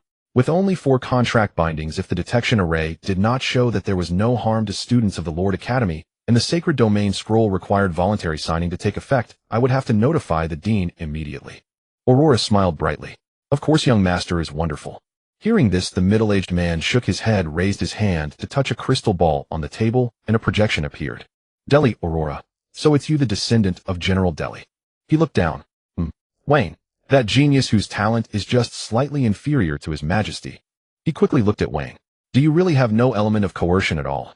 He then glanced at Aurora and continued, "You needn't worry about General Delhi. Just speak boldly. A mere 7th level is not enough to threaten a member of my Lord Wizard Academy." Hearing this, Wayne felt warmth in his heart and became even more determined to stay low for a few years, as this was a natural sanctuary. "Thank you for your concern. This contract was signed voluntarily by me." He bowed as he spoke. Hearing Wayne's words, the middle-aged man nodded slightly. "That's good." He then took out a badge, pointed at the crystal ball again, and a flash of light passed. 2 beams of light shone out, landing on the badge worn on Wayne's chest, and the one in his hand. "This is the follower badge. Her information has been registered under your name.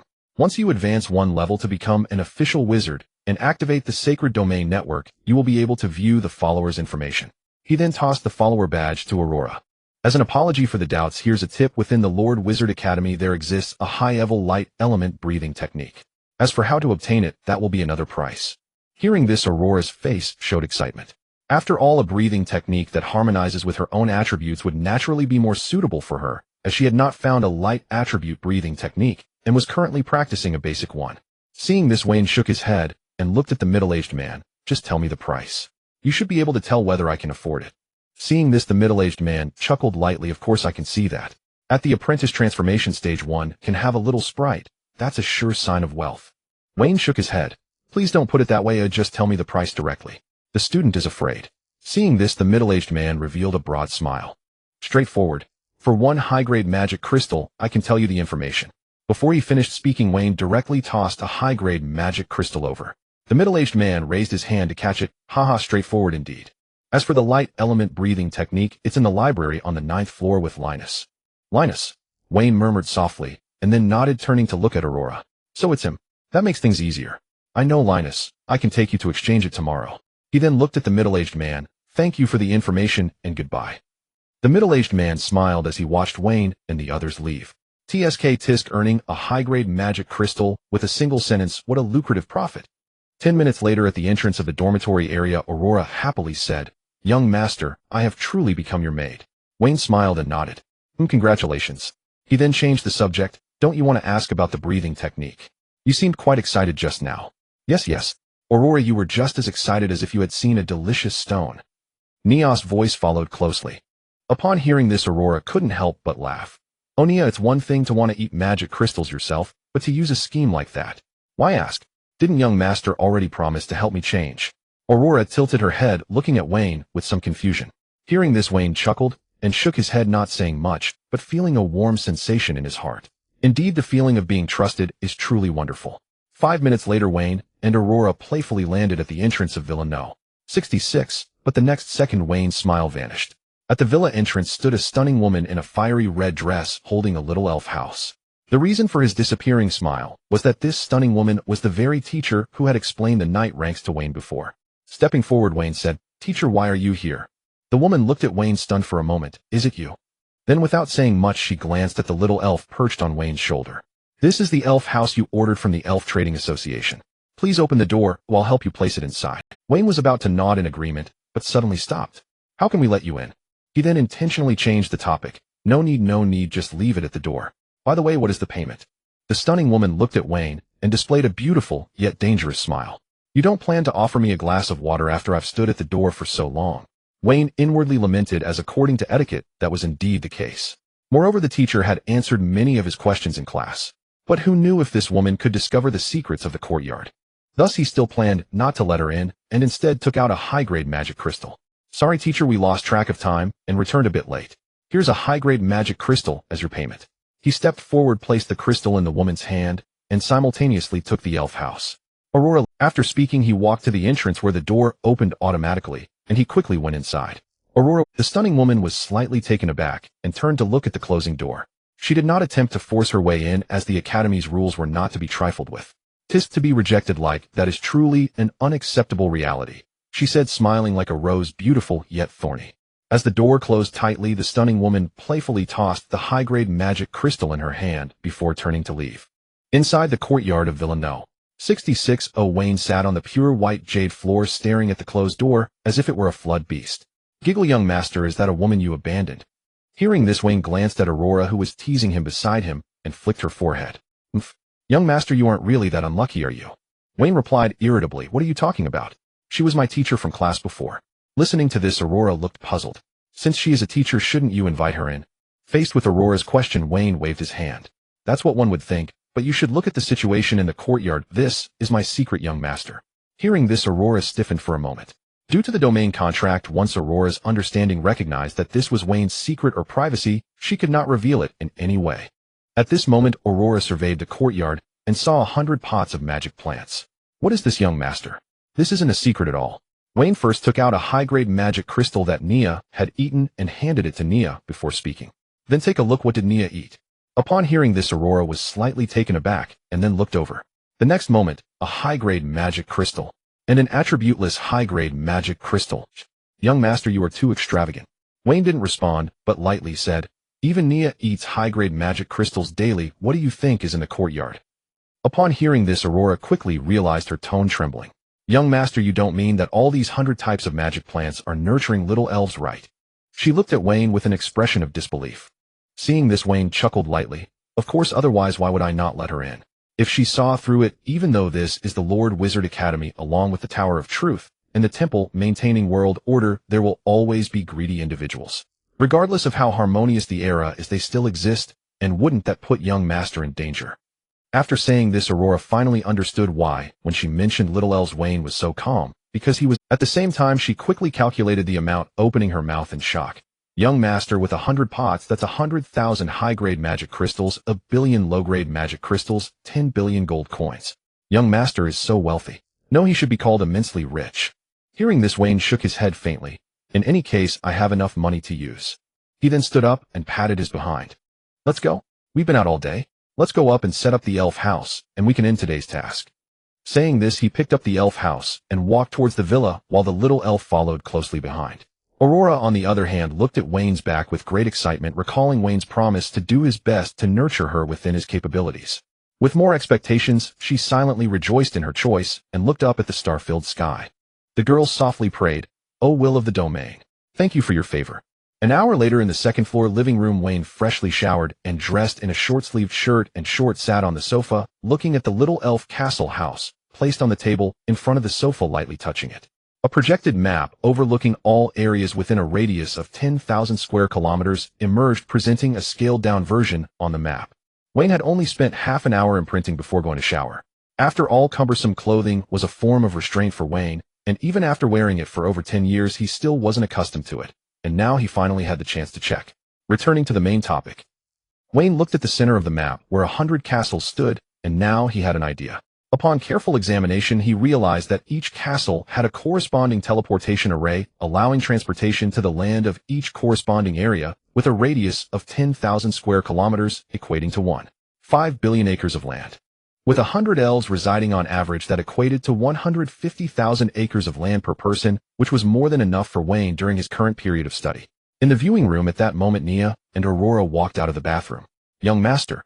Wayne turned his head and saw the little sprite Nia, wearing a fire-red short-sleeved outfit emblazoned with a giant dragon dancing around Aurora, who was dressed in a pure white short-sleeved outfit marked with a light dragon. "Tsk tisk, how is it? Isn't it very comfortable?" Aurora and Nia approached the sofa. "Master, it's indeed very comfortable." "Young master, it is comfortable, but I feel so embarrassed. It's fine at home, but I absolutely won't wear this." Hearing this, Wayne chuckled lightly. "Who said you have to wear it outside? Just wear it at home. Of course there's no pressure. I wear this for comfort, so you don't have to worry about my thoughts." He paused for a moment. "As for you, Nia, it's the same." He then redirected the topic back on track. "Come and see the elf's cottage."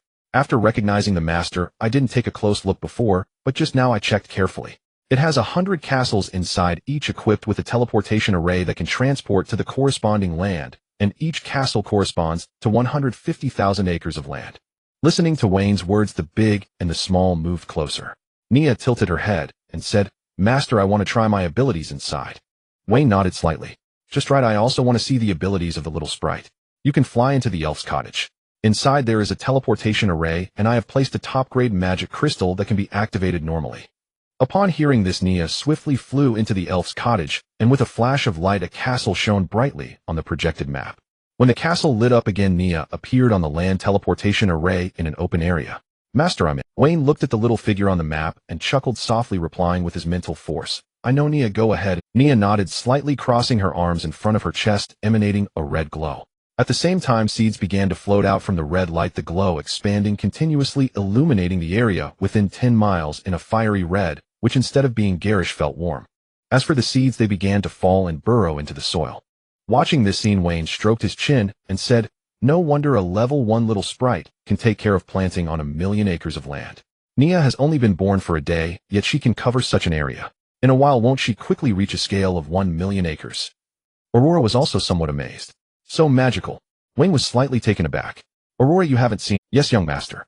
Although little sprites are not rare in the imperial capital, I have never witnessed the scene of their abilities being displayed with my own eyes." At that moment, Wayne could distinctly feel a mysterious vitality entering the land within the elf's cottage, and soon he saw on the map that within a 10-mile radius centered around Aurora, dragon blood ginseng began to take root and sprout. At this time, Aurora also stopped looking at the sprouting dragon blood ginseng. She didn't rush out, but instead pointed her finger lightly in the air. A red light, or rather a domain, spread out within the same 10-kilometer range. When the domain fully expanded, red dots began to rise from each of the dragon blood ginseng seedlings appearing within the domain, ultimately flowing towards Nia until they were all absorbed into her body, after which Nia dispersed the domain.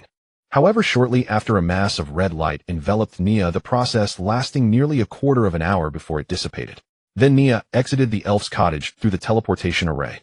As soon as she came out, Nia excitedly exclaimed, "Master, there's so much cultivation information. Super invincible amounts." Wayne pondered for a moment before speaking. "You mean the red dots that surged into your body later?" Nia nodded slightly. "Yes, those red dots are the information of those seedlings. Which one grows well, which one doesn't, what each needs. Every red dot represents a piece of information. So what's the use of that?" Listening to Aurora's confusion, Nia explained, "Sister Aurora, it's for cultivation. With this information, I can gradually cultivate dragon blood ginseng that takes the shortest time, but has better effects, and then continue until I break through the limits. These pieces of information are the reason that supports my cultivation." Hearing this, Wayne nodded slightly. "I see, so mass cultivation is actually an experiment helping magical plants break through their limits, right?" Nia nodded. "Master, you're really smart." Hearing this, Wayne chuckled lightly. "Can you talk about your abilities?" Nia nodded. "Of course, the first one is rapid growth. I can sow seeds in batches, and the area illuminated by the red light is within my sight.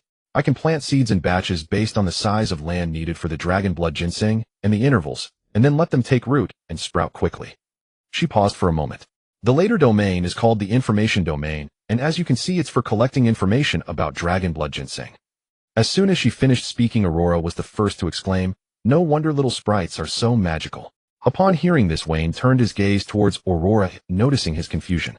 Aurora explained, "Cultivating magical plants, aside from a few well-established magical plants like the night flower and awakening flower, most other magical plant cultivation is particularly difficult. The first step is the hardest, which is germination. For example, even with the commonly known night flower despite being relatively well established, there are still cases where they do not sprout during artificial cultivation. She paused again. But little sprites are different. For Nia, the apprentice-level dragon blood ginseng that just sprouted directly germinated, which means it has already been successfully planted. The final result is simply whether it can be upgraded to a level 1 dragon blood ginseng or a higher level. Upon hearing this, Wayne thoroughly understood why Lord Wizards were wealthy. While others were still at the first step, Lord Wizards with little sprites directly skipped it. The beginning is always the hardest, and with little sprites, they just bypass this step. It's enough to make one feel despair. No wonder the Lord Wizards are the protagonists of this era. Who skipped? Oh, it's the handsome me.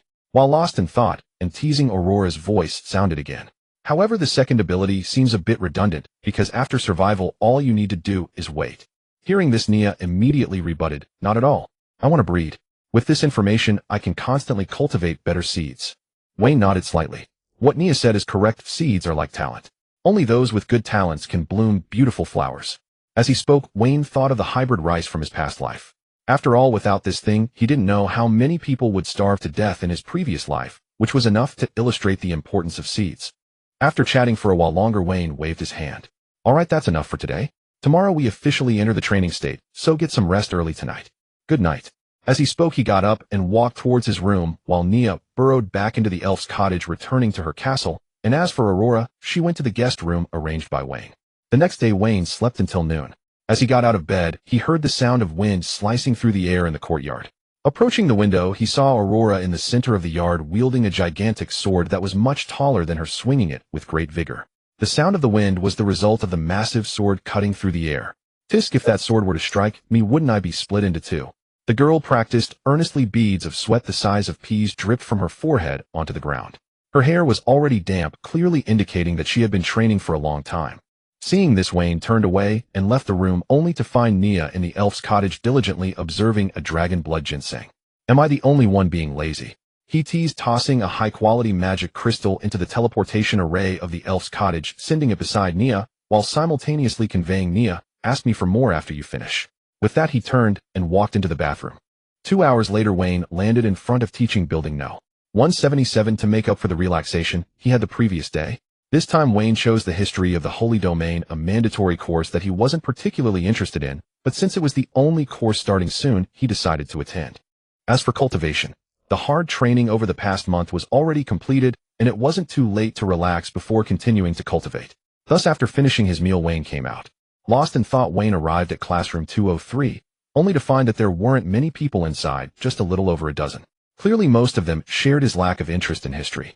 If not for the fact that he had come all this way, he would have likely put off the mandatory course on the history of the Holy Domain until the very end. Finding a seat by the window, he settled down and began to wait. 10 minutes later, an elderly man walked in, and the classroom suddenly fell silent. Wayne looked at the old man and felt an overwhelming sense of knowledge emanating from him, or more accurately, the aura of an old scholar.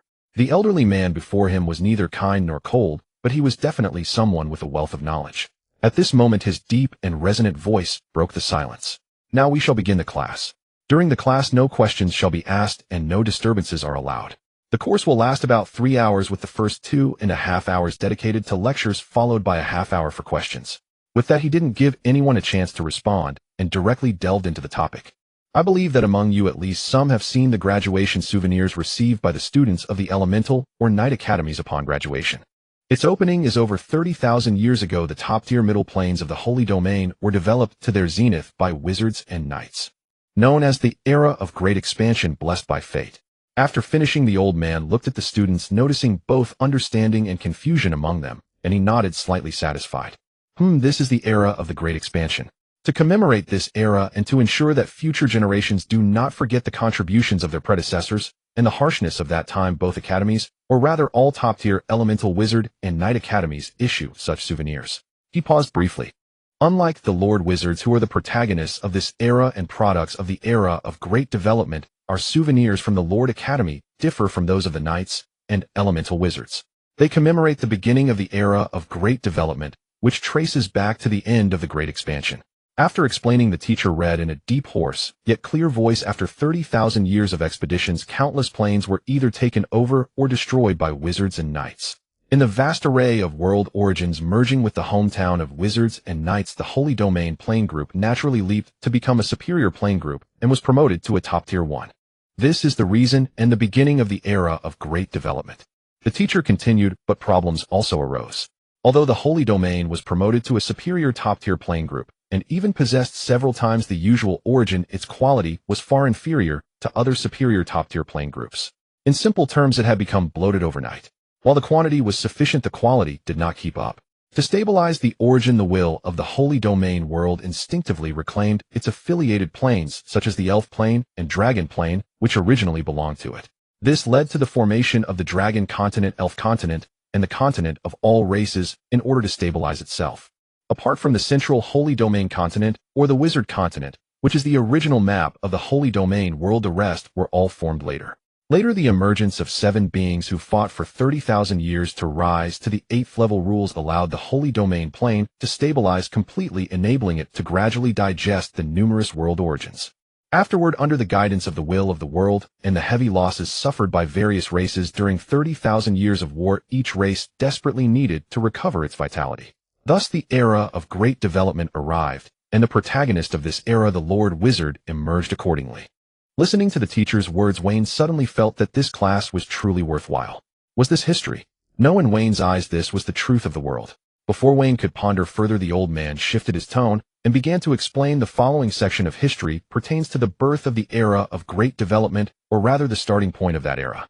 When you graduate from the Lord Wizard Academy, you will receive a souvenir, and it will conclude with the phrase, the era of great development, blessed by the Holy Domain. With that, the teacher's tone suddenly became passionate. Be grateful, for you were born in such a wonderful era, devoid of blood and fire, filled only with countless resources and a peaceful order. Seeing the suddenly passionate teacher, the other students were puzzled, as they had not experienced it personally, and were hearing the truth of the world for the first time, naturally becoming bewildered. Wayne, however, was different. In his eyes, the teacher before him had either experienced the blood and fire of the great expansion, or had studied history so much that he had been awakened. As for the teacher's fervor, Wayne could understand. After all, there was a saying in his past life, better to be a dog in a peaceful time than a person in a chaotic world. Clearly, the teacher wanted to convey to these students the importance of cherishing the present time. At this moment, the old man's tone returned to calmness, and he began to speak about the characteristics of this era. Remember what I just said. Next, I will tell you about the characteristics of this era of great development and why the Lord Wizards came into being. The will of the Holy Domain world, appreciating the contributions of the human, elf, and dragon races in the 30,000 years of war, as well as the prayers for the recovery of all races, thus blessed the 3 races. The little elves born from the elves, and the life sacred tree, the resources born from the dragon race, and the Lord Wizards emerged from the human race. This is the 3 characteristics of this era of great development. The 10 mandatory course outlines could be saved to prevent forgetting the progress. Pausing for a moment, he said, now the class on the history of the sacred domain has concluded. It's time for questions. Do you have any inquiries?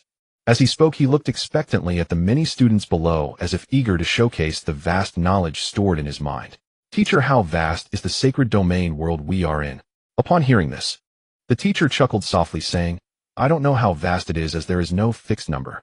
The will of the sacred domain world is constantly digesting the origins of many worlds, thus it is ever-changing, becoming stronger and broader. Just considering the myriad races continent beneath our feet, perhaps one second you are at the edge of the world, and the next second you might already call yourself a visitor from the interior. Then why is it called the myriad races continent? Upon hearing this, the teacher chuckled lightly. Good question. The myriad races continent, as the name suggests, gathers numerous races, but myriad is just a virtual number, not an exact figure. Also, the races on the myriad races continent are composed of 3 origins. The first belongs to those that are part of the sacred domain plane, which were cast onto the myriad races continent when the sacred domain reclaimed the plane. The second consists of those who live in the sacred domain world, such as us humans, and so it is. Lastly, during the 30,000 years of conflict, some who were sensible or surrendered and were friendly towards us, their life forms, would be introduced into the sacred domain world. The myriad races continent was thus formed for these 3 reasons. With his words falling, everyone exchanged glances, clearly astonished by this understanding, realizing that on the land they lived there were races that were not native. Time flowed away, and with the teacher's announcement of the end of class, this lesson concluded. Until the teacher exited the door, Wayne did not, as before, pose any questions.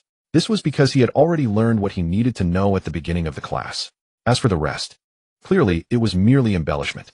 At least from his current perspective, this was why Wayne had previously thought that if it weren't for this class being the only one today, he would have postponed it to the end. He stood up and left the classroom. 15 minutes later, in the special area on the 9th floor of the library, Wayne stepped out of the elevator. Just as he entered the library, he saw Linus sitting at a table polishing a crystal ball. Teacher Linus, this crystal ball is already clean enough. Polishing it further will just cause reflections. Hearing the voice, Linus was puzzled as he did not recognize it. Looking up and seeing it was Wayne, he couldn't help but smile. What brings you here? If I remember correctly, you have already taken what you needed from here. Wayne nodded slightly and directly got to the point.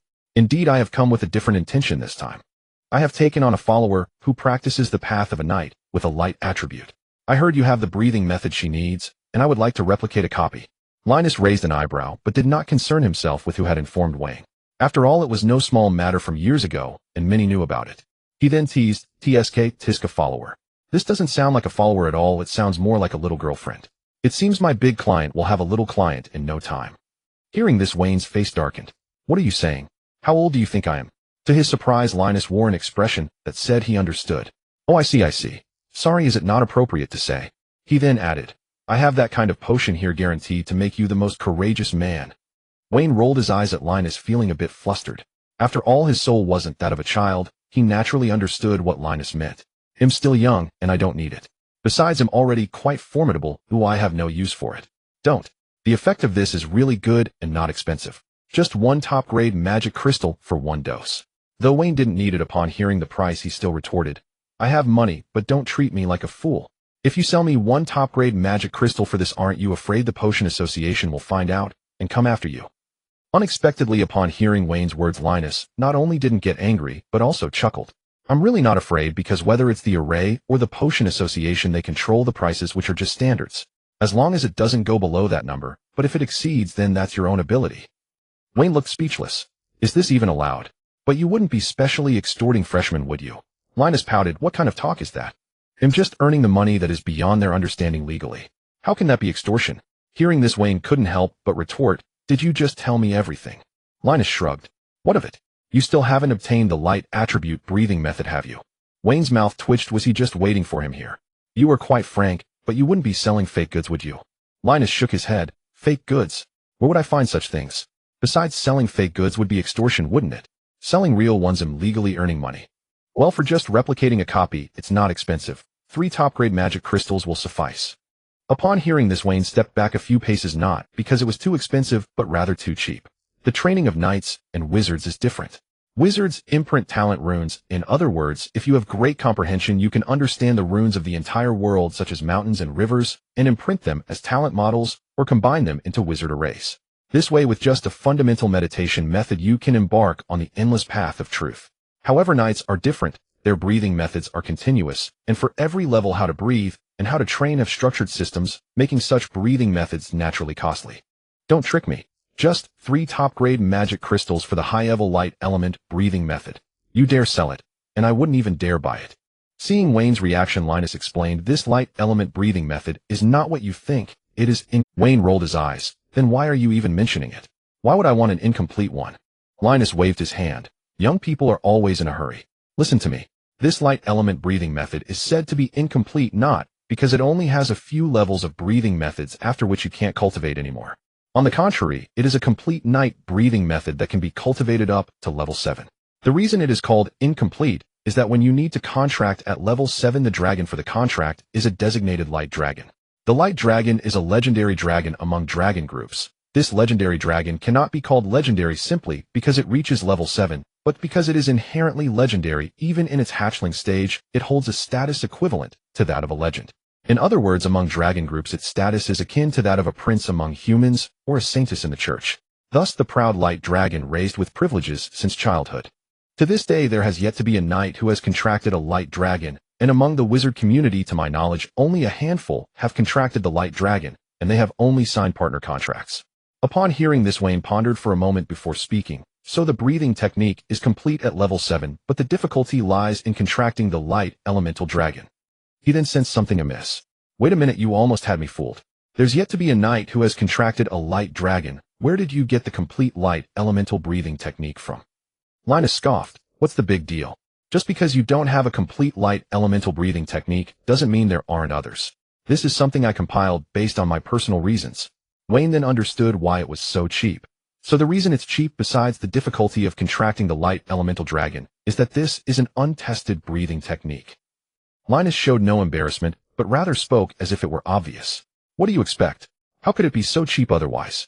Seeing this, Wayne didn't hesitate and directly threw down 3 top-quality magic crystals. Linus caught them, steadily placed them on the table, and then chuckled, just buying some potions.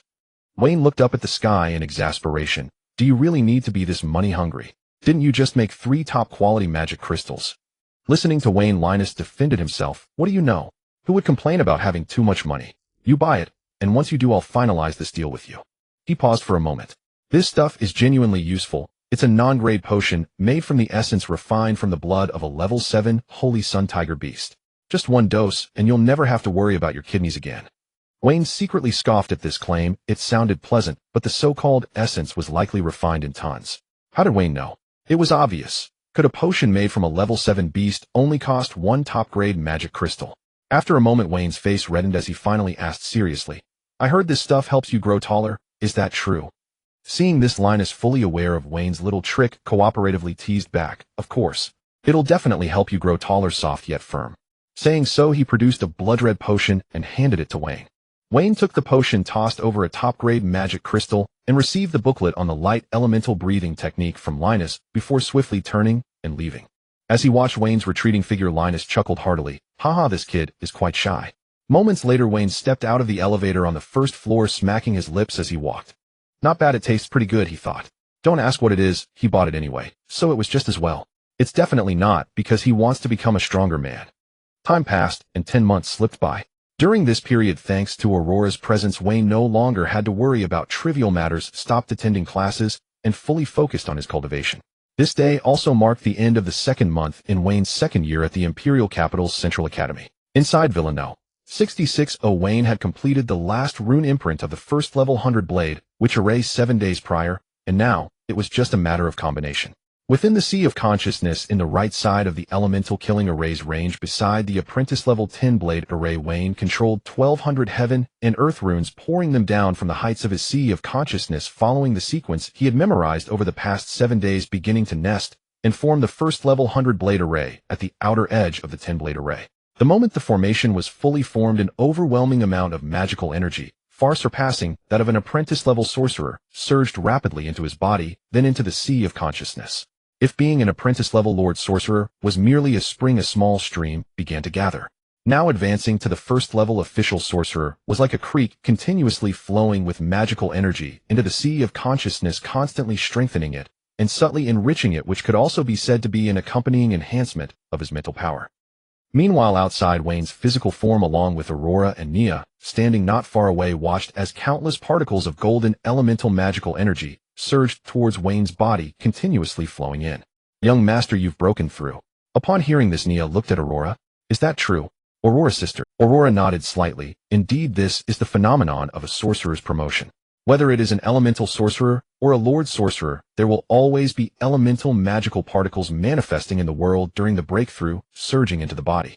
This indicates a successful promotion. The magical particles will significantly enhance the sorcerer's body, and once they reach the corresponding level, they will fully bolster the sorcerer's Sea of Consciousness. She paused for a moment.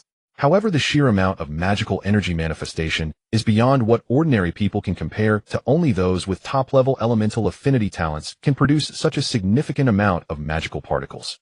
Nia nodded slightly. I know, but it's just like when I eat a lot of magic crystals. My domain range has now reached 120,000 acres. This way I can gather more information, right? Aurora shot Nia a sideways glance. Are you praising young master, or are you praising yourself? Nia waved her small hands, imitating Wayne's tone. Haha, praise them all, praise them all.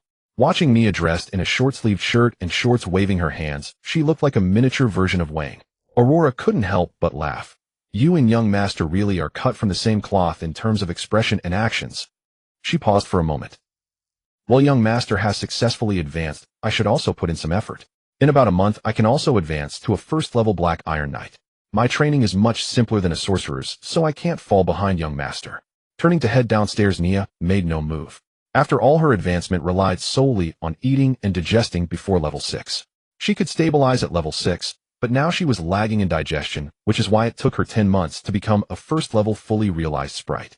A quarter of an hour later, Wayne opened his eyes and saw Nia, sitting cross-legged on a specially made small sofa at the coffee table staring at him. "Master, congratulations on your breakthrough." Wayne nodded slightly. "Thank you, Nia." He then stood up, clenched his fists. The improvement in his physical condition was within Wayne's expectations, and it would continue to strengthen, but more so, it was the changes in his sea of consciousness that he could clearly perceive. The 100-blade array. With a light tap of his fingers, he could form the witch array, instantly rendering the area within 100 meters barren. The allure of extraordinary power became apparent to Wayne only after stepping into the realm of a first-level official sorcerer. He understood what a world of difference it was.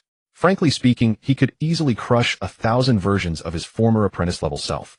After adapting for a moment, Wayne then looked at Nia. "By the way, where's Aurora? Where did she go?" Nia giggled.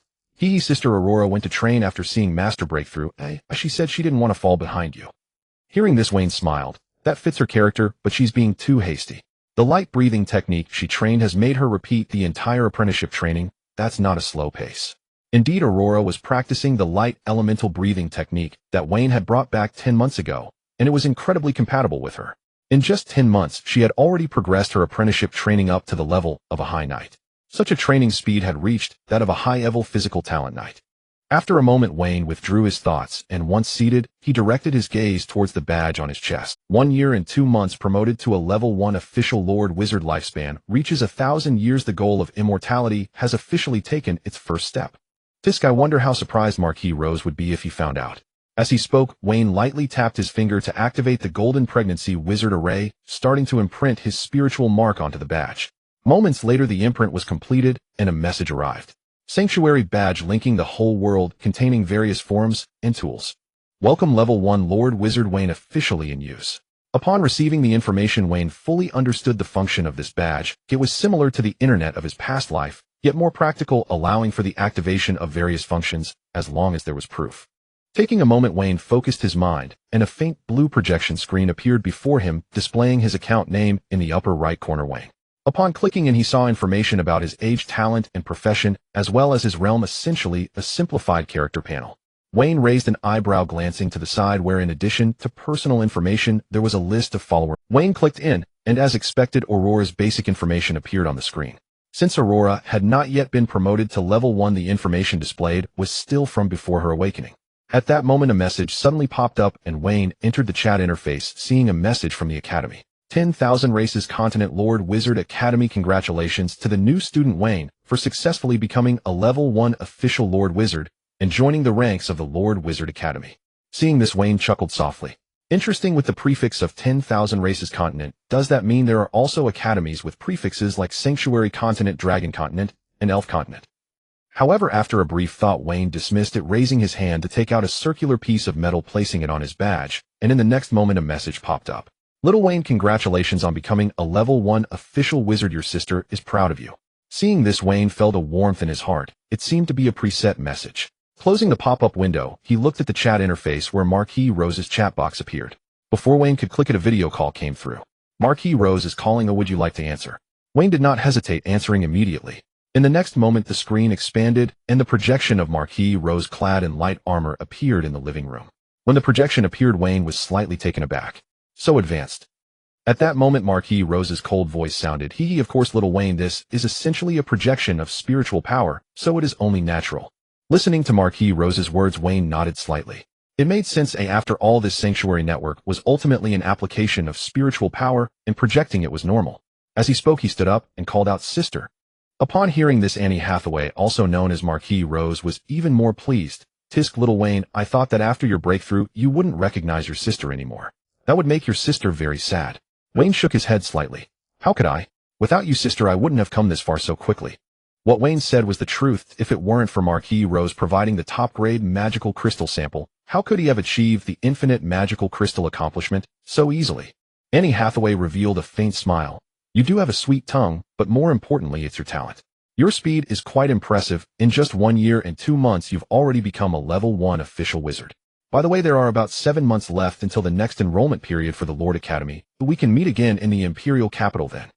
Upon hearing this, Wayne noticed that Marquis Rose misunderstood and did not explain, but nodded slightly, saying, "All right, sister, I'll wait for you in the Imperial Capital." Marquis Rose nodded, slightly, turning to Nia. This is General Derry, your little spirit. Yes, a dragon blood ginseng little spirit with a maximum level of 6. Upon hearing this, Marquis Rose nodded slightly. Not bad, this thing will sell well. Saying this, she paused. Alright, there's still business to attend to in the territory. This strand of spiritual power should be withdrawn now. If you want to talk to your sister, just send a message. As she spoke, the spiritual power dissipated. Seeing this, Wayne let out a gentle sigh. To be honest, when he realized it was a projection of spiritual power, Wayne felt a bit anxious. After all, in the yard there were still 100 pots nurturing little spirits. Although Marquis Rose treated him well, he would have plenty of opportunities to repay her in the future. It was best if fewer people knew about matters concerning his own safety. Now that she had left, Wayne felt his worries dissipate. Time reached the afternoon. Inside the villa, Wayne, Aurora, and Nia, 2 adults, and 1 child, were gathered around the table in the living room with a feast laid out before them. Young Master, congratulations on becoming a level 1 official wizard. Hehe, Master Nia also congratulates you. Looking at the 2 raising their cups, Wayne also lifted his cup. Thank you both, I'm happy today, let's celebrate properly. After 3 rounds of juice or wine, the 3 finally stopped after eating and drinking their fill. In the evening, Wayne lay on his bed staring at the ceiling, silently thinking, the road to immortality is long. Remain humble and calm. The next day in the morning, at the entrance of classroom 302 in teaching building 134, Wayne stepped inside. At this time, there weren't many students yet, so Wayne found a seat by the window and waited. As for the promotion matter, they had already celebrated yesterday. It was a thing of the past. Now it was time for class. After a quarter of an hour, the classroom suddenly fell silent. Wayne looked toward the door, seeing a young man walking and heading to the podium. After waiting for about 3 minutes, he finally tapped on the desk. My name is Riley, and the course I will be teaching you is the relations of the 3 major races.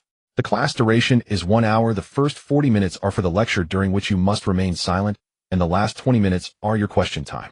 As his voice fell, instead of maintaining silence, the classroom was filled with murmurs, clearly indicating that this introduction was completely different. Seeing the students react this way, Riley shook his head, slightly tapped the desk to draw everyone's attention, and then spoke. I know your confusion. You're wondering why I introduced myself, right? As he spoke, he began to explain. The reason for the introduction is not because most of you require it, but because among you there is one who has already been promoted to a level 1 official wizard, which means he is officially part of the Lord Wizards. Making a self-introduction is a sign of respect for him. As soon as he finished speaking, the classroom erupted in whispers. Who is it? So abnormal. Exactly just over a year, right? Seeing the classroom in chaos, Riley lightly tapped his fingertips, and an enchantment instantly enveloped the entire room. Silence formation. It seems you are quite surprised, but that does not justify your disruption of the class. Let's proceed with this lesson as planned. Hearing this, the students could only stare in bewilderment, for they realized that they could not make a sound. As for any thoughts of resistance, they were not that foolish. However, Wayne was unaffected by this formation. Perhaps the apprentice-level enchantment was utterly ineffective against a first-level official wizard. Looking up at Riley, he returned a smile before diving into the subject. Before discussing the relationships of the 3 major clans, it is essential to identify those 3 clans. The 3 major clans of the Holy Domain are the dragons, elves, and humans. They are also the top 3 races in the Holy Domain world. The reason for discussing the relations among the 3 major clans is to help you understand the allies of humanity, to prevent future disputes that might create rifts among the 3 clans. Now let's get to the main topic, the relationship among the 3 major clans, which can be divided into 3 phases. The first phase, over 30,000 years ago, can be described as each clan standing alone, or even as enemies, where mutual slaughter was merely the norm. The second phase occurred during the Great Expansion War, where the relationship among the 3 clans could be described as comrades in arms united against a common foe. Finally, the third phase, which pertains to the relationships during the Great Expansion period, saw the 3 major clans forming an interdependent state, where each could not exist without the others. The reason lies in the fact that all 3 major clans are favored by the will of the Holy Domain, having fought for 30,000 years in the Holy Domain, thus receiving its blessings. If any of you have attended the history course of the Holy Domain, you would know why they received such blessings. After receiving the blessings of the Holy Domain, the 3 clans, as the most significant contributors, naturally received the most complete blessings, with the will of the Holy Domain shaping the current state of their relationships based on their needs. For instance, the elves require magic crystals for their cultivation, the dragons need elixirs, and humanity's alchemy serves as the adhesive that tightly binds the other 2 together. The elves need better equipment, the dragons need potions for their training, and humanity requires resources produced by both, ultimately forming a closed loop. Of course, this description is not exhaustive. There are many more aspects. If you are interested, you can explore them at the library once you advance to the first level as an official wizard. The reason for this mandatory class, as mentioned earlier, is to prevent you from disrupting the stable relationships among the three clans. Currently, the relationship among the three clans is quite amicable. For instance, the increasing number of Holy Dragon Knights indicates the nature of the relationship between the Dragon Clan and humanity. Hearing this, Wayne nodded slightly. The summary of this lesson is simply that because they have fought together, they do not wish for anyone to destroy the relationships that have been formed. Meanwhile, Wayne planned to visit the library after Class A. After all, whether it is dragons or elves, he would need to interact with both in the future, so it's wise to prepare in advance. At this moment, Riley's voice rang out again. The establishment of this course is not solely for humans. The Dragon Clan also mentions it in their bloodline heritage, placing it in the first tier. During the Young Dragon period, it is passed down alongside their talents. The elves, like humans, have such a course within their established academies. Furthermore, compared to humans, all elves being extraordinary means that the entire clan is aware of this course, whereas only the extraordinary among humans know it. And since the strong among humanity's extraordinary forces hold more stringent views on this rule, so. Lastly, let me remind you not to harbor malicious thoughts towards the holy domains, elves and dragons, as it is not just humanity that cannot tolerate you. In other words, the entire holy domain world will not allow it. As he spoke, he observed the expressions of all the students below. Seeing that they had all remembered, Riley nodded slightly. Good, it seems you have all grasped it. Now the lecture has concluded, and it is time for questions. Having said that, Riley directly shifted his gaze to Wayne. Seeing this, Wayne couldn't help but chuckle inwardly. Was this quite a generous gesture? Yet he did not hesitate, for in terms of knowledge, what he learned was his own, thus he did not mind whether he was in the spotlight. Teacher, why is the relationship between the elves and humans different from that with the dragons? Or what are the similarities that differ? For example, humans can form contracts with dragons. Do elves have anything special? As his words fell, all the new students turned to Wayne, their minds filled with a single thought. He is the genius. Riley on the podium chuckled lightly upon hearing this. That's a good question. In fact, the elves do have contracts, and that is with the pixies. As everyone knows, a pixie can only recognize one master in its lifetime. However, if the contractor dies and the pixie still has lifespan left, it will be directly sent back to the pixie continent, and it will never have the chance to recognize another master again. The pixie is also birthed from the elven clan and the elven sacred tree. Therefore, the pixies are indeed part of the elven clan and belong to the native elven sequence of the holy domain world. As his words concluded, Wayne nodded slightly. At that moment, Riley's voice rang out. Are there any more questions? Wayne was taken aback. He did not expect Riley to be so enthusiastic. No, teacher. Hearing this, Riley nodded slightly and then pointed with his finger. The silence formation dissipated, and the new students immediately felt the control lift. However, this time no one was chattering, but rather looking towards Riley. Seeing this, Riley nodded slightly. So if you have any questions, feel free to ask. 5 minutes later, Riley and Wayne walked out of the classroom together. Before Wayne could inquire, Riley spoke. First, let me reintroduce myself. Riley is a 6th-year student. Wayne, a 2nd-year newcomer. Upon hearing this, Riley chuckled lightly. You cannot really consider yourself a 2nd year until you pass the small exam after 3 years of enrollment and become a true official student. Oh. Seeing Wayne's confusion, Riley continued. The academy classifies the first 3 years of enrollment as 1st year. Only after that do you become 2nd year. Oh.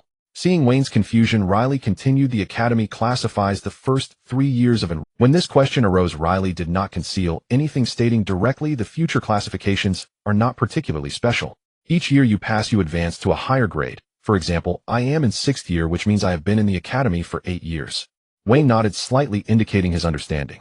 He then asked directly, Senior, why are you being so enthusiastic? Upon hearing this, Riley looked at Wayne with a tone of certainty. It is precisely because you are a level 1 official wizard that you are considered a true member of the academy. Of course, it is also due to your talent. Last year when you enrolled, your name was at the top of the academy forum. Hearing this, Wayne chuckled lightly. So talent is still a hard currency, huh? Haha, junior brother, you are quite amusing. But you are not wrong. Talent indeed allows you to walk a smoother path. After all, when meeting someone for the first time, one naturally tends to regard talent with a higher appraisal. Listening to Riley's words, Wayne did not respond immediately. Instead, he paused, recalling events from before the semester began. Senior Riley, may I ask if you are the brother of Senior Wright, the headmaster? At this, Riley smiled. It seems you have figured it out. I am indeed Wright's brother, though not a biological one, but rather the eldest of the direct lineage. Upon hearing this, Wayne understood. At this moment, Riley continued, Junior brother, how about we exchange contact information? Of course, that would be great. As he spoke, he waved his badge, causing a light to illuminate. Riley did the same, and after their lights intertwined, a chat interface appeared with both their chat boxes. After exchanging, Riley prepared to leave. Well then, Junior brother Wayne, this will be all for today. Let's meet up sometime for a gathering. Goodbye for now. After saying this, he floated into the air and flew away. Watching him leave, Wayne paused for a moment, then turned his gaze towards the library.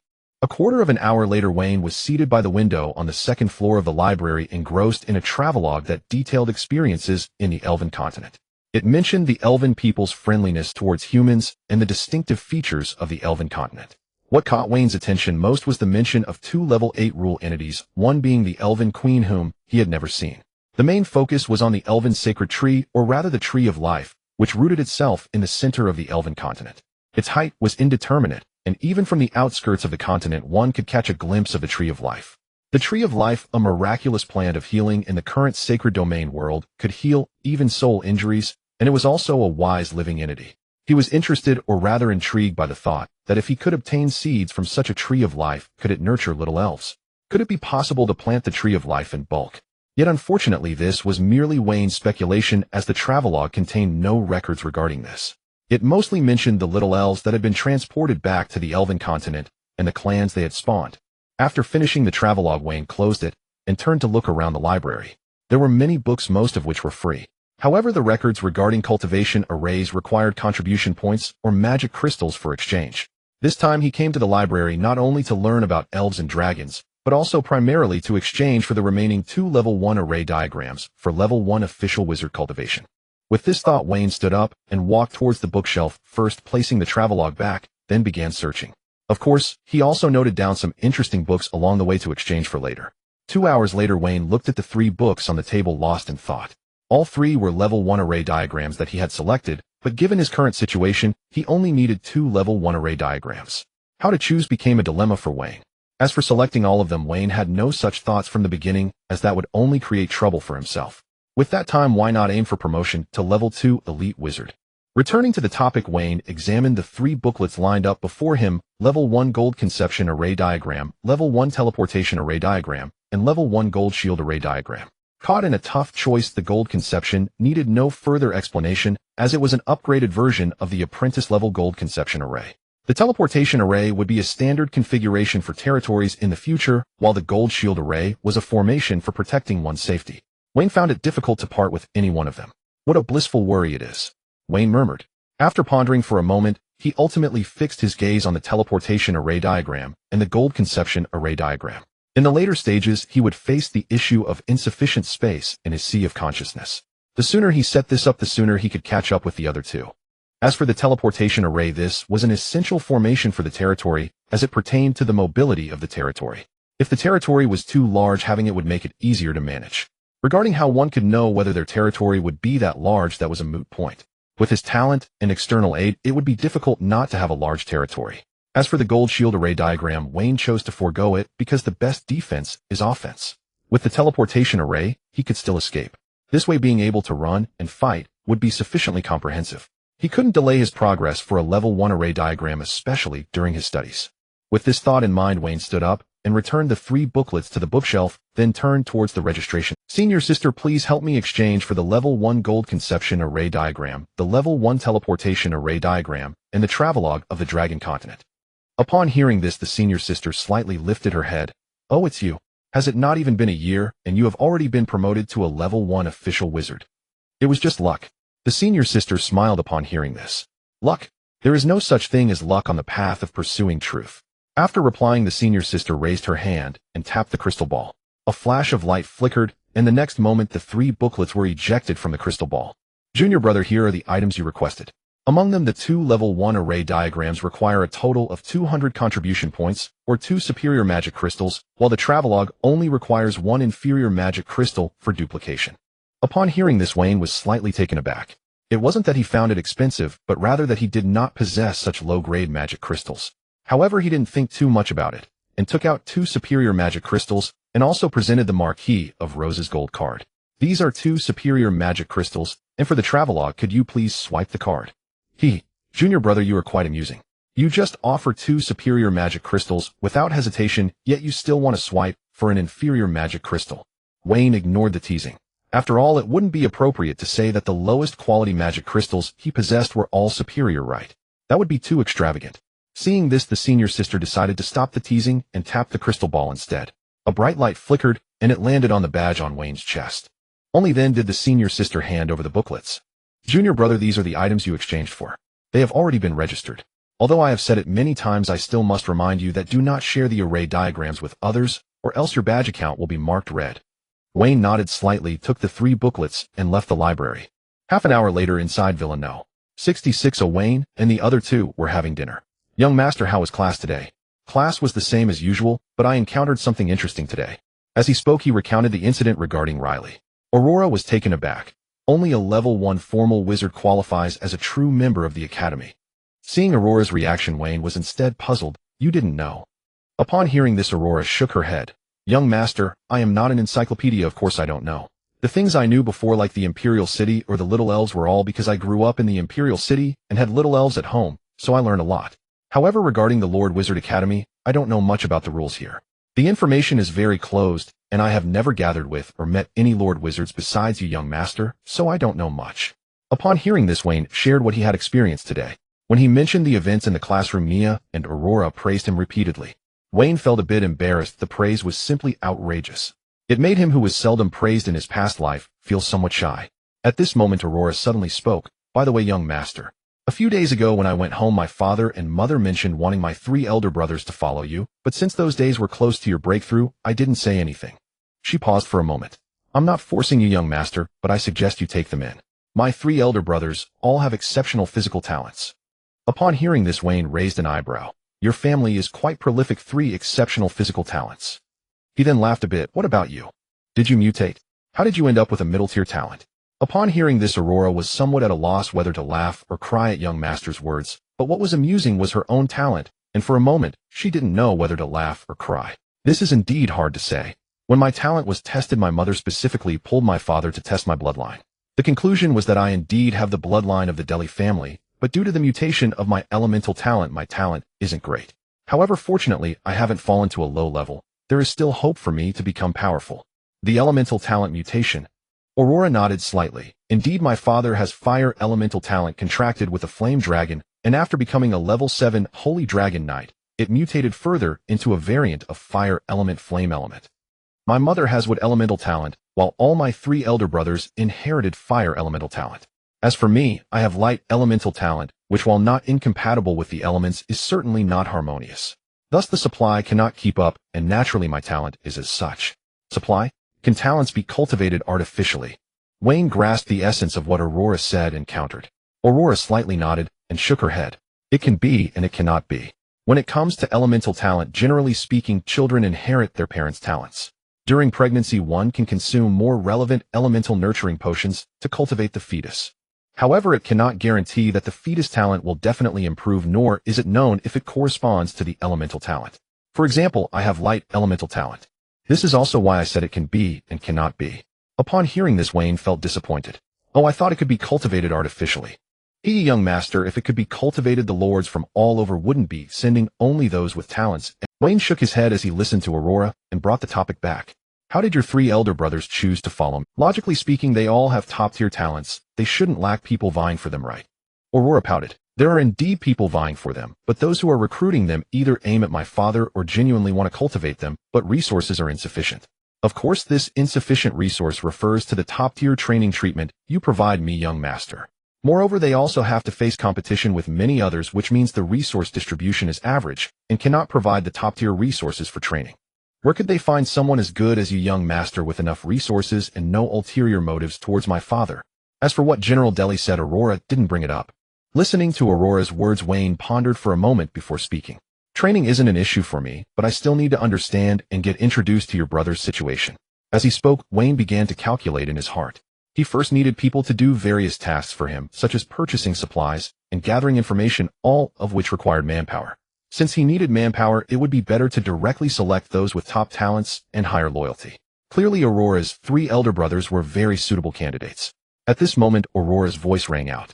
My eldest brother Andrew is 21 years old, has top physical talent, and high-level fire elemental talent.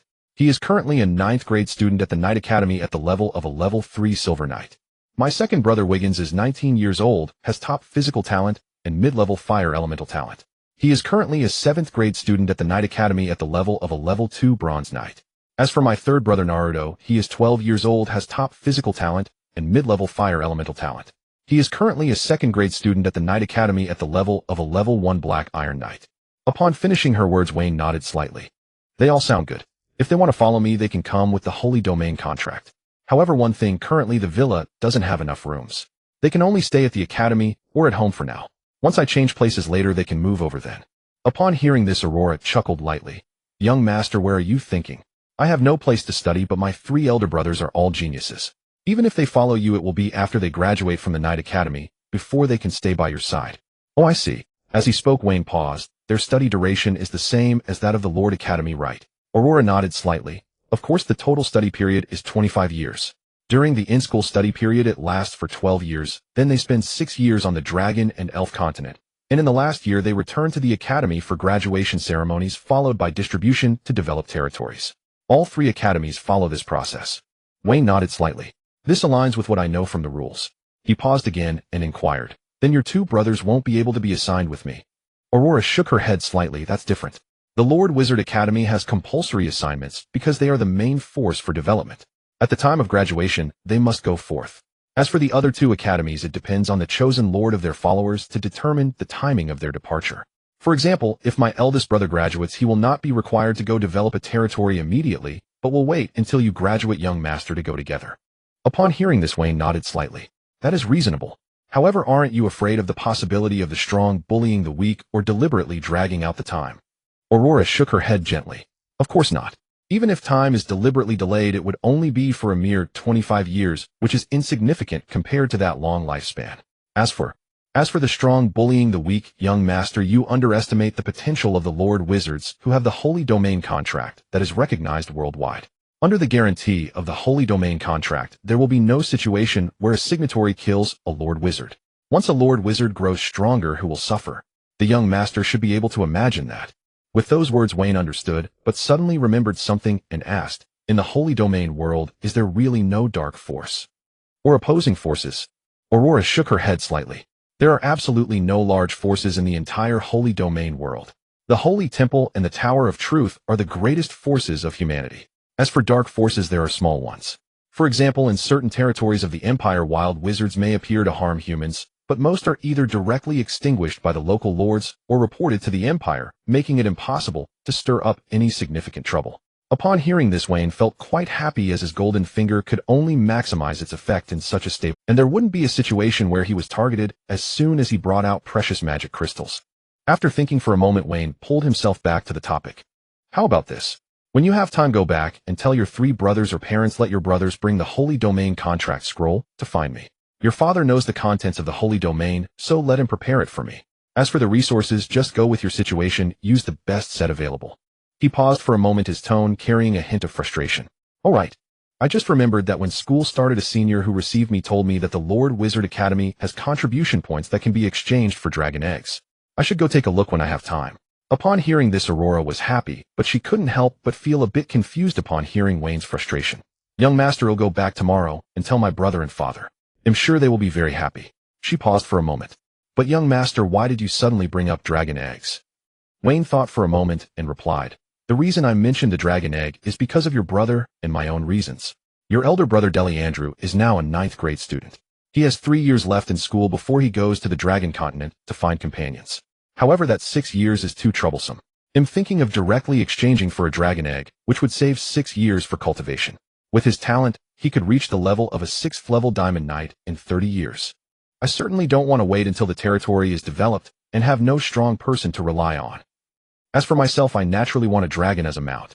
When I was flying on my sister's ice dragon in the territory, I made the decision that I must have a majestic dragon. As the words fell, although Aurora was moved, her curiosity was even stronger. Sister. Yes, it's Marquis Rose.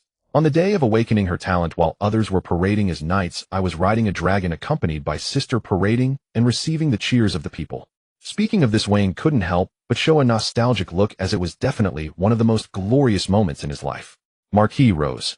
Is it, and Hathaway, one of the most dazzling southern twin stars of the Lord Wizard Academy in nearly a century? Hearing Aurora's exclamation, Wayne felt a bit confused. Did General Deli not tell you? Also, what twin stars? Aurora nodded excitedly. It really is her. Marquis Rose. She continued to explain, Marquis Rose, along with Princess Gold Dragon, who is also from the south, is known as the Twin Stars of the South, and is among the most dazzling gems. 20 years ago, she was promoted to Marquis.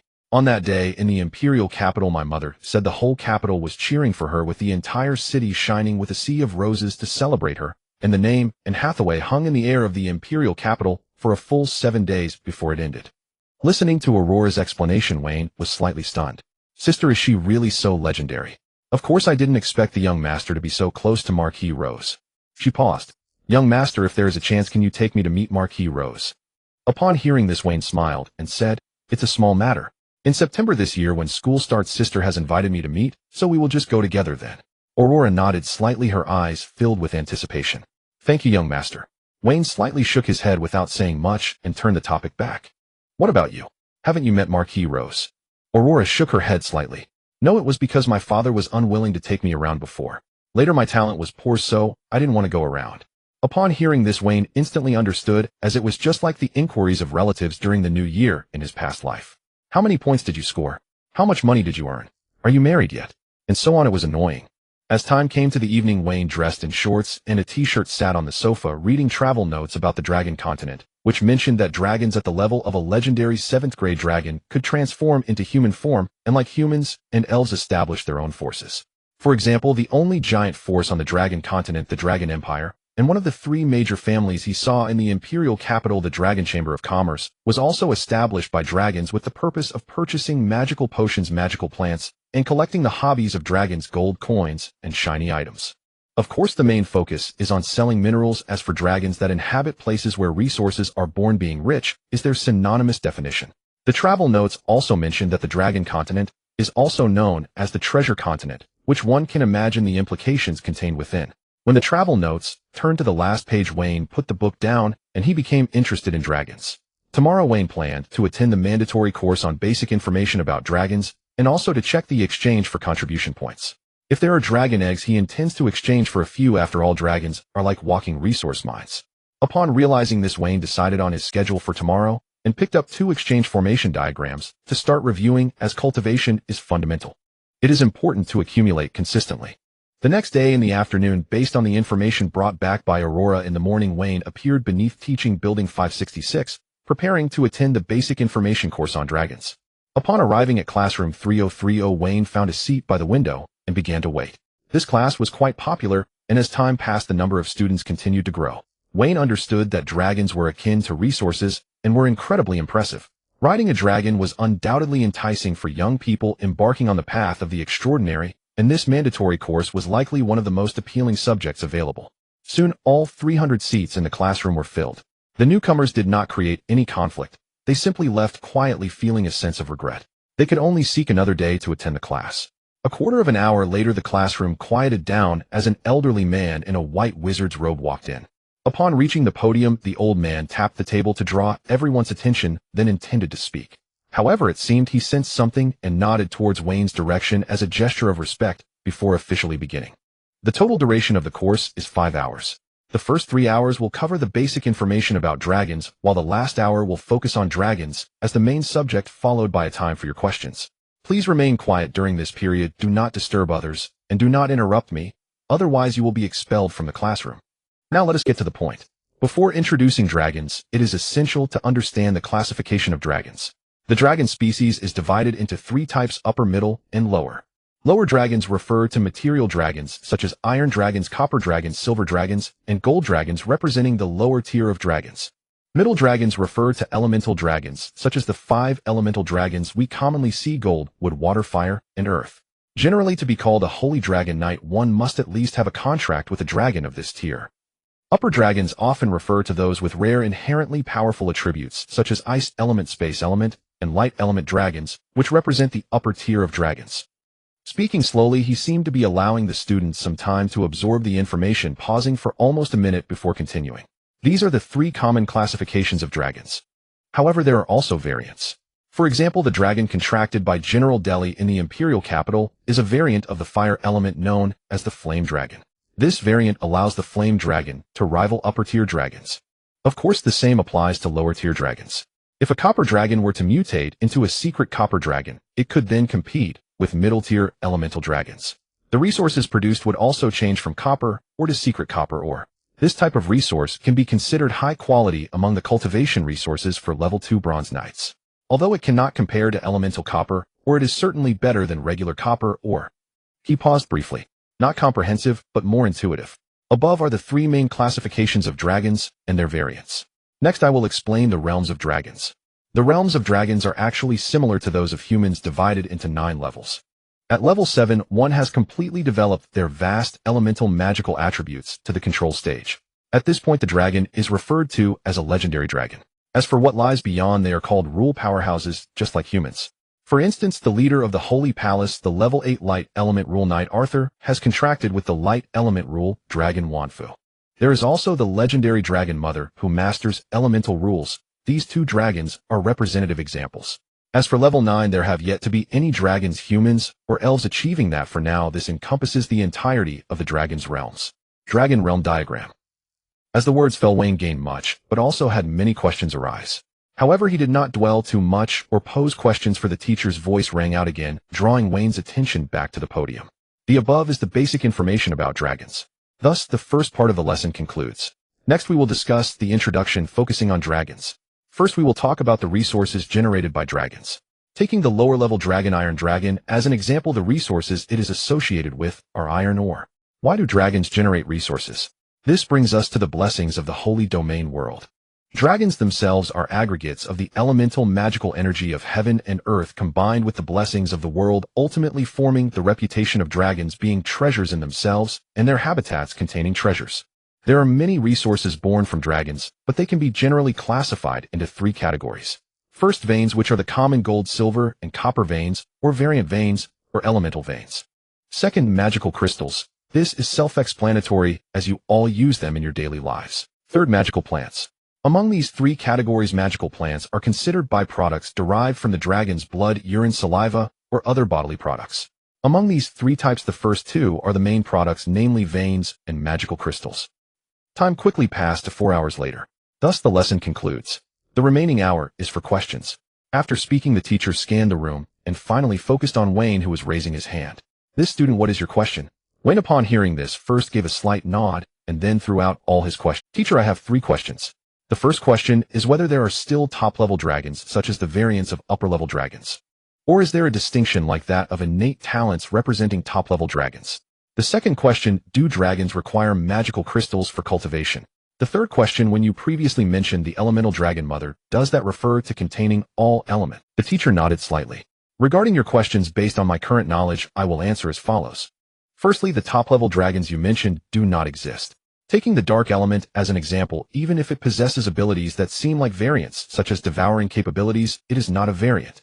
A variant refers to the derived changes of that element. The ability is simply something it inherently possesses. For the dark element, devouring is itself its ability. What is an upper-level dragon? In brief, it's the highest grade dragon, one that stands on par, but never surpasses. You must understand that each upper-level dragon represents a world rule, such as the light dragon, the dark dragon, the earth dragon, etc.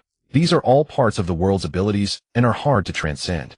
Beyond that, there have currently been no recorded instances, and even if there are, it is not something the current teacher can answer you about. He paused slightly. Now for the second question, do dragons not need magical crystals? This is a good question. The teacher's answer is that they do not need them.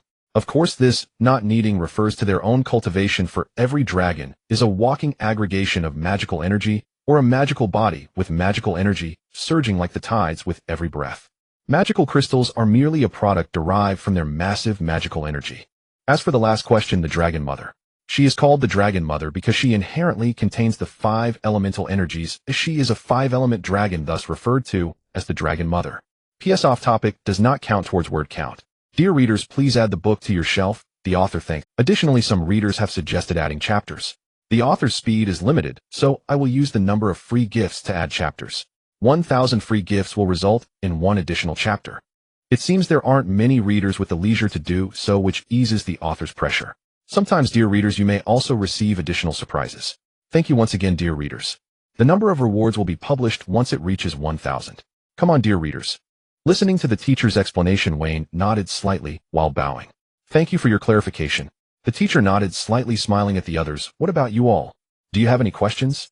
Time passed, and the basic information course about dragons came to an end.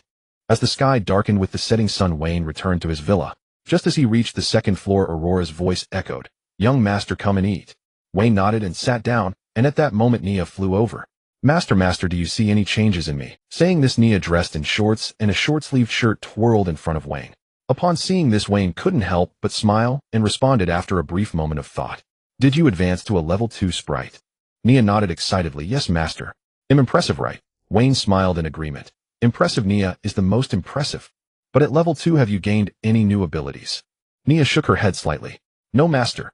However, her existing 2 abilities have been enhanced, and now Nia can take care of 300,000 acres of dragon blood ginseng, and she can feel that as long as she consumes magic crystals, it will continue to increase. Upon hearing this, Wayne nodded slightly. "That's amazing. Nia can produce resources for so many people." Nia giggled nonstop. "Oh, master, it's not that impressive." "Huh. Hee, Nia, you know how to be shy too." As Aurora brought the dishes to the table, she teased them. Once the 3 of them sat down, Wayne turned to Aurora and asked, "By the way, Aurora, weren't you supposed to go home today? What did Uncle and Aunt say?" In response to Wayne's question, Aurora's face lit up with a smile. Clearly the outcome was good. Of course they agreed. A young master like you is hard to resist wanting to follow. "Father said that tomorrow my brothers will come to find you with the Holy Domain contract." Wayne nodded slightly upon hearing this. "Alright, I understand."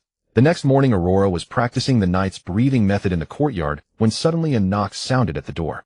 Aurora's eyes brightened as she put down the large sword and walked towards the door. After pressing the button on the inside of the door, it opened automatically, and sure enough, 3 burly men stood at the entrance. "Sister, elder brother, second brother, third brother." After greeting them, Aurora stepped aside to let the 3 in, and once they entered, she didn't engage in much small talk. "Follow me." Saying this, she led her 3 brothers upstairs without pausing in the courtyard. A moment later, Aurora brought them to the second floor, where Wayne was sitting on the sofa meditating, while the sprite Nia was seated on a specially designed sofa sipping juice from a miniature cup. "Young master." Hearing this, Wayne dispersed his meditation, opened his eyes, turned to Aurora, and finally his gaze landed on the 3 burly men. No matter how many times he looked, Wayne felt he was dragging down the height of his peers. Could they really be the same age? Of course, Wayne pointed to the sofa and said, "Since you can come, then we are all on the same side. Just find a place to sit, no need to be polite." The 3 burly men were indeed not polite, sitting down on the sofa. "Elder brother, move over a bit, but it's too big." "Nonsense." "Third brother, it's obviously but that's big." Seeing this, Aurora's voice rang out. "Brothers." Instantly, the 3 men quieted down like quail. Wayne watched this scene, finding it quite amusing. What kind of thunderous plot was this? 3 burly men were surprisingly subdued by a little girl with a single sentence. "Enough. Take out the Holy Domain contract your father gave you." With that, to Wayne's astonishment, the 3 burly men each pulled out a scroll from the inside of their fancy clothes. Wayne, if he remembered correctly, they should have all been promoted at least 1 level, right? The space rings should have been refined, right? However, Wayne didn't have time to think about why this was happening. Looking at the 3 large hands like fans handing over the Holy Domain contract, he took them one by one and unfolded them. As soon as he opened it, Wayne felt something was off. The densely packed clauses made it seem like a contract for selling oneself. What is going on here? Wayne looked at Aurora, clearly thinking that Aurora had acted on her own. Aurora quickly waved her hands. "Young master, this is not what I asked for. It was written by my father himself." Wayne didn't even look at it. He directly tossed it aside on the sofa and turned to the 3 brothers from the Deli family. "This contract doesn't count. As long as you don't have any accidents, you will be my direct line, and you can sign the same Holy Domain contract as Aurora." Of course, the reason he said this was not only because he genuinely thought so, but also because Wayne was too lazy to look at that densely packed contract for selling oneself. After all, cognition was necessary for a contract to succeed, and Wayne did not have the time for that. Moreover, he felt that the previous contract he had was already perfect enough and did not need any other constraints. At this moment, smiles clearly appeared on the faces of the 3 brothers. "Haha, third brother, I told you that a great person like Wayne would never agree to such an absurd proposal from father. Right, what elder brother said is true." Watching the 3 brothers' clumsy flattery, Wayne shook his head amusedly. He turned to Aurora. "Do you have a new Holy Domain contract scroll?" Aurora shook her head.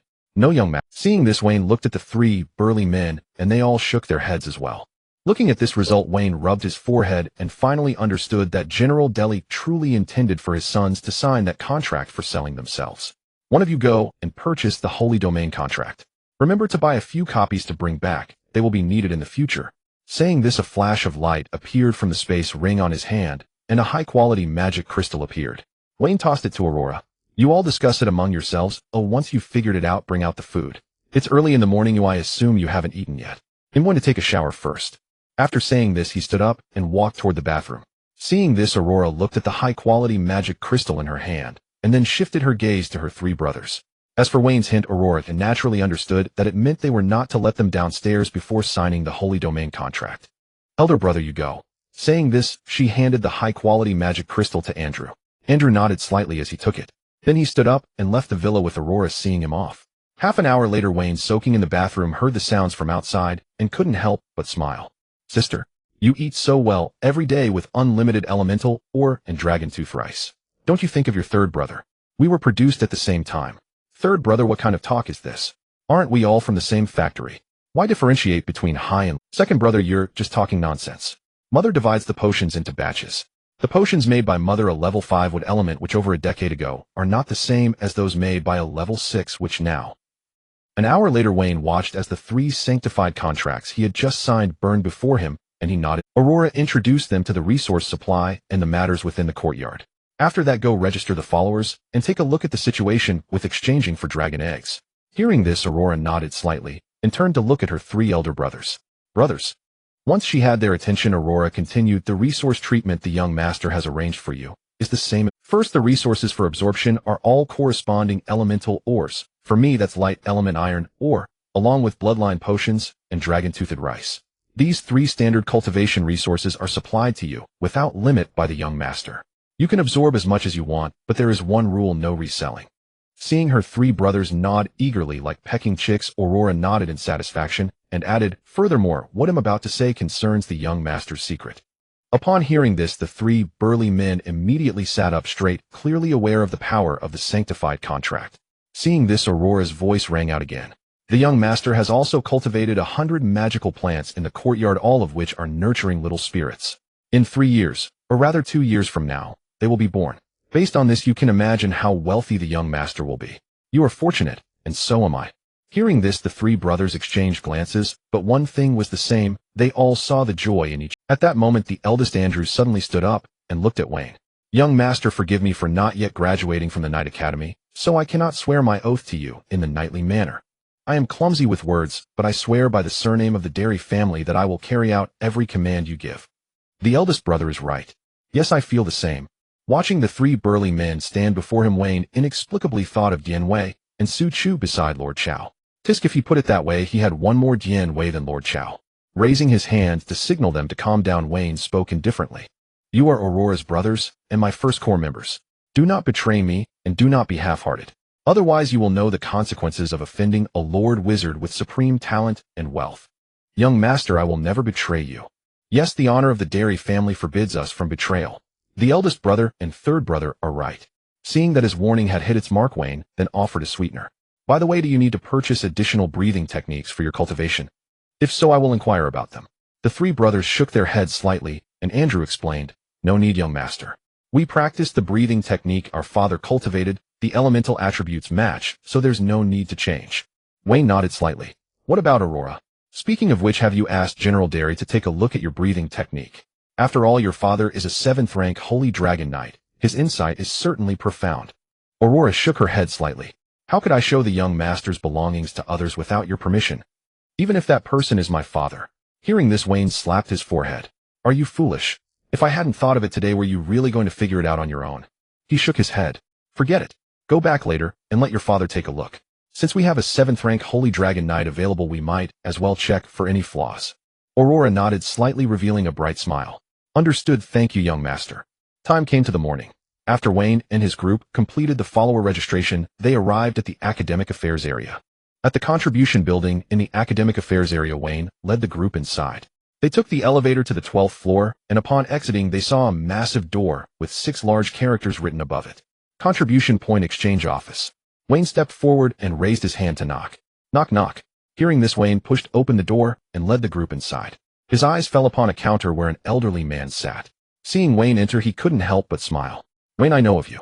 You know me. Of course. How could I not know of someone with talent second only to His Majesty? To be honest, I've been wondering when you would come. After hearing about the contribution points, most people come at the earliest opportunity.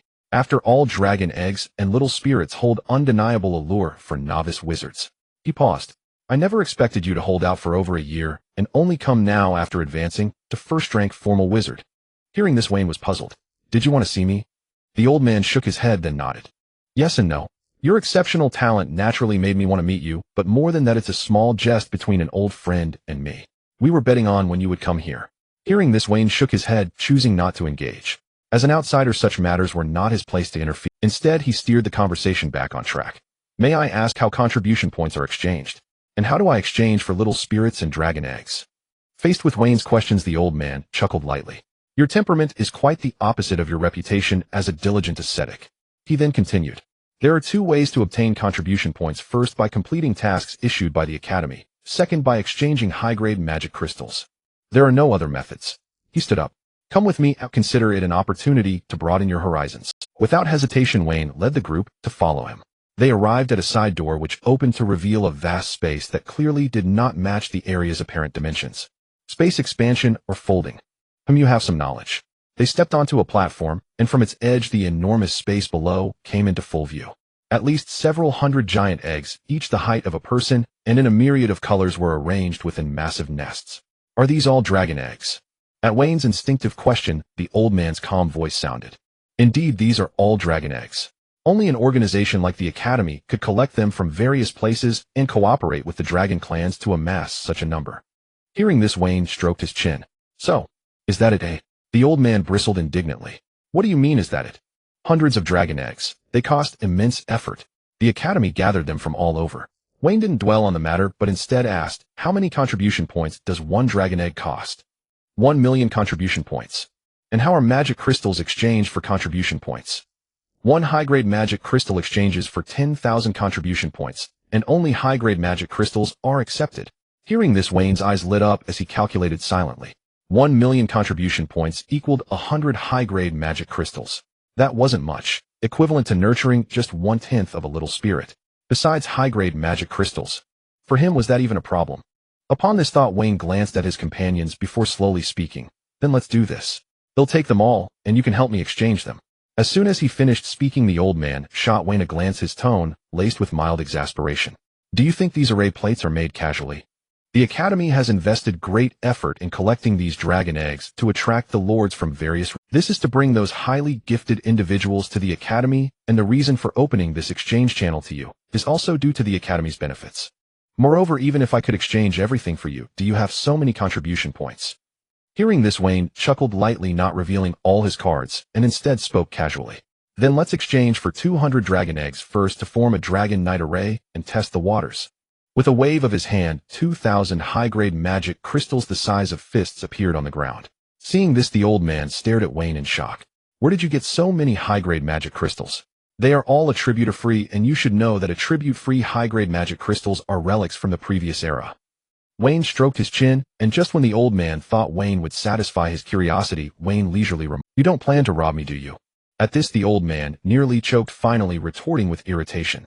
You underestimate the deterrent power of the Tower of Truth and the Holy Domain Network's supervision too much. You also underestimate my thirst for life. I'm not done living yet. He paused for a moment. Did I just ask out of habit? Do you think it's necessary? Besides, the Academy doesn't lose out. Compared to these dragon eggs, the little elves are undoubtedly more enticing to the Academy. Wayne immediately sensed something was off and raised his hand to indicate. What do you mean?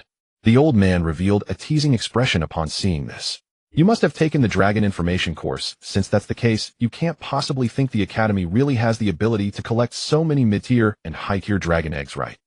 As soon as he finished speaking, Wayne showed a look of disbelief, and after a moment of silence, he suddenly sensed something was wrong. Wait, are you trying to fool me? Why does Marquis Rose have a high-tier dragon then? You mean that little girl, Annie? Since you know about the ice dragon, you should also know that the girl has a mid-tier water dragon and a variant frost dragon as well. The old man did not finish his sentence, but Wayne already understood in his heart and speculated with the answer. So you mean that the ice dragon is a child born from the water dragon and the frost dragon? The old man snapped his fingers. Congratulations, you guessed it right. But there's no prize. Wayne looked at the hundreds of dragon eggs below, then turned to glance at Aurora and the others, falling into a moment of conflict. The dilemma lay in the fact that to become a holy dragon knight, one must at least coexist with a mid-tier dragon, and the dragon eggs before him, for the most part, could be said to be tasteless yet regrettable to discard. At that moment, the old man's voice rang out again. So how about it? Do you still want to exchange? Brought back to reality by the old man's words, Wayne didn't rush to respond, but instead asked, "You also mentioned that it was for the majority, which means the Academy does have collections of mid-tier and high-tier dragon eggs, right?" Hearing this, the old man nodded slightly. Of course, the quantity is not large, about 36 eggs with 30 mid-tier dragon eggs and 6 high-tier dragon eggs. Wayne nodded in satisfaction, then exchanged these 36 dragon eggs for me. He paused for a moment, glancing at the hundreds of low-tier dragon eggs below with a grimace. "Don't touch the rest. Although I don't care for them, they are still dragons. When I graduate and have a territory, they will at least serve as a resource output point, or I can come back to exchange them when needed." The tone seemed as if he were casually discussing purchasing several array plates tomorrow. Hearing this, the old man shot Wayne an annoyed look. "Don't be ridiculous. You really think the Academy is your family business? If I exchanged everything for you then in the following year, and many years thereafter, with so many lords coming to exchange, if we couldn't produce, wouldn't the Academy be in chaos?" Wayne didn't believe such nonsense. "Don't try to fool me. If those lords happen to get lucky, and many geniuses emerge from their territories receiving many contribution points, wouldn't you allow them to exchange?" The old man was immediately choked up, knowing that the probability was minuscule, but such a possibility did exist. After thinking for a moment, he spoke again. "How about this? Exchanging all is definitely out of the question, but 100 dragon eggs shouldn't be a problem, and as for the mid-tier and high-tier dragon eggs, I can exchange them all for you." Wayne pondered for a moment, looking at the old man with some confusion. "You want quantity, not quality. What you said isn't wrong. Wizards are different from knights. Wizards seldom coexist with dragons, so their help is not as significant as that of knights. Take the leader of the Holy Temple, Arthur, for example. When he broke through to the 8th level rule knight, he led the dragon he coexisted with to break through to the 8th level rule dragon. Thus, for the vast majority of wizards, dragons are more of a resource point." Upon hearing this, Wayne rubbed his forehead, his tone somewhat helpless. "So compared to wizards, knights are favored more by dragons?" The old man nodded slightly. "That's right. This is also why the Academy has never collected more than 100 mid-tier and high-tier dragon eggs. Any ambitious dragon will stay on the dragon continent waiting for their contract partner. The dragon race rarely drives mid-tier and high-tier dragons away from the dragon continent." Listening to the old man's explanation, Wayne finally understood completely. At the same time, he was glad that he possessed high-level physical talent combined with the Lord Wizard system. The two stacked together meant that when he went to the dragon continent, the probability of attracting a dragon that suited him would be even greater. Returning to the main topic, Wayne looked at the old man and said, "Then please help me exchange for 36 mid-tier and high-tier dragon eggs. The remaining 100 low-tier dragon eggs can be set aside for now." The old man nodded slightly, first flipping his hand to take out a crystal ball, then collecting 3,600 of the high-grade magic crystals from the ones on the ground. At the same time, the crystal ball lit up, emitting a beam of light into the badge on Wayne's chest. "All right, rich kid. The contribution point exchange is complete. Put away the remaining high-grade magic crystals. They are hard on the eyes." Wayne couldn't help but laugh upon hearing this.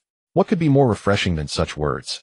After putting away the high-grade magic crystals, the old man lightly tapped the air, and a much larger wizard array than Wayne's emerged, followed by 36 dragon eggs floating up and drifting towards the platform.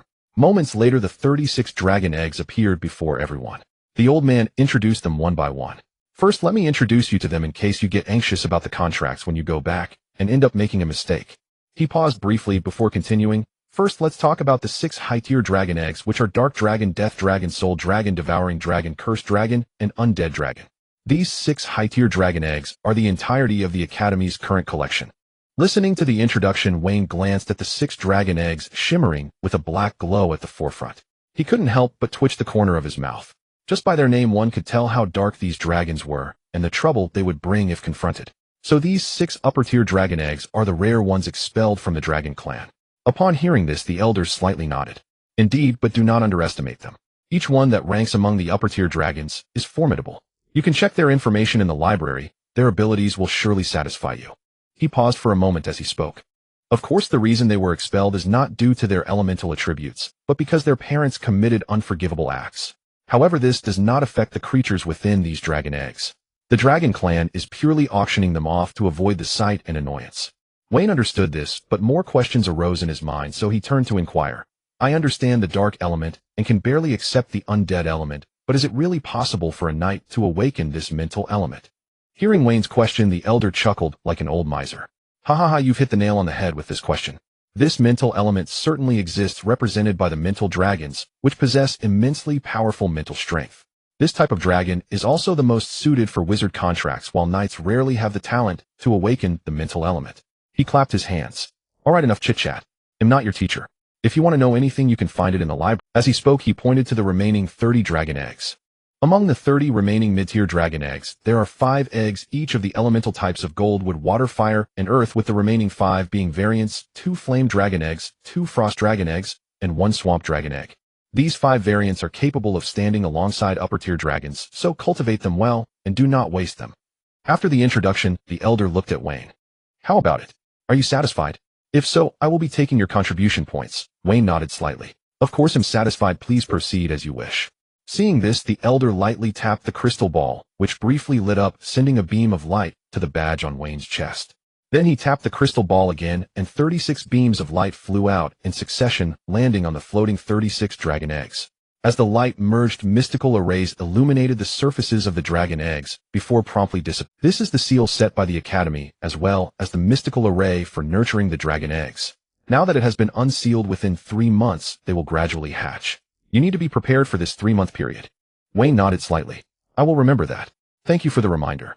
The elder waved his hand as he saw all the dragon eggs unsealed. All right, the dragon eggs are unsealed. You can take over now. Wayne was momentarily stunned, buying so many dragon eggs, and there isn't even a storage device provided. The elder shot Wayne a glance. Don't just stay cooped up in the villa to cultivate. Come out and explore. If kindness is shown to you, you should recognize it. It's like throwing flirtation to a blind person. Such a waste. At this moment, the eldest from the Durley family chimed in. Young master, when exchanging for dragon eggs at the Academy, an announcement will be made. This will attract more lords to bring in more talented individuals. At the same time, it also informs the students from the Elemental and Knight Academies that new potential candidates have emerged, allowing them to observe and select whether to choose them as followers. Wayne was taken aback for a moment and instinctively asked, what does this have to do with not providing me with a device to store the dragon eggs? Andrew burst into laughter. Actually, I know this. 3 years ago, a senior exchanged for dragon eggs and made quite a grand entrance in the Academy, attracting many followers. Did you hear that? Hurry up and take over. You spent so much money, and don't you want to enjoy the attention that belongs to you? Upon hearing the elder's voice, Wayne couldn't help but smile. Thank you very much. He lightly tapped the air, and a flying array quickly unfolded, bringing the 36 dragon eggs under his control. After that, he followed the elder outside, and just as they were about to leave, the elder's voice rang out. Don't take the elevator, it can't hold so many dragon eggs. Go to the side and use the platform set aside for you exchangers. Wayne nodded slightly, about to leave, when he suddenly stopped, turning to look at the elder. Logically, upper-tier dragons should be much more precious than lower-tier ones. Why is the number of contribution points still the same? Upon hearing this, the elder chuckled lightly and replied with pride in his tone, this is also a benefit provided to students by the Academy, something that only a central academy can offer. As a member of the Lord Wizard Academy, you should feel proud. Upon hearing this, Wayne turned and bowed. I am indeed proud of this. After saying this, he took Aurora and the others and exited the contribution point exchange, arriving at the side platform. At a glance, he could see the vast teaching area with 36 dragon eggs floating around Wayne and the others. Wayne did not rush to leave, but looked into the distance and asked leisurely, do you want the dragon eggs? Upon hearing this, Andrew and the others all showed excited expressions. Of course, young master. This is a dragon after all. Listening to their voices, Wayne replied in a calm tone, if you want them, it's possible. Andrew, the 3 of you practice General Durley's breathing technique. The 2 flame dragon eggs are undoubtedly the most suited for you. However, there are only 2 flame dragon eggs, so whoever reaches the 4th level Golden Knight first will have the chance to obtain a flame dragon egg. As for the remaining one, you can either wait to find it on Dragon Continent or choose a fire element dragon egg. Upon hearing this, the 3 brothers exchanged glances, seeing the fiery passion in each other's eyes. Haha, second brother, third brother, then big brother will not hold back. Who will ultimately possess it is still uncertain. Exactly. A 4th level Golden Knight is not the same as a 7th level Holy Dragon Knight. Who breaks through first is still uncertain. Listening to the conversation of the 3, Wayne did not interrupt. He turned to Aurora. Aurora, regarding the luminous dragon that suits you and the golden elemental variant dragon that suits me, I'm afraid you will have to do as I do and wait for the opportunity to contract when we go to Dragon Continent. Aurora nodded slightly. Thank you, young master. Wayne waved his hand, watching the increasing number of students gathering around. With a thought, he controlled himself and Aurora to rise into the air and fly toward the teleportation passage. Meanwhile, the Central Academy Forum announced a notice regarding the Lord Wizard Academy. Congratulations to student Wayne for successfully exchanging 36 dragon eggs, including 6 upper-tier, 30 mid-tier, and 5 variant. After the announcement was made, the excitement soared with students from the 3 academies engaging in lively discussion. At the same time, a photo of Wayne flying amidst the 36 dragon eggs in the academy's sky quietly emerged, drawing attention from all sides. The time had come to dusk. Inside a villa on the second floor of the Knight Academy's dormitory, a stunning woman dressed in a fiery red silk robe was browsing the forum of the Central Academy. Upon seeing the announcement from the Lord Wizard Academy with the name Wayne, she paused. A playful smile appeared at the corners of the woman's mouth. When she saw the photos in the discussion area, she was completely certain that this Wayne was indeed the one she had encountered, and she began to understand something. A lazy voice escaped the woman's lips. So it's really you. Looking back now, I think I've found the reason why you— As her words fell, a breathtakingly beautiful, yet dangerous smile lingered on her face. Meanwhile, Wayne, oblivious to the attention from various parties outside, was having dinner with Nia in the living room on the second floor, surrounded by heaps of dragon eggs. As for Aurora and the others, after returning from the exchange point, they headed home together. The 3 Delis were going back to inform about their new status as followers, while Aurora returned to have General Deli, a level 7 Holy Dragon Knight, check the deficiencies in the radiant breathing technique. At this moment, Wayne's academy badge suddenly lit up, projecting a message. Sister is calling. Wayne was momentarily taken aback. However, after the encounter with the old man today, who remained untempted by the exquisite magic crystal, Wayne had grown to trust the current societal order to a large extent, hence, he answered the call. Upon answering, a flash of light flickered, and soon a projection of Marquis Rose dressed in a wynard robe adorned with rose patterns appeared before him. When Marquis Rose realized the scene in the living room, she couldn't help but exclaim, "Little Wayne, the announcement released by the Academy is indeed about you." Wayne smiled upon hearing this. "Haha, sister, it's rare to hear you so surprised." Listening to Wayne's teasing, Marquis Rose's beautiful eyes suddenly flashed with a dangerous signal. "It seems little Wayne has become quite bold. How dare you tease your elder sister? I wonder if you will still have such courage the next time we meet." As her words fell, Wayne felt a bead of sweat forming on his forehead, cursing himself for forgetting about their next meeting. But in an instant, he put on a flattering smile and approached Marquis Rose. "How could that be? It's rare to see the cool elder sister show such expressions and tone. I was simply surprised. Sister, please forgive me, don't hold it against me. Hee, little Wayne, you have such sweet words. It seems you haven't been short of little girlfriends at the academy." Listening to the banter, Wayne immediately felt relieved, yet embarrassed. How old was he? As for flattering and smiling, Wayne didn't think it was inappropriate. After all, this was just their interaction. Moreover, the person before him was his angel investor. What is an investor? In his past life, it could be summed up with one phrase: going through fire and water for you, my foster mother. And she was a beautiful, wealthy woman. Not to mention flattering her, even marrying her would be something he would gladly accept. Returning to the main topic, sister, did you come just to confirm whether the person in the announcement is me? Marquis Rose nodded naturally. Of course, after all, the name Wayne is too coincidental. As she spoke, she clicked her tongue twice, as if observing some astonishing species circling around Wayne. It seems your parents left you quite a large inheritance. You seem entirely unfazed, having exchanged for 36 dragon eggs. Wayne did not pretend to be poor, but instead retorted, "Does my sister need any?" Upon hearing this, Marquis Rose's expression gradually became calm as she approached Wayne. He looked up and saw the imposing Marquis Rose towering over him. At this moment, the projection of Marquis Rose showed no emotion in her eyes, appearing extremely indifferent, only extending her finger to tap Wayne's forehead. "Little Wayne, you think too narrowly of your elder sister." Speaking without giving Wayne a chance to explain, she continued, "Do you remember that day in the Rose Territory when I told you? Do not hide yourself. The reason I told you this is because the current era's order is stable, and even dark wizards cannot target the local humans of the Holy Domain for human experiments, unlike during the Great Expansion period when killings were rampant." As she spoke, a nostalgic look emerged in her eyes. "From the moment I interacted with you, I sensed the vigilance in you, which is completely different from other children. I do not know what caused this vigilance to arise. I initially thought this was a kind of talent, but now it seems that being overly vigilant makes little Wayne quite unlikable," she said as her projection gradually dissipated. Watching the projection fade, Wayne knew that Marquis Rose had unilaterally ended the communication. Seeing this, Wayne felt like crying without tears. He truly did not mean to test her. He genuinely wanted to ask if Marquis Rose needed any, akin to how people from his past life in Huaxiao would casually ask if someone had eaten. After all, she was his angel investor. As far as the help she provided him, the dragon eggs were truly not a concern for Wayne. Thus, he tentatively sent a message to Marquis Rose's chat window. "Sister, are you angry?" He quickly began to explain. Just when Wayne thought that Marquis Rose was not going to respond to him, she replied with a message. "Not angry, but little Wayne should pay attention to the occasion next time. I promise to be mindful." After finishing the message reply, Wayne finally exhaled deeply. If he were to lose a wealthy woman for no reason, and also lose a free subsidiary gold card, that would be a major setback, even though he did not lack that little. But getting something for nothing never goes out of style. Meanwhile, the scene shifted to the other side. In the home of the Deli's General Deli put down the breathing technique booklet in his hand and nodded slightly to the expectant Aurora. This breathing technique has no issues, just like the shortcomings that Wayne told you. However, judging from Wayne's behavior of exchanging for dragon eggs, these shortcomings are truly insignificant. Upon hearing this, Aurora nodded slightly. Thank you, Father. After speaking, she turned to take out a prepared Holy Domain scroll contract and handed it to General Deli.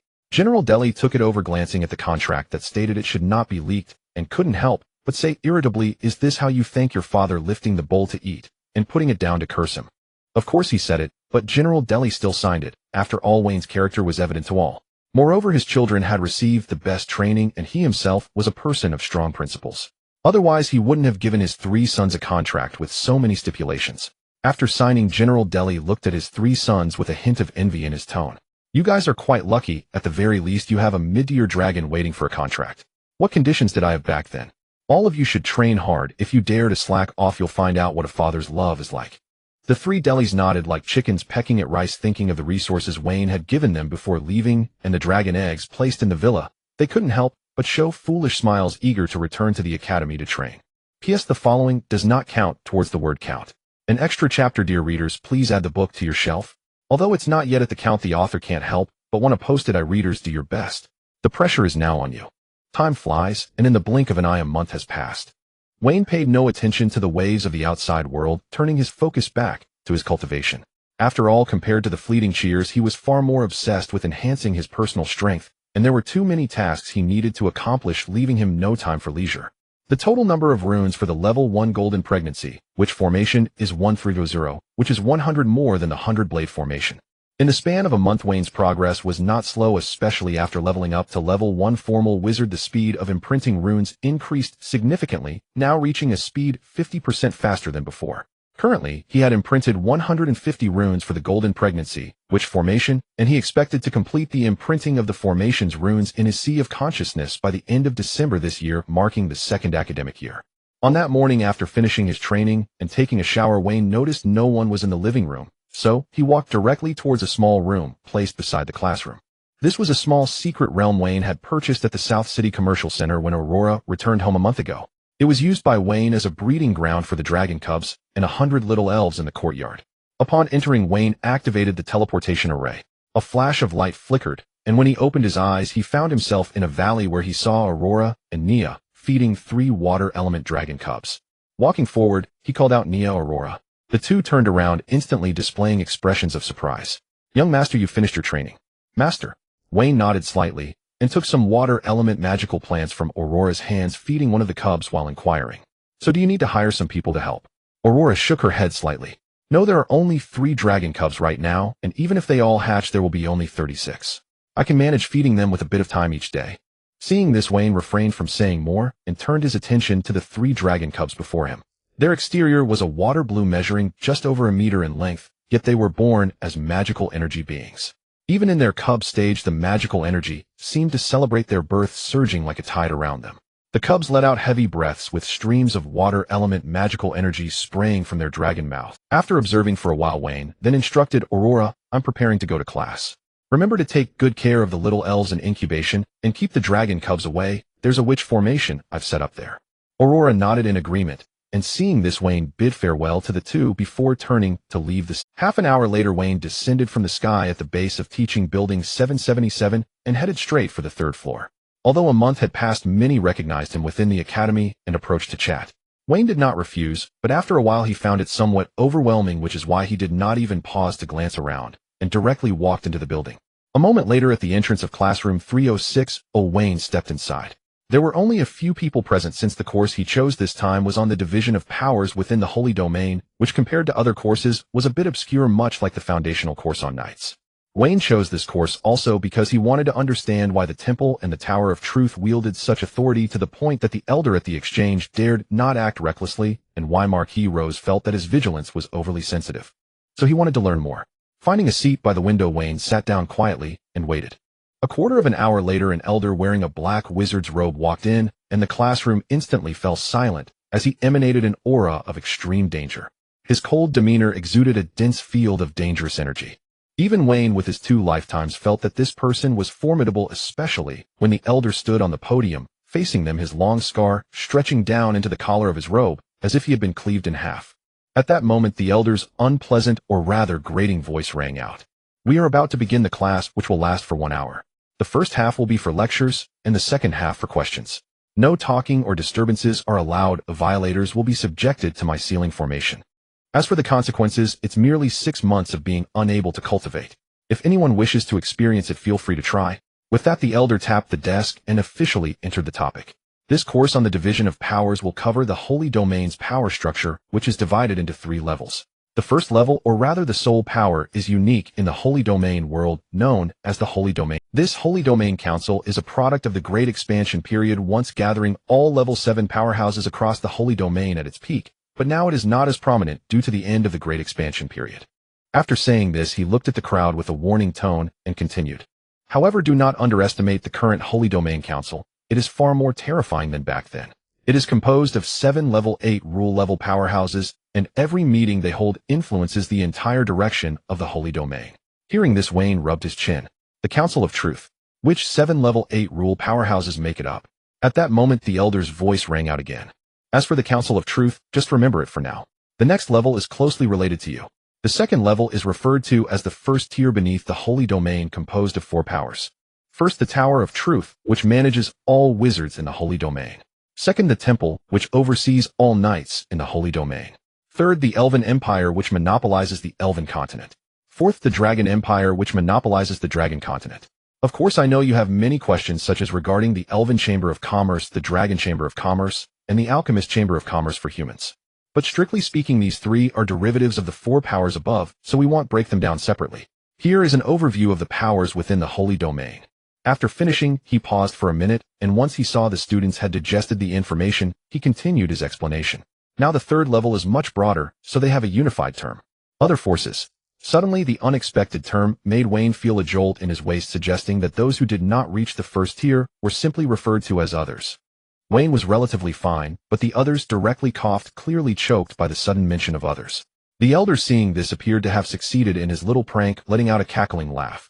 Cackling, it seems your psychological resilience does not match your talents. Upon hearing this, Wayne gazed upward in silence, pondering how this related to mental fortitude. It was akin to listening intently to someone speaking only to suddenly realize they were spouting nonsense. What difference did it make? At this moment, the old man clicked his tongue twice. Tisk, it seems you are all quite unconvinced. However, you should be grateful for the current era, or else beings like you would have perished long ago. Ignoring the students' fiery glares, he redirected the conversation.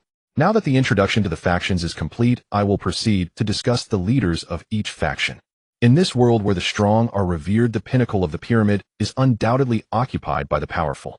The so-called first-tier factions are merely the byproducts of the 7 powerful members of the Sacred Domain Council. In this world where the strong are revered, the pinnacle of the pyramid is undoubtedly occupied by the powerful. The so-called first-tier factions, meanwhile, the 2 level 8 powerhouses of the Dragon Empire, are the Elemental Dragon Mother Dani Lise and the Light Elemental Dragon Wan Fu. The temple, which oversees all knights, is led by a level 8 powerhouse, who is also the Temple Lord Arthur. As for the Tower of Truth, which governs all wizards, it is jointly managed by a level 8 Water Elemental Wizard Atokas and a level 8 Necromancer Latin. A diagram showcasing the 7 level 8 rule powerhouses. He paused briefly as he spoke. Of course, it is also thanks to the suppression by the powerful at the pinnacle of the pyramid that the rules of this era are so orderly. Until one reaches the level of a level 8 powerhouse, no one dares to challenge the authority of the Tower of Truth and the Temple. Be grateful, you innocent and lovable children. He patted the podium. The lecture ends here, and now it's time for questions. You have only 10 minutes. Wayne was slightly taken aback. Although he didn't understand, he quickly raised his hand. Seeing this, the old man chuckled. Tisk, it seems there are still some bold ones among you. What questions do you have? Wayne nodded slightly, and quickly recounted all the questions he had prepared. The first question. Is the stable order of the era of great development truly unbreakable? Second question, what tier does the Atlantis Empire belong to in the Sacred Domain? The third question, is there still a chance to become a first-tier faction? Upon hearing this, the old man looked at Wayne and chuckled. It seems you are not only bold, but also quite ambitious. Without waiting for Wayne to speak, the old man continued. Now let me answer your questions. Has anyone broken the current stable order? The answer is no. This stability is due to the entire sacred domain being covered by the sacred domain network monitored by it, coupled with the suppression from the temple and the Tower of Truth. As for whether the order can be broken, that depends on whether you can advance to become a level 8 rule powerhouse, and whether you can neutralize or contend with the other level 8 rule powerhouses. If you can, then order will no longer be a constraint for you. In other words, at that time your every word and action will itself be the establishment of order. The second question: what tier does the Atlantis Empire belong to? If viewed from the entire sacred domain, as I mentioned before, it falls under the broader category of other factions, as the three major central academies are affiliated with the Temple and the Tower of Truth. They are not entirely representative of the Empire, so do not equate everything you learn in the academies with the Empire's symbols. As for the third question, the old man looked at Wayne with a playful expression, sending shivers down Wayne's spine, and then slowly spoke. You share similar thoughts with the current Emperor. If the Emperor can unify the myriad races of the continent and advance to become a level 8 rule powerhouse, then what you said will become a reality. Having answered, the old man raised his hand, and under the gaze of everyone said, "This lecture is now concluded. Class dismissed." He then left the classroom directly. Wayne also stood up and left the classroom, as he could already sense the students inside recognizing him and preparing to act. 10 minutes later, by a secluded lake at the academy, Wayne sat on the grass reflecting on the content of the lecture. For Wayne, the greatest gain from this class was the confirmation of the stable order in the current era. Snapping back to reality, Wayne gazed across the lake, murmuring, "It seems I can be bolder in my future endeavors." As for the questions Wayne asked, aside from the first one being his true inquiry, the others were merely tests. Testing whether the pathways to rise in this world had already solidified, probing whether those seemingly fair opportunities required bloodline connections to truly obtain. It now seemed the answer was clearly negative. The era of great development was merely at its beginning, with opportunities abounding. With capability and wisdom, one could surely rise. What a wonderful era. Having said that, Wayne rose and floated toward the teleportation portal. That evening, on the balcony of the second floor of a villa, Wayne lay in a rocking chair in shorts and a short-sleeved shirt, gazing at the bright moon in the sky. At this moment, 3 interconnected slots suddenly appeared before him, revealing Wayne's golden finger, infinite slot. Since breaking through to level 1 official wizard, the slots had increased by 1, but Wayne had yet to decide what to place inside. Or rather, he couldn't currently put in what he wanted, such as lifespan. Lifespan is not fixed, or rather it is not a tangible object. He couldn't even find a target for something as abstract as mental strength. Thus Wayne had left the new slot of infinite slot and used for a long time. It was only after attending class today and meeting the dark sorcerer that he began to have some ideas. Things like lifespan must be documented extensively by dark sorcerers. After all, curses are known to consume vast amounts of life force, and using life force as a carrier energy is highly probable, similar to the evil cultivators of his past life. Evil cultivators, this is called reputation. Of course, this is still Wayne's speculation. To know for sure, he would have to find an opportunity to check the records in this regard. Anyway, Wayne still has 1,000 years of lifespan, so he is not in a hurry. As for putting other things inside, Wayne truly didn't know what to place. The things he needed, money or magic crystals, could be bought easily, and he happened not to lack money. With boundless mental power as his source, Wayne was indeed troubled about the use of the new slot. 3 days later, within the villa at noon, Wayne concluded his morning session of rune imprinting and was dining with Aurora at the table, while Nia was incessantly munching on a high-grade magic crystal. At that moment, the Sanctum badge flickered briefly. Wayne opened the projection to find a message from a 6th-year senior named Riley.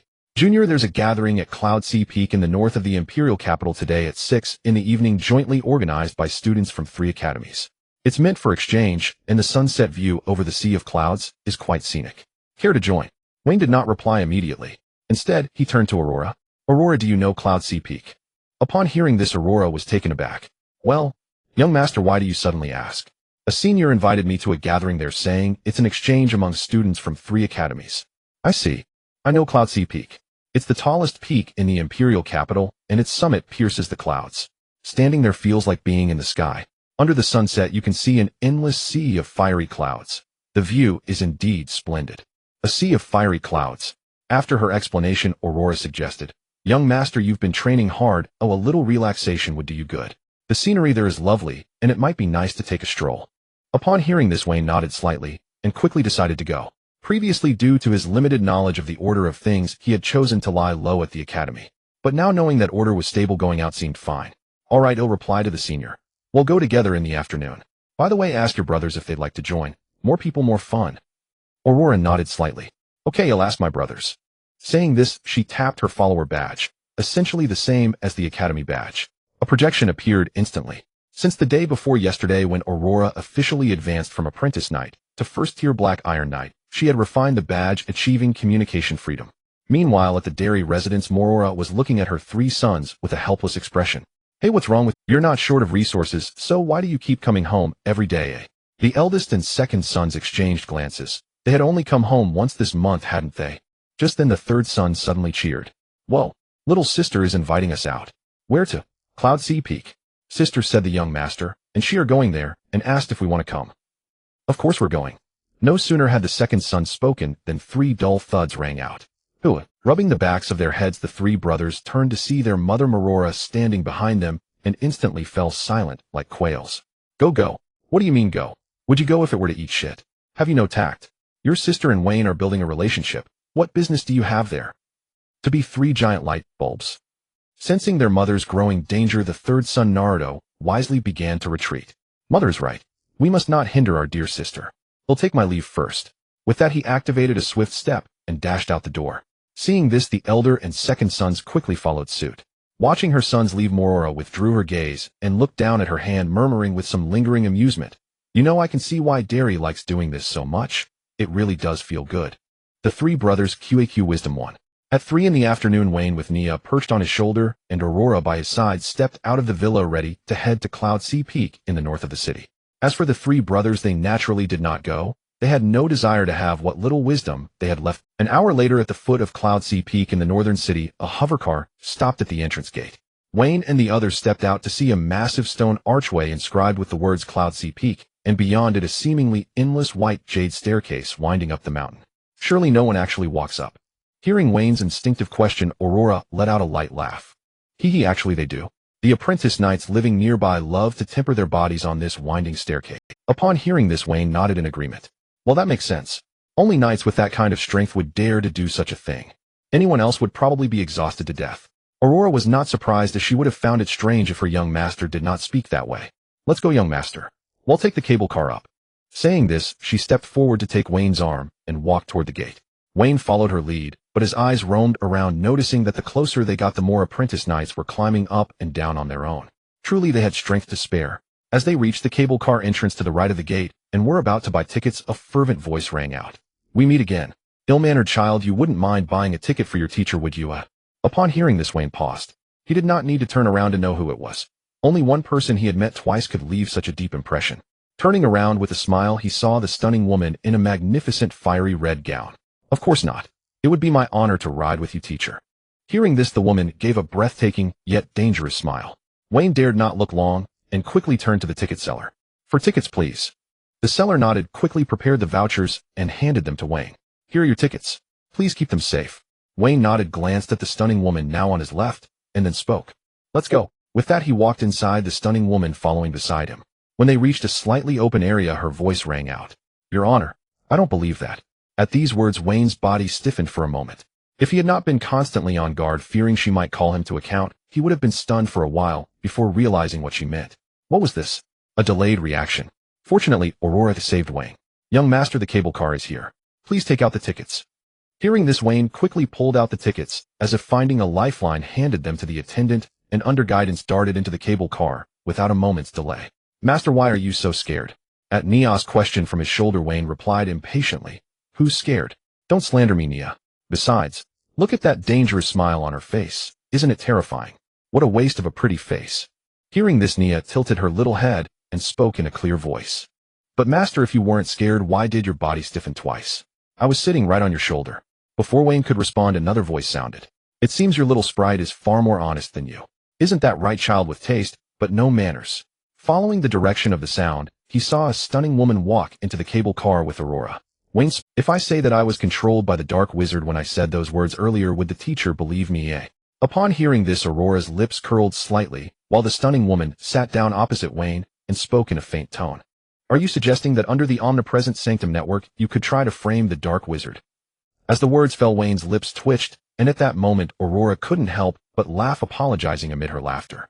Hee. I'm sorry, young master, I didn't mean to laugh, but I just couldn't help it. Seeing this, Wayne covered his face, feeling utterly embarrassed.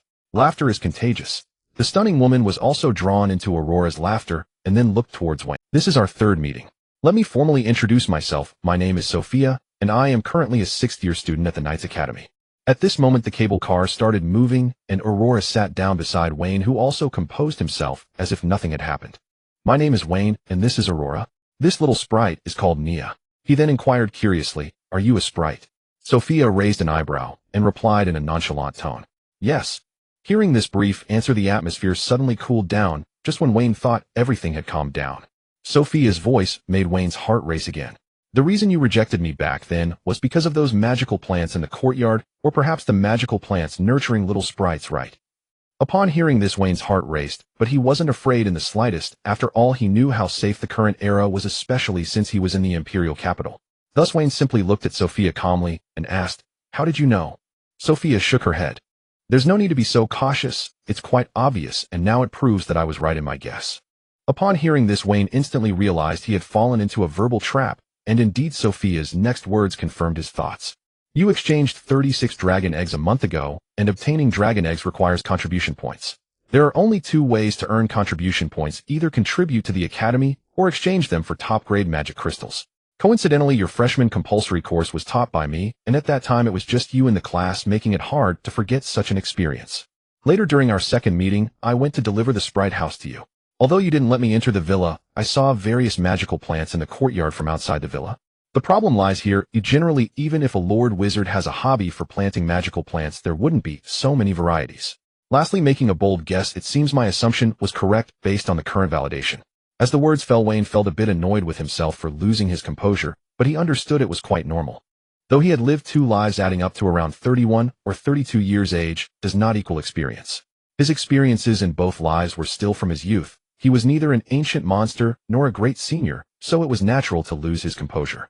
Of course, this experience also taught Wayne a lesson, making him aware of his shortcomings, and incorporating the cultivation of composure into his daily training.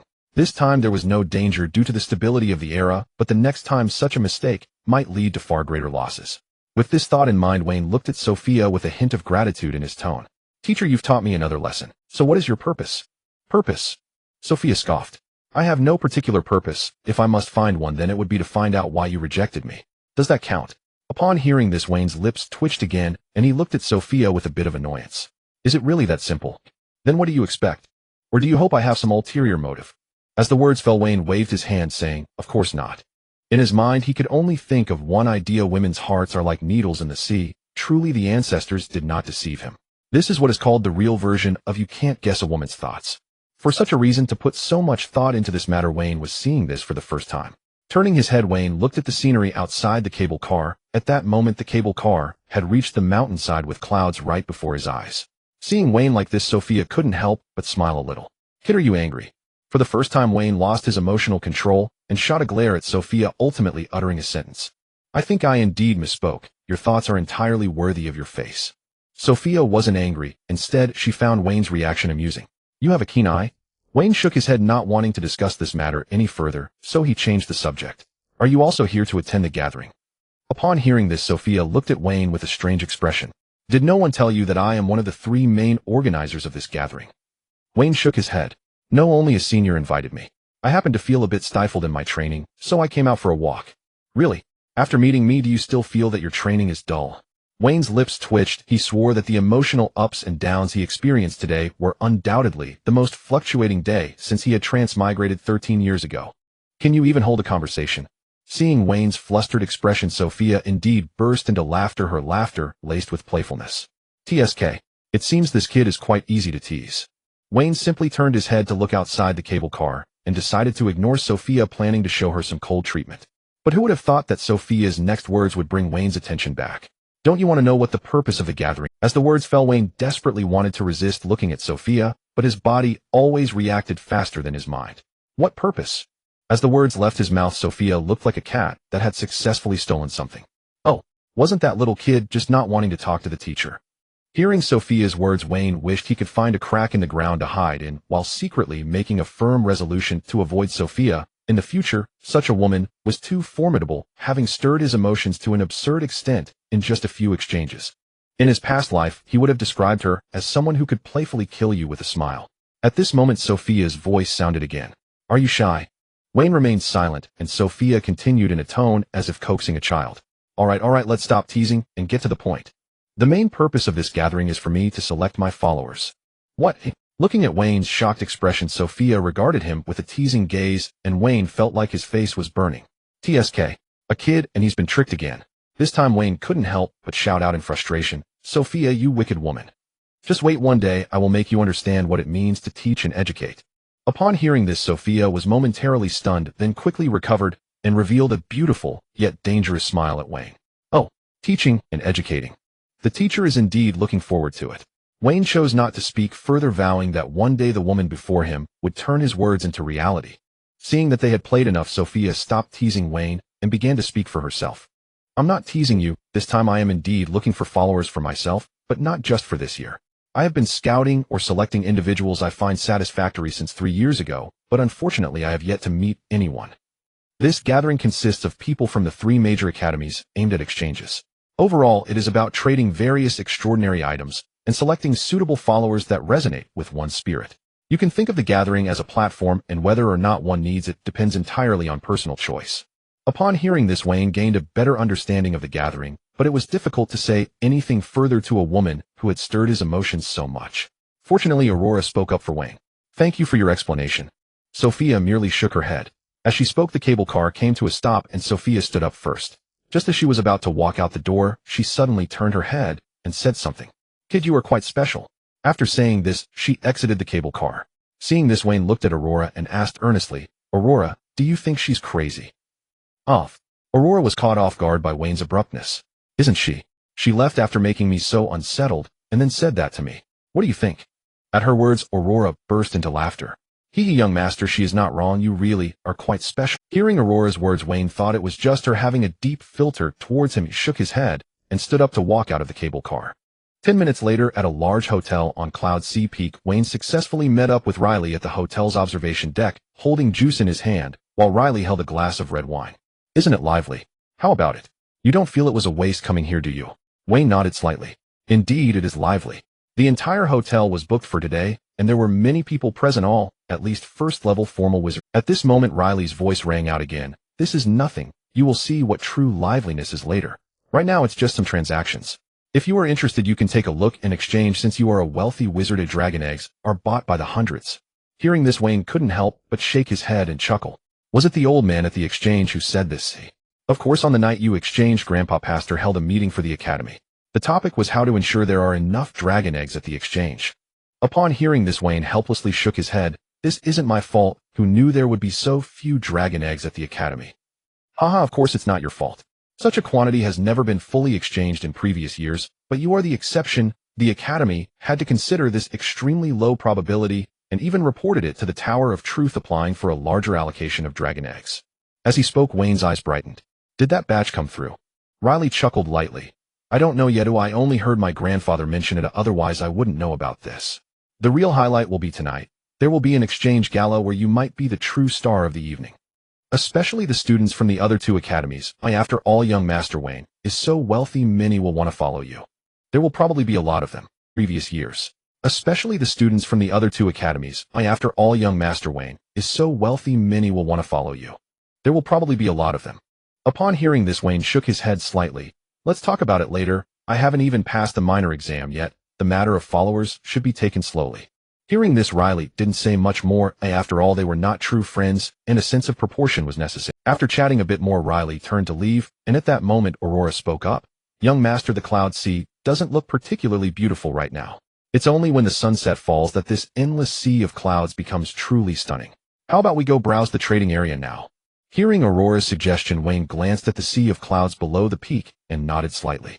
Then let's go browse around. 15 minutes later, Wayne and Aurora arrived at a vast exhibition hall filled with numerous small stalls with many wizard knights engaged in trading. However, based on the information Wayne gathered on his way here, most stall owners were Lord Wizards, as even a light touch could create an array, making it hard not to earn money. Compared to Lord Wizards, the number of knights and elemental wizards added each year was at least several times, or even dozens of times more, so there was no worry about unsold items. Apart from the Lord Wizard stall owners, most others were elemental wizards selling alchemical items. At this moment, Aurora's voice suddenly rang out, Young Master. That area over there is the magical plant zone. Let's go take a look. Wayne followed Aurora as she led him towards the magical plant zone, and he was quite intrigued to see many magical plants as this was his first time seeing them in reality despite having them in his compendium. Suddenly a voice rang out. You dare to sell an unknown magical plant for a top-grade magic crystal? Are you robbing people? Wayne looked over at the voice and saw a man resembling a woman looking impatiently at the vendor in front of him. I didn't ask you to buy it. The price is set. If you don't want it, just leave. Who do you think would want it? After saying this, the woman turned and left. Seeing this, Wayne curiously approached. After observing the magical plants at the stall, he found it odd that they were just ordinary items, yet were arguing. Until Wayne looked at the right side of the stall where a sign was displayed. I am a wood elemental wizard. The following are hybrid products with unknown effects. 1 top-grade magic crystal per plant, no bargaining. Upon seeing this, Wayne glanced over and finally focused on a blue-iced rose. He curiously inquired, what is this rose hybridized with? The vendor slightly shook his head. I forgot. Wayne looked at the vendor and understood why they were arguing. Even if the effects were unknown, they didn't even give a slight introduction. Wayne shook his head, no longer wanting to say much, took out a top-grade magic crystal from his spatial ring, tossed it over, and then lightly tapped the void. The pot of blue-iced magical plant flew up instantly into Wayne's hand. As soon as he got close, Wayne felt a chilling aura rushing towards him, and he seemed to awaken spiritually as well. Is this a hallucination? Without saying much, Wayne glanced at the thankful vendor and left the trading area with Aurora. Adding an extra chapter. Dear readers, please add this to your bookshelf. The author thanks you. Thank you, dear readers. However, although you are treasures today, pressure must also be placed upon you. Moments later at the observation deck, Wayne curiously examined the ice blue rose magical plant before him. Young master, do you recognize this magical plant? Wayne didn't rush to speak. Instead, he leaned closer and sniffed it. A cold aura entered his body through his nostrils, sending a chill throughout him, but Wayne's focus was on his sea of consciousness. After another moment, Wayne opened his eyes and looked at Aurora. If my guess is correct, the value of this new magical plant is not merely that of a high-grade magic crystal. What guess? Wayne didn't rush to respond, but pointed at the magical plant. You should come closer and take. Upon hearing this, Aurora stepped forward to sniff it. Unlike Wayne, who felt a chill, Aurora, relying on her knightly physique, found it quite pleasant. So comfortable, she said, taking a few more sniffs, but soon she also noticed a change within herself. So familiar, this feeling seems like something I've encountered before. She looked at Wayne. Young master, do you know what it is? Hearing Aurora's words, Wayne's lips curled into a slight smile. Hey, race a hint, the teleportation passage. Aurora's eyes brightened upon hearing this. Yes, it's that kind of feeling from passing through a teleportation passage. Is it the awakening flower? Wayne nodded slightly. Indeed, it's the awakening flower.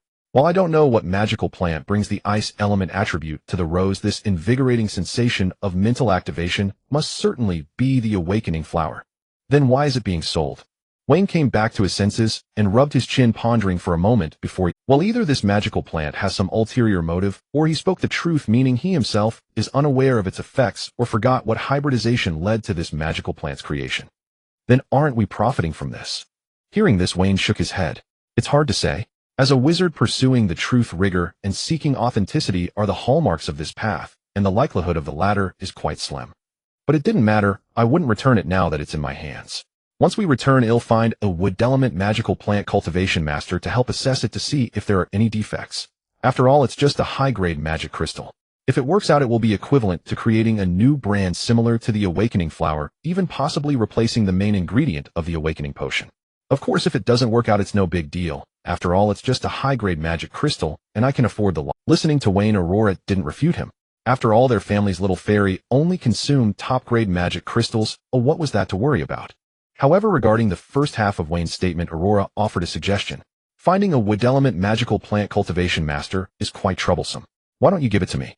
I'll take it back to show my mother, as she has nothing to do anyway. Hearing this, Wayne couldn't help but chuckle. Be careful your mother doesn't find out, as she'll hammer you when you return.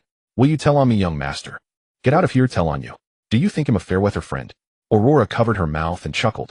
By 6 in the evening, Wayne and Aurora had finished dinner at the hotel and were now watching the vast red clouds from the observation deck. The red clouds didn't last long, fading away in just a quarter of an hour. At that moment, Riley's voice rang out. Junior, the banquet is about to start. Shall we go in together? Wayne turned to look at Riley behind him and nodded in agreement. Sure. 15 minutes later, in a massive banquet hall within the hotel, various drinks and snacks were laid out on both sides, while the center featured a stage. At a side exhibition stand before the exam, Wayne held a juice and was chatting with Aurora. There are so many people here at a glance. There are at least 6,000, and more keep gathering. It seems young master's reputation is quite significant. Hearing this, Wayne smiled and shook his head. How could they all be here for me? It's likely more for Sophia. You heard it when we came in. Those night wizards all regard her as the jewel of the academy. Before Aurora could respond, Riley, who had separated from them after entering, walked over. Sorry to keep you waiting, Junior. It's fine. A senior has your own matters to attend to. We can manage on our own. Riley didn't reply, but instead extended an invitation. Interested in meeting some other seniors? Of course. Wayne naturally had no reason to refuse such introductions, and soon understood what Riley had been doing after separating from them. 10 minutes later, Wayne and Riley stood side by side at the front of the banquet hall. As they approached, Riley's somewhat exaggerated voice rang out. Everyone attention please. The star of the night has arrived. Hearing this, the dozen or so people present turned towards Wayne, immediately breaking into smiles. Haha, welcome, Junior. Of course, this is the Dragon King among this year's freshmen. Oh, we've been looking forward to this for a long time. As a chorus of compliments rang out, Wayne didn't shy away, but nodded back at each of them. Seniors, I am Wayne. Hearing Wayne's self-introduction, everyone nodded kindly. Wayne soon learned through conversation that these 11 people, including Riley, were all possessors of top-tier talent and were among the best in the Lord Wizard Academy, spanning grades 2 to 6. Time passed during their chat, and suddenly a somewhat romantic tune filled the large banquet hall, causing it to gradually quiet down. In the next moment, following the gaze of the crowd, Wayne saw Sophia in a red gown, like a proud phoenix, walking gracefully towards the front, the source of the crowd's silence. What do you think? This woman is stunning and impressive, right? Hearing Riley's voice beside him, Wayne retracted his gaze and shook his head. Stunning indeed, but she's not easy to handle. That's true. Wait, Junior, do you know Sophia? Wayne simply replied slowly.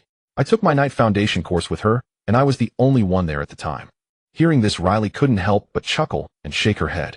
You really had good luck. The one time Sophia taught a class, you happened to be there. As they spoke, Sophia approached another group, not far from Wayne, and the others confidently taking center stage, looking like the leader among them. Notably, the number of people there was at least double that of Wayne's group of Lord Wizards. Just then, a floating bridge made of emerald green wood element energy suddenly extended from afar.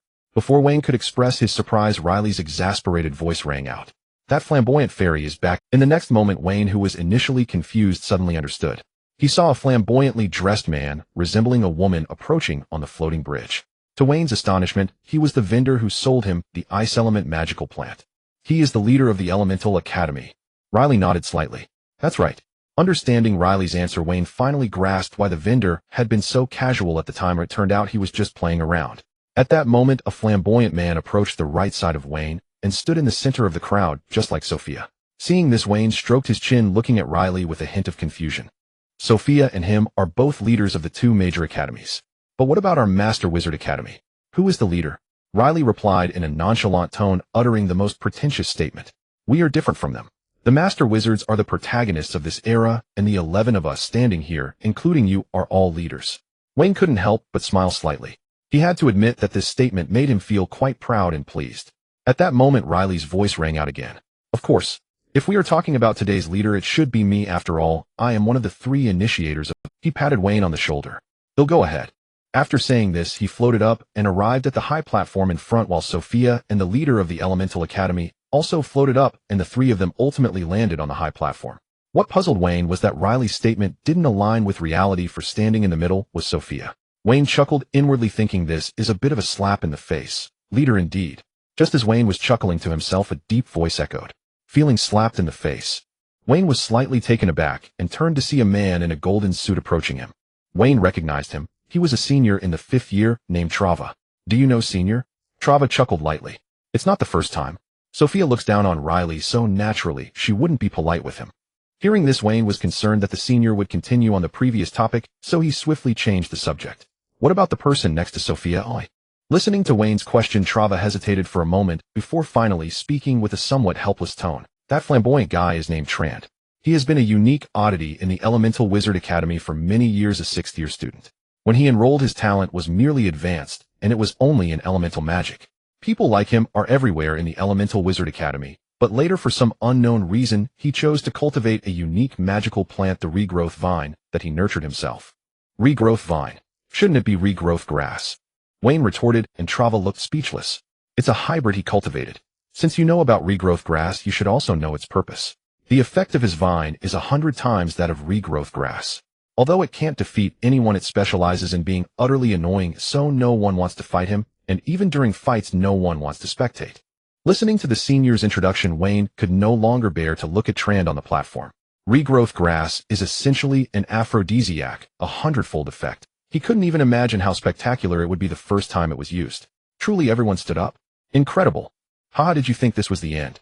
This flamboyant guy also obtained a patent from the Magical Plant Association and the Potion Association specifically for breeding magical beasts.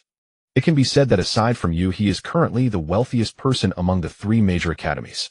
Trava said this with a hint of amazement. His luck is truly remarkable. He became a millionaire so cluelessly. Wayne was at a loss for words, thinking this was just too wild. Fortunately, there was no time for Wayne to be speechless as the speeches on the high platform commenced, filled with formalities, until the announcement of the banquet's start was followed by a wave of enthusiastic cheers in the banquet hall. Soon couples began dancing on the central stage while others engaged in their own conversations. At that moment, a pleasant voice rang out, "Are you Wayne?"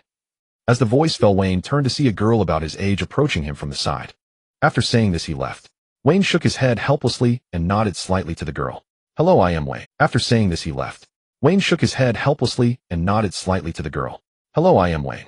"Hello, I am SAS, a second-year student from the Master Wizard Academy." Hearing the girl's introduction, Wayne nodded slightly. "Do you need something?" "Of course, I would like to form a partnership with you." Upon hearing this, Wayne was momentarily taken aback, but seeing the girl's expression as if it were only natural, he inexplicably felt a bit angry and pointed towards the banquet hall's entrance. "The room for daydreaming is over there. Turn left at the main door." "You?" Before she could finish her words, a teasing voice interrupted. "Tisk, it seems like we both have these little flowers setting their sights on us. Ah, the troubles of being wealthy." Wayne turned to see Trand had unknowingly appeared behind him. Seeing this, the girl cast a wary glance at Trand before huffing softly and turning to leave. As the girl walked away, Wayne looked at Trand. "Senior, thank you for the rescue." Trand smiled gently and waved. "It's nothing. After all, we are kindred spirits of wealth. How can I just stand by when kindred spirits are in?" He then changed the subject. "But you really owe me one this time." "Huh?" Wayne looked puzzled and Trand gave a hint. "Ice Rose." At this, Wayne instantly realized he had been set up. "You were waiting for me on purpose. And you know the effect of the magical plant I bought." "That's not quite it. I was just idle and curious if I could wait for you and see if you were worth befriending." "Now it seems the answer is clear. You are worth befriending." Listening to this clouded statement, Wayne was somewhat baffled. "What do you mean? And you haven't answered my question." Trand shook his head. "Why the rush? Let me finish speaking. I do know about the effect of that magical plant. I meticulously crafted it for this banquet." Listening to Trand, Wayne silently dismissed the luck label that Trava had placed on him. The Trand before him, resembling a woman, clearly couldn't be summarized by just good luck. Reflecting back on that seemingly absurd regrowth vine, it truly was an effect 100 times that of ordinary regrowth grass. Could an average person cultivate something like that? From this and Trand's earlier words, it was evident that he definitely had real skill in cultivating magic. He had only purchased the dragon egg a short while ago, yet within this time, he meticulously crafted a magical plant that he was certain Wayne would most likely buy. Such an ability was likely the true trump card that allowed him to stand behind the scenes as a leader. At that moment, Trand's voice rang out again. "I have investigated, or rather I have seen your public information. You come from the Rose territory. And someone like you, who is just a step away from being a top-tier genius with 3 talents, the Marquis of Rose, would certainly not hesitate to invest, especially since after your graduation, all of you will be allocated to the southern region where the Marquis of Rose is located for development. Then she would be even less reluctant to invest." "So what does that mean?" "It means that as someone from the noble lineage of the Rose, you will have a greater margin for error when you head to the pioneering lands after graduation. In other words, you have a backing, a complete support that has developed over a century." Listening to Trand's words, Wayne shook his head, but refrained from saying anything foolish about not needing a backing. "There's still a long time ahead. I haven't considered the next step yet, and let me remind you, senior brother, you're straying off topic." Trand chuckled awkwardly, cleared his throat a couple of times, and then continued, "Based on this, I hastily crafted the Ice Element Awakening Rose, which is most fitting for Marquis Rose.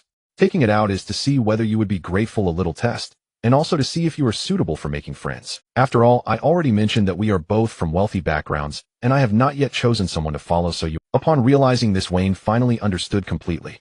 "So you want to become my follower?" "Who knows? I'm only in 6th grade, and there's still plenty of time. I'm not in a hurry. Of course, there will definitely be many days in the future when I will visit you." Upon hearing this, Wayne let go of most of his calculations. After all, when you select others, they are also selecting you.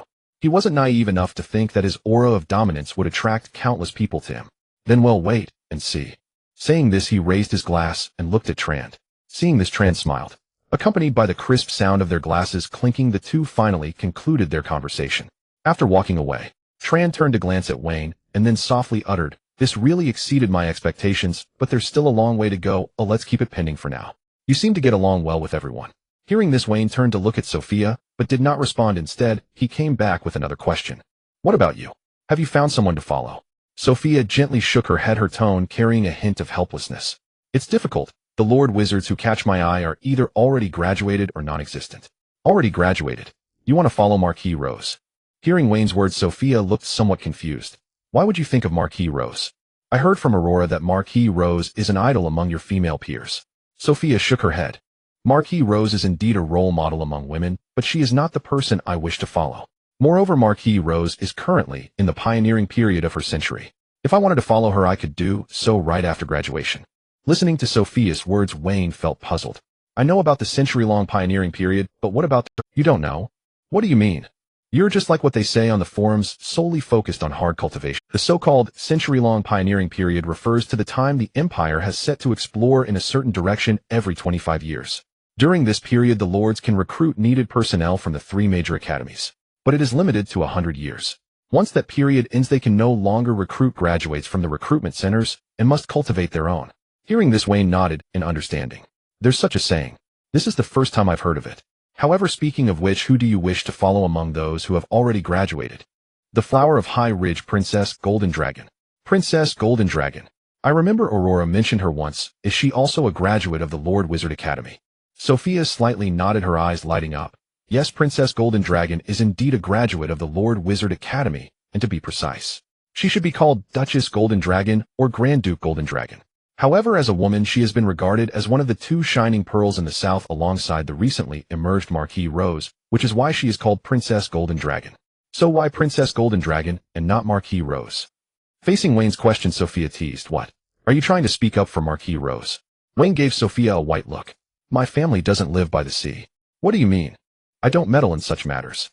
"Haha, you are really interesting, but why do you ask that?" "Curiosity, after all. As Princess Golden Dragon is my senior, it is only natural to admire the legendary stories of my predecessors." Upon hearing this, Sophia cast a glance at Wayne with her beautiful eyes. "Do you believe what you just said? Speaking of which, my grandfather originally lived in the Elf continent, but later traveled everywhere and met the then Princess Golden Dragon, forming a bond. Eventually, he chose to settle in the territory of the then recently graduated Princess Golden Dragon. I grew up listening to the stories of Princess Golden Dragon, so I want to follow her." Wayne chuckled lightly upon. "So if you were born in the Rose territory, would you then follow Marquis Rose? In other words, does it not matter who you follow as long as it's where you were born?" Listening to Wayne's sharply sarcastic words, Sophia wasn't angry, but rather looked at Wayne with great interest for a while, until Wayne felt somewhat uncomfortable. Then in Wayne's surprised gaze, she raised her wine glass. "TSK. A child with a strong sense of revenge, would you like a drink?" Facing the invitation, Wayne was puzzled for a moment, but soon understood. Thus he raised his juice and clinked it with Sophia's. All the unpleasantness between the two dissipated after this drink. "So, are we friends now?" Faced with Sophia's question, Wayne raised an eyebrow, momentarily reminded of Trand. "So whether it was the teasing on the cable car, or this friendly encounter, was it all your scheme?" "No, I teased you on the cable car because you rejected me, and also—" Saying this, Sophia paused, seemingly contemplating how to describe it. "You may not have noticed, but you possess certain qualities that others do not, which are indescribable, but truly exist. Do you think you're a prophet speaking in riddles? What? Are you planning to stop being a knight and switch careers?" Seeing this, Sophia didn't linger on it, but instead looked intently at Wayne. "So are we friends now?" "Of course, after all, I have always done what I said, and friendship is just the first step." Sophia instantly understood, then revealed a stunning smile. "Hee, then the teacher will be waiting for you to fulfill that promise." After saying this, Sophia looked around and left a remark. "Well, that's it for today. Tonight, many people will come to find you the protagonist. If you monopolize them, it will anger the masses. Enjoy your time in the spotlight, kid." After saying this, she left directly. Wayne was momentarily taken aback, but quickly understood as he saw a large crowd rushing in after Sophia left. P.S. The following does not count towards word count. Adding a chapter, I woke up this morning and almost got caught up by the readers. How could the author bear it? So there's an additional chapter. Also, I kindly ask all readers to add the book to their shelves. Thank you from the author. The pressure is once again on the readers. You can relax for a couple of days. Happy.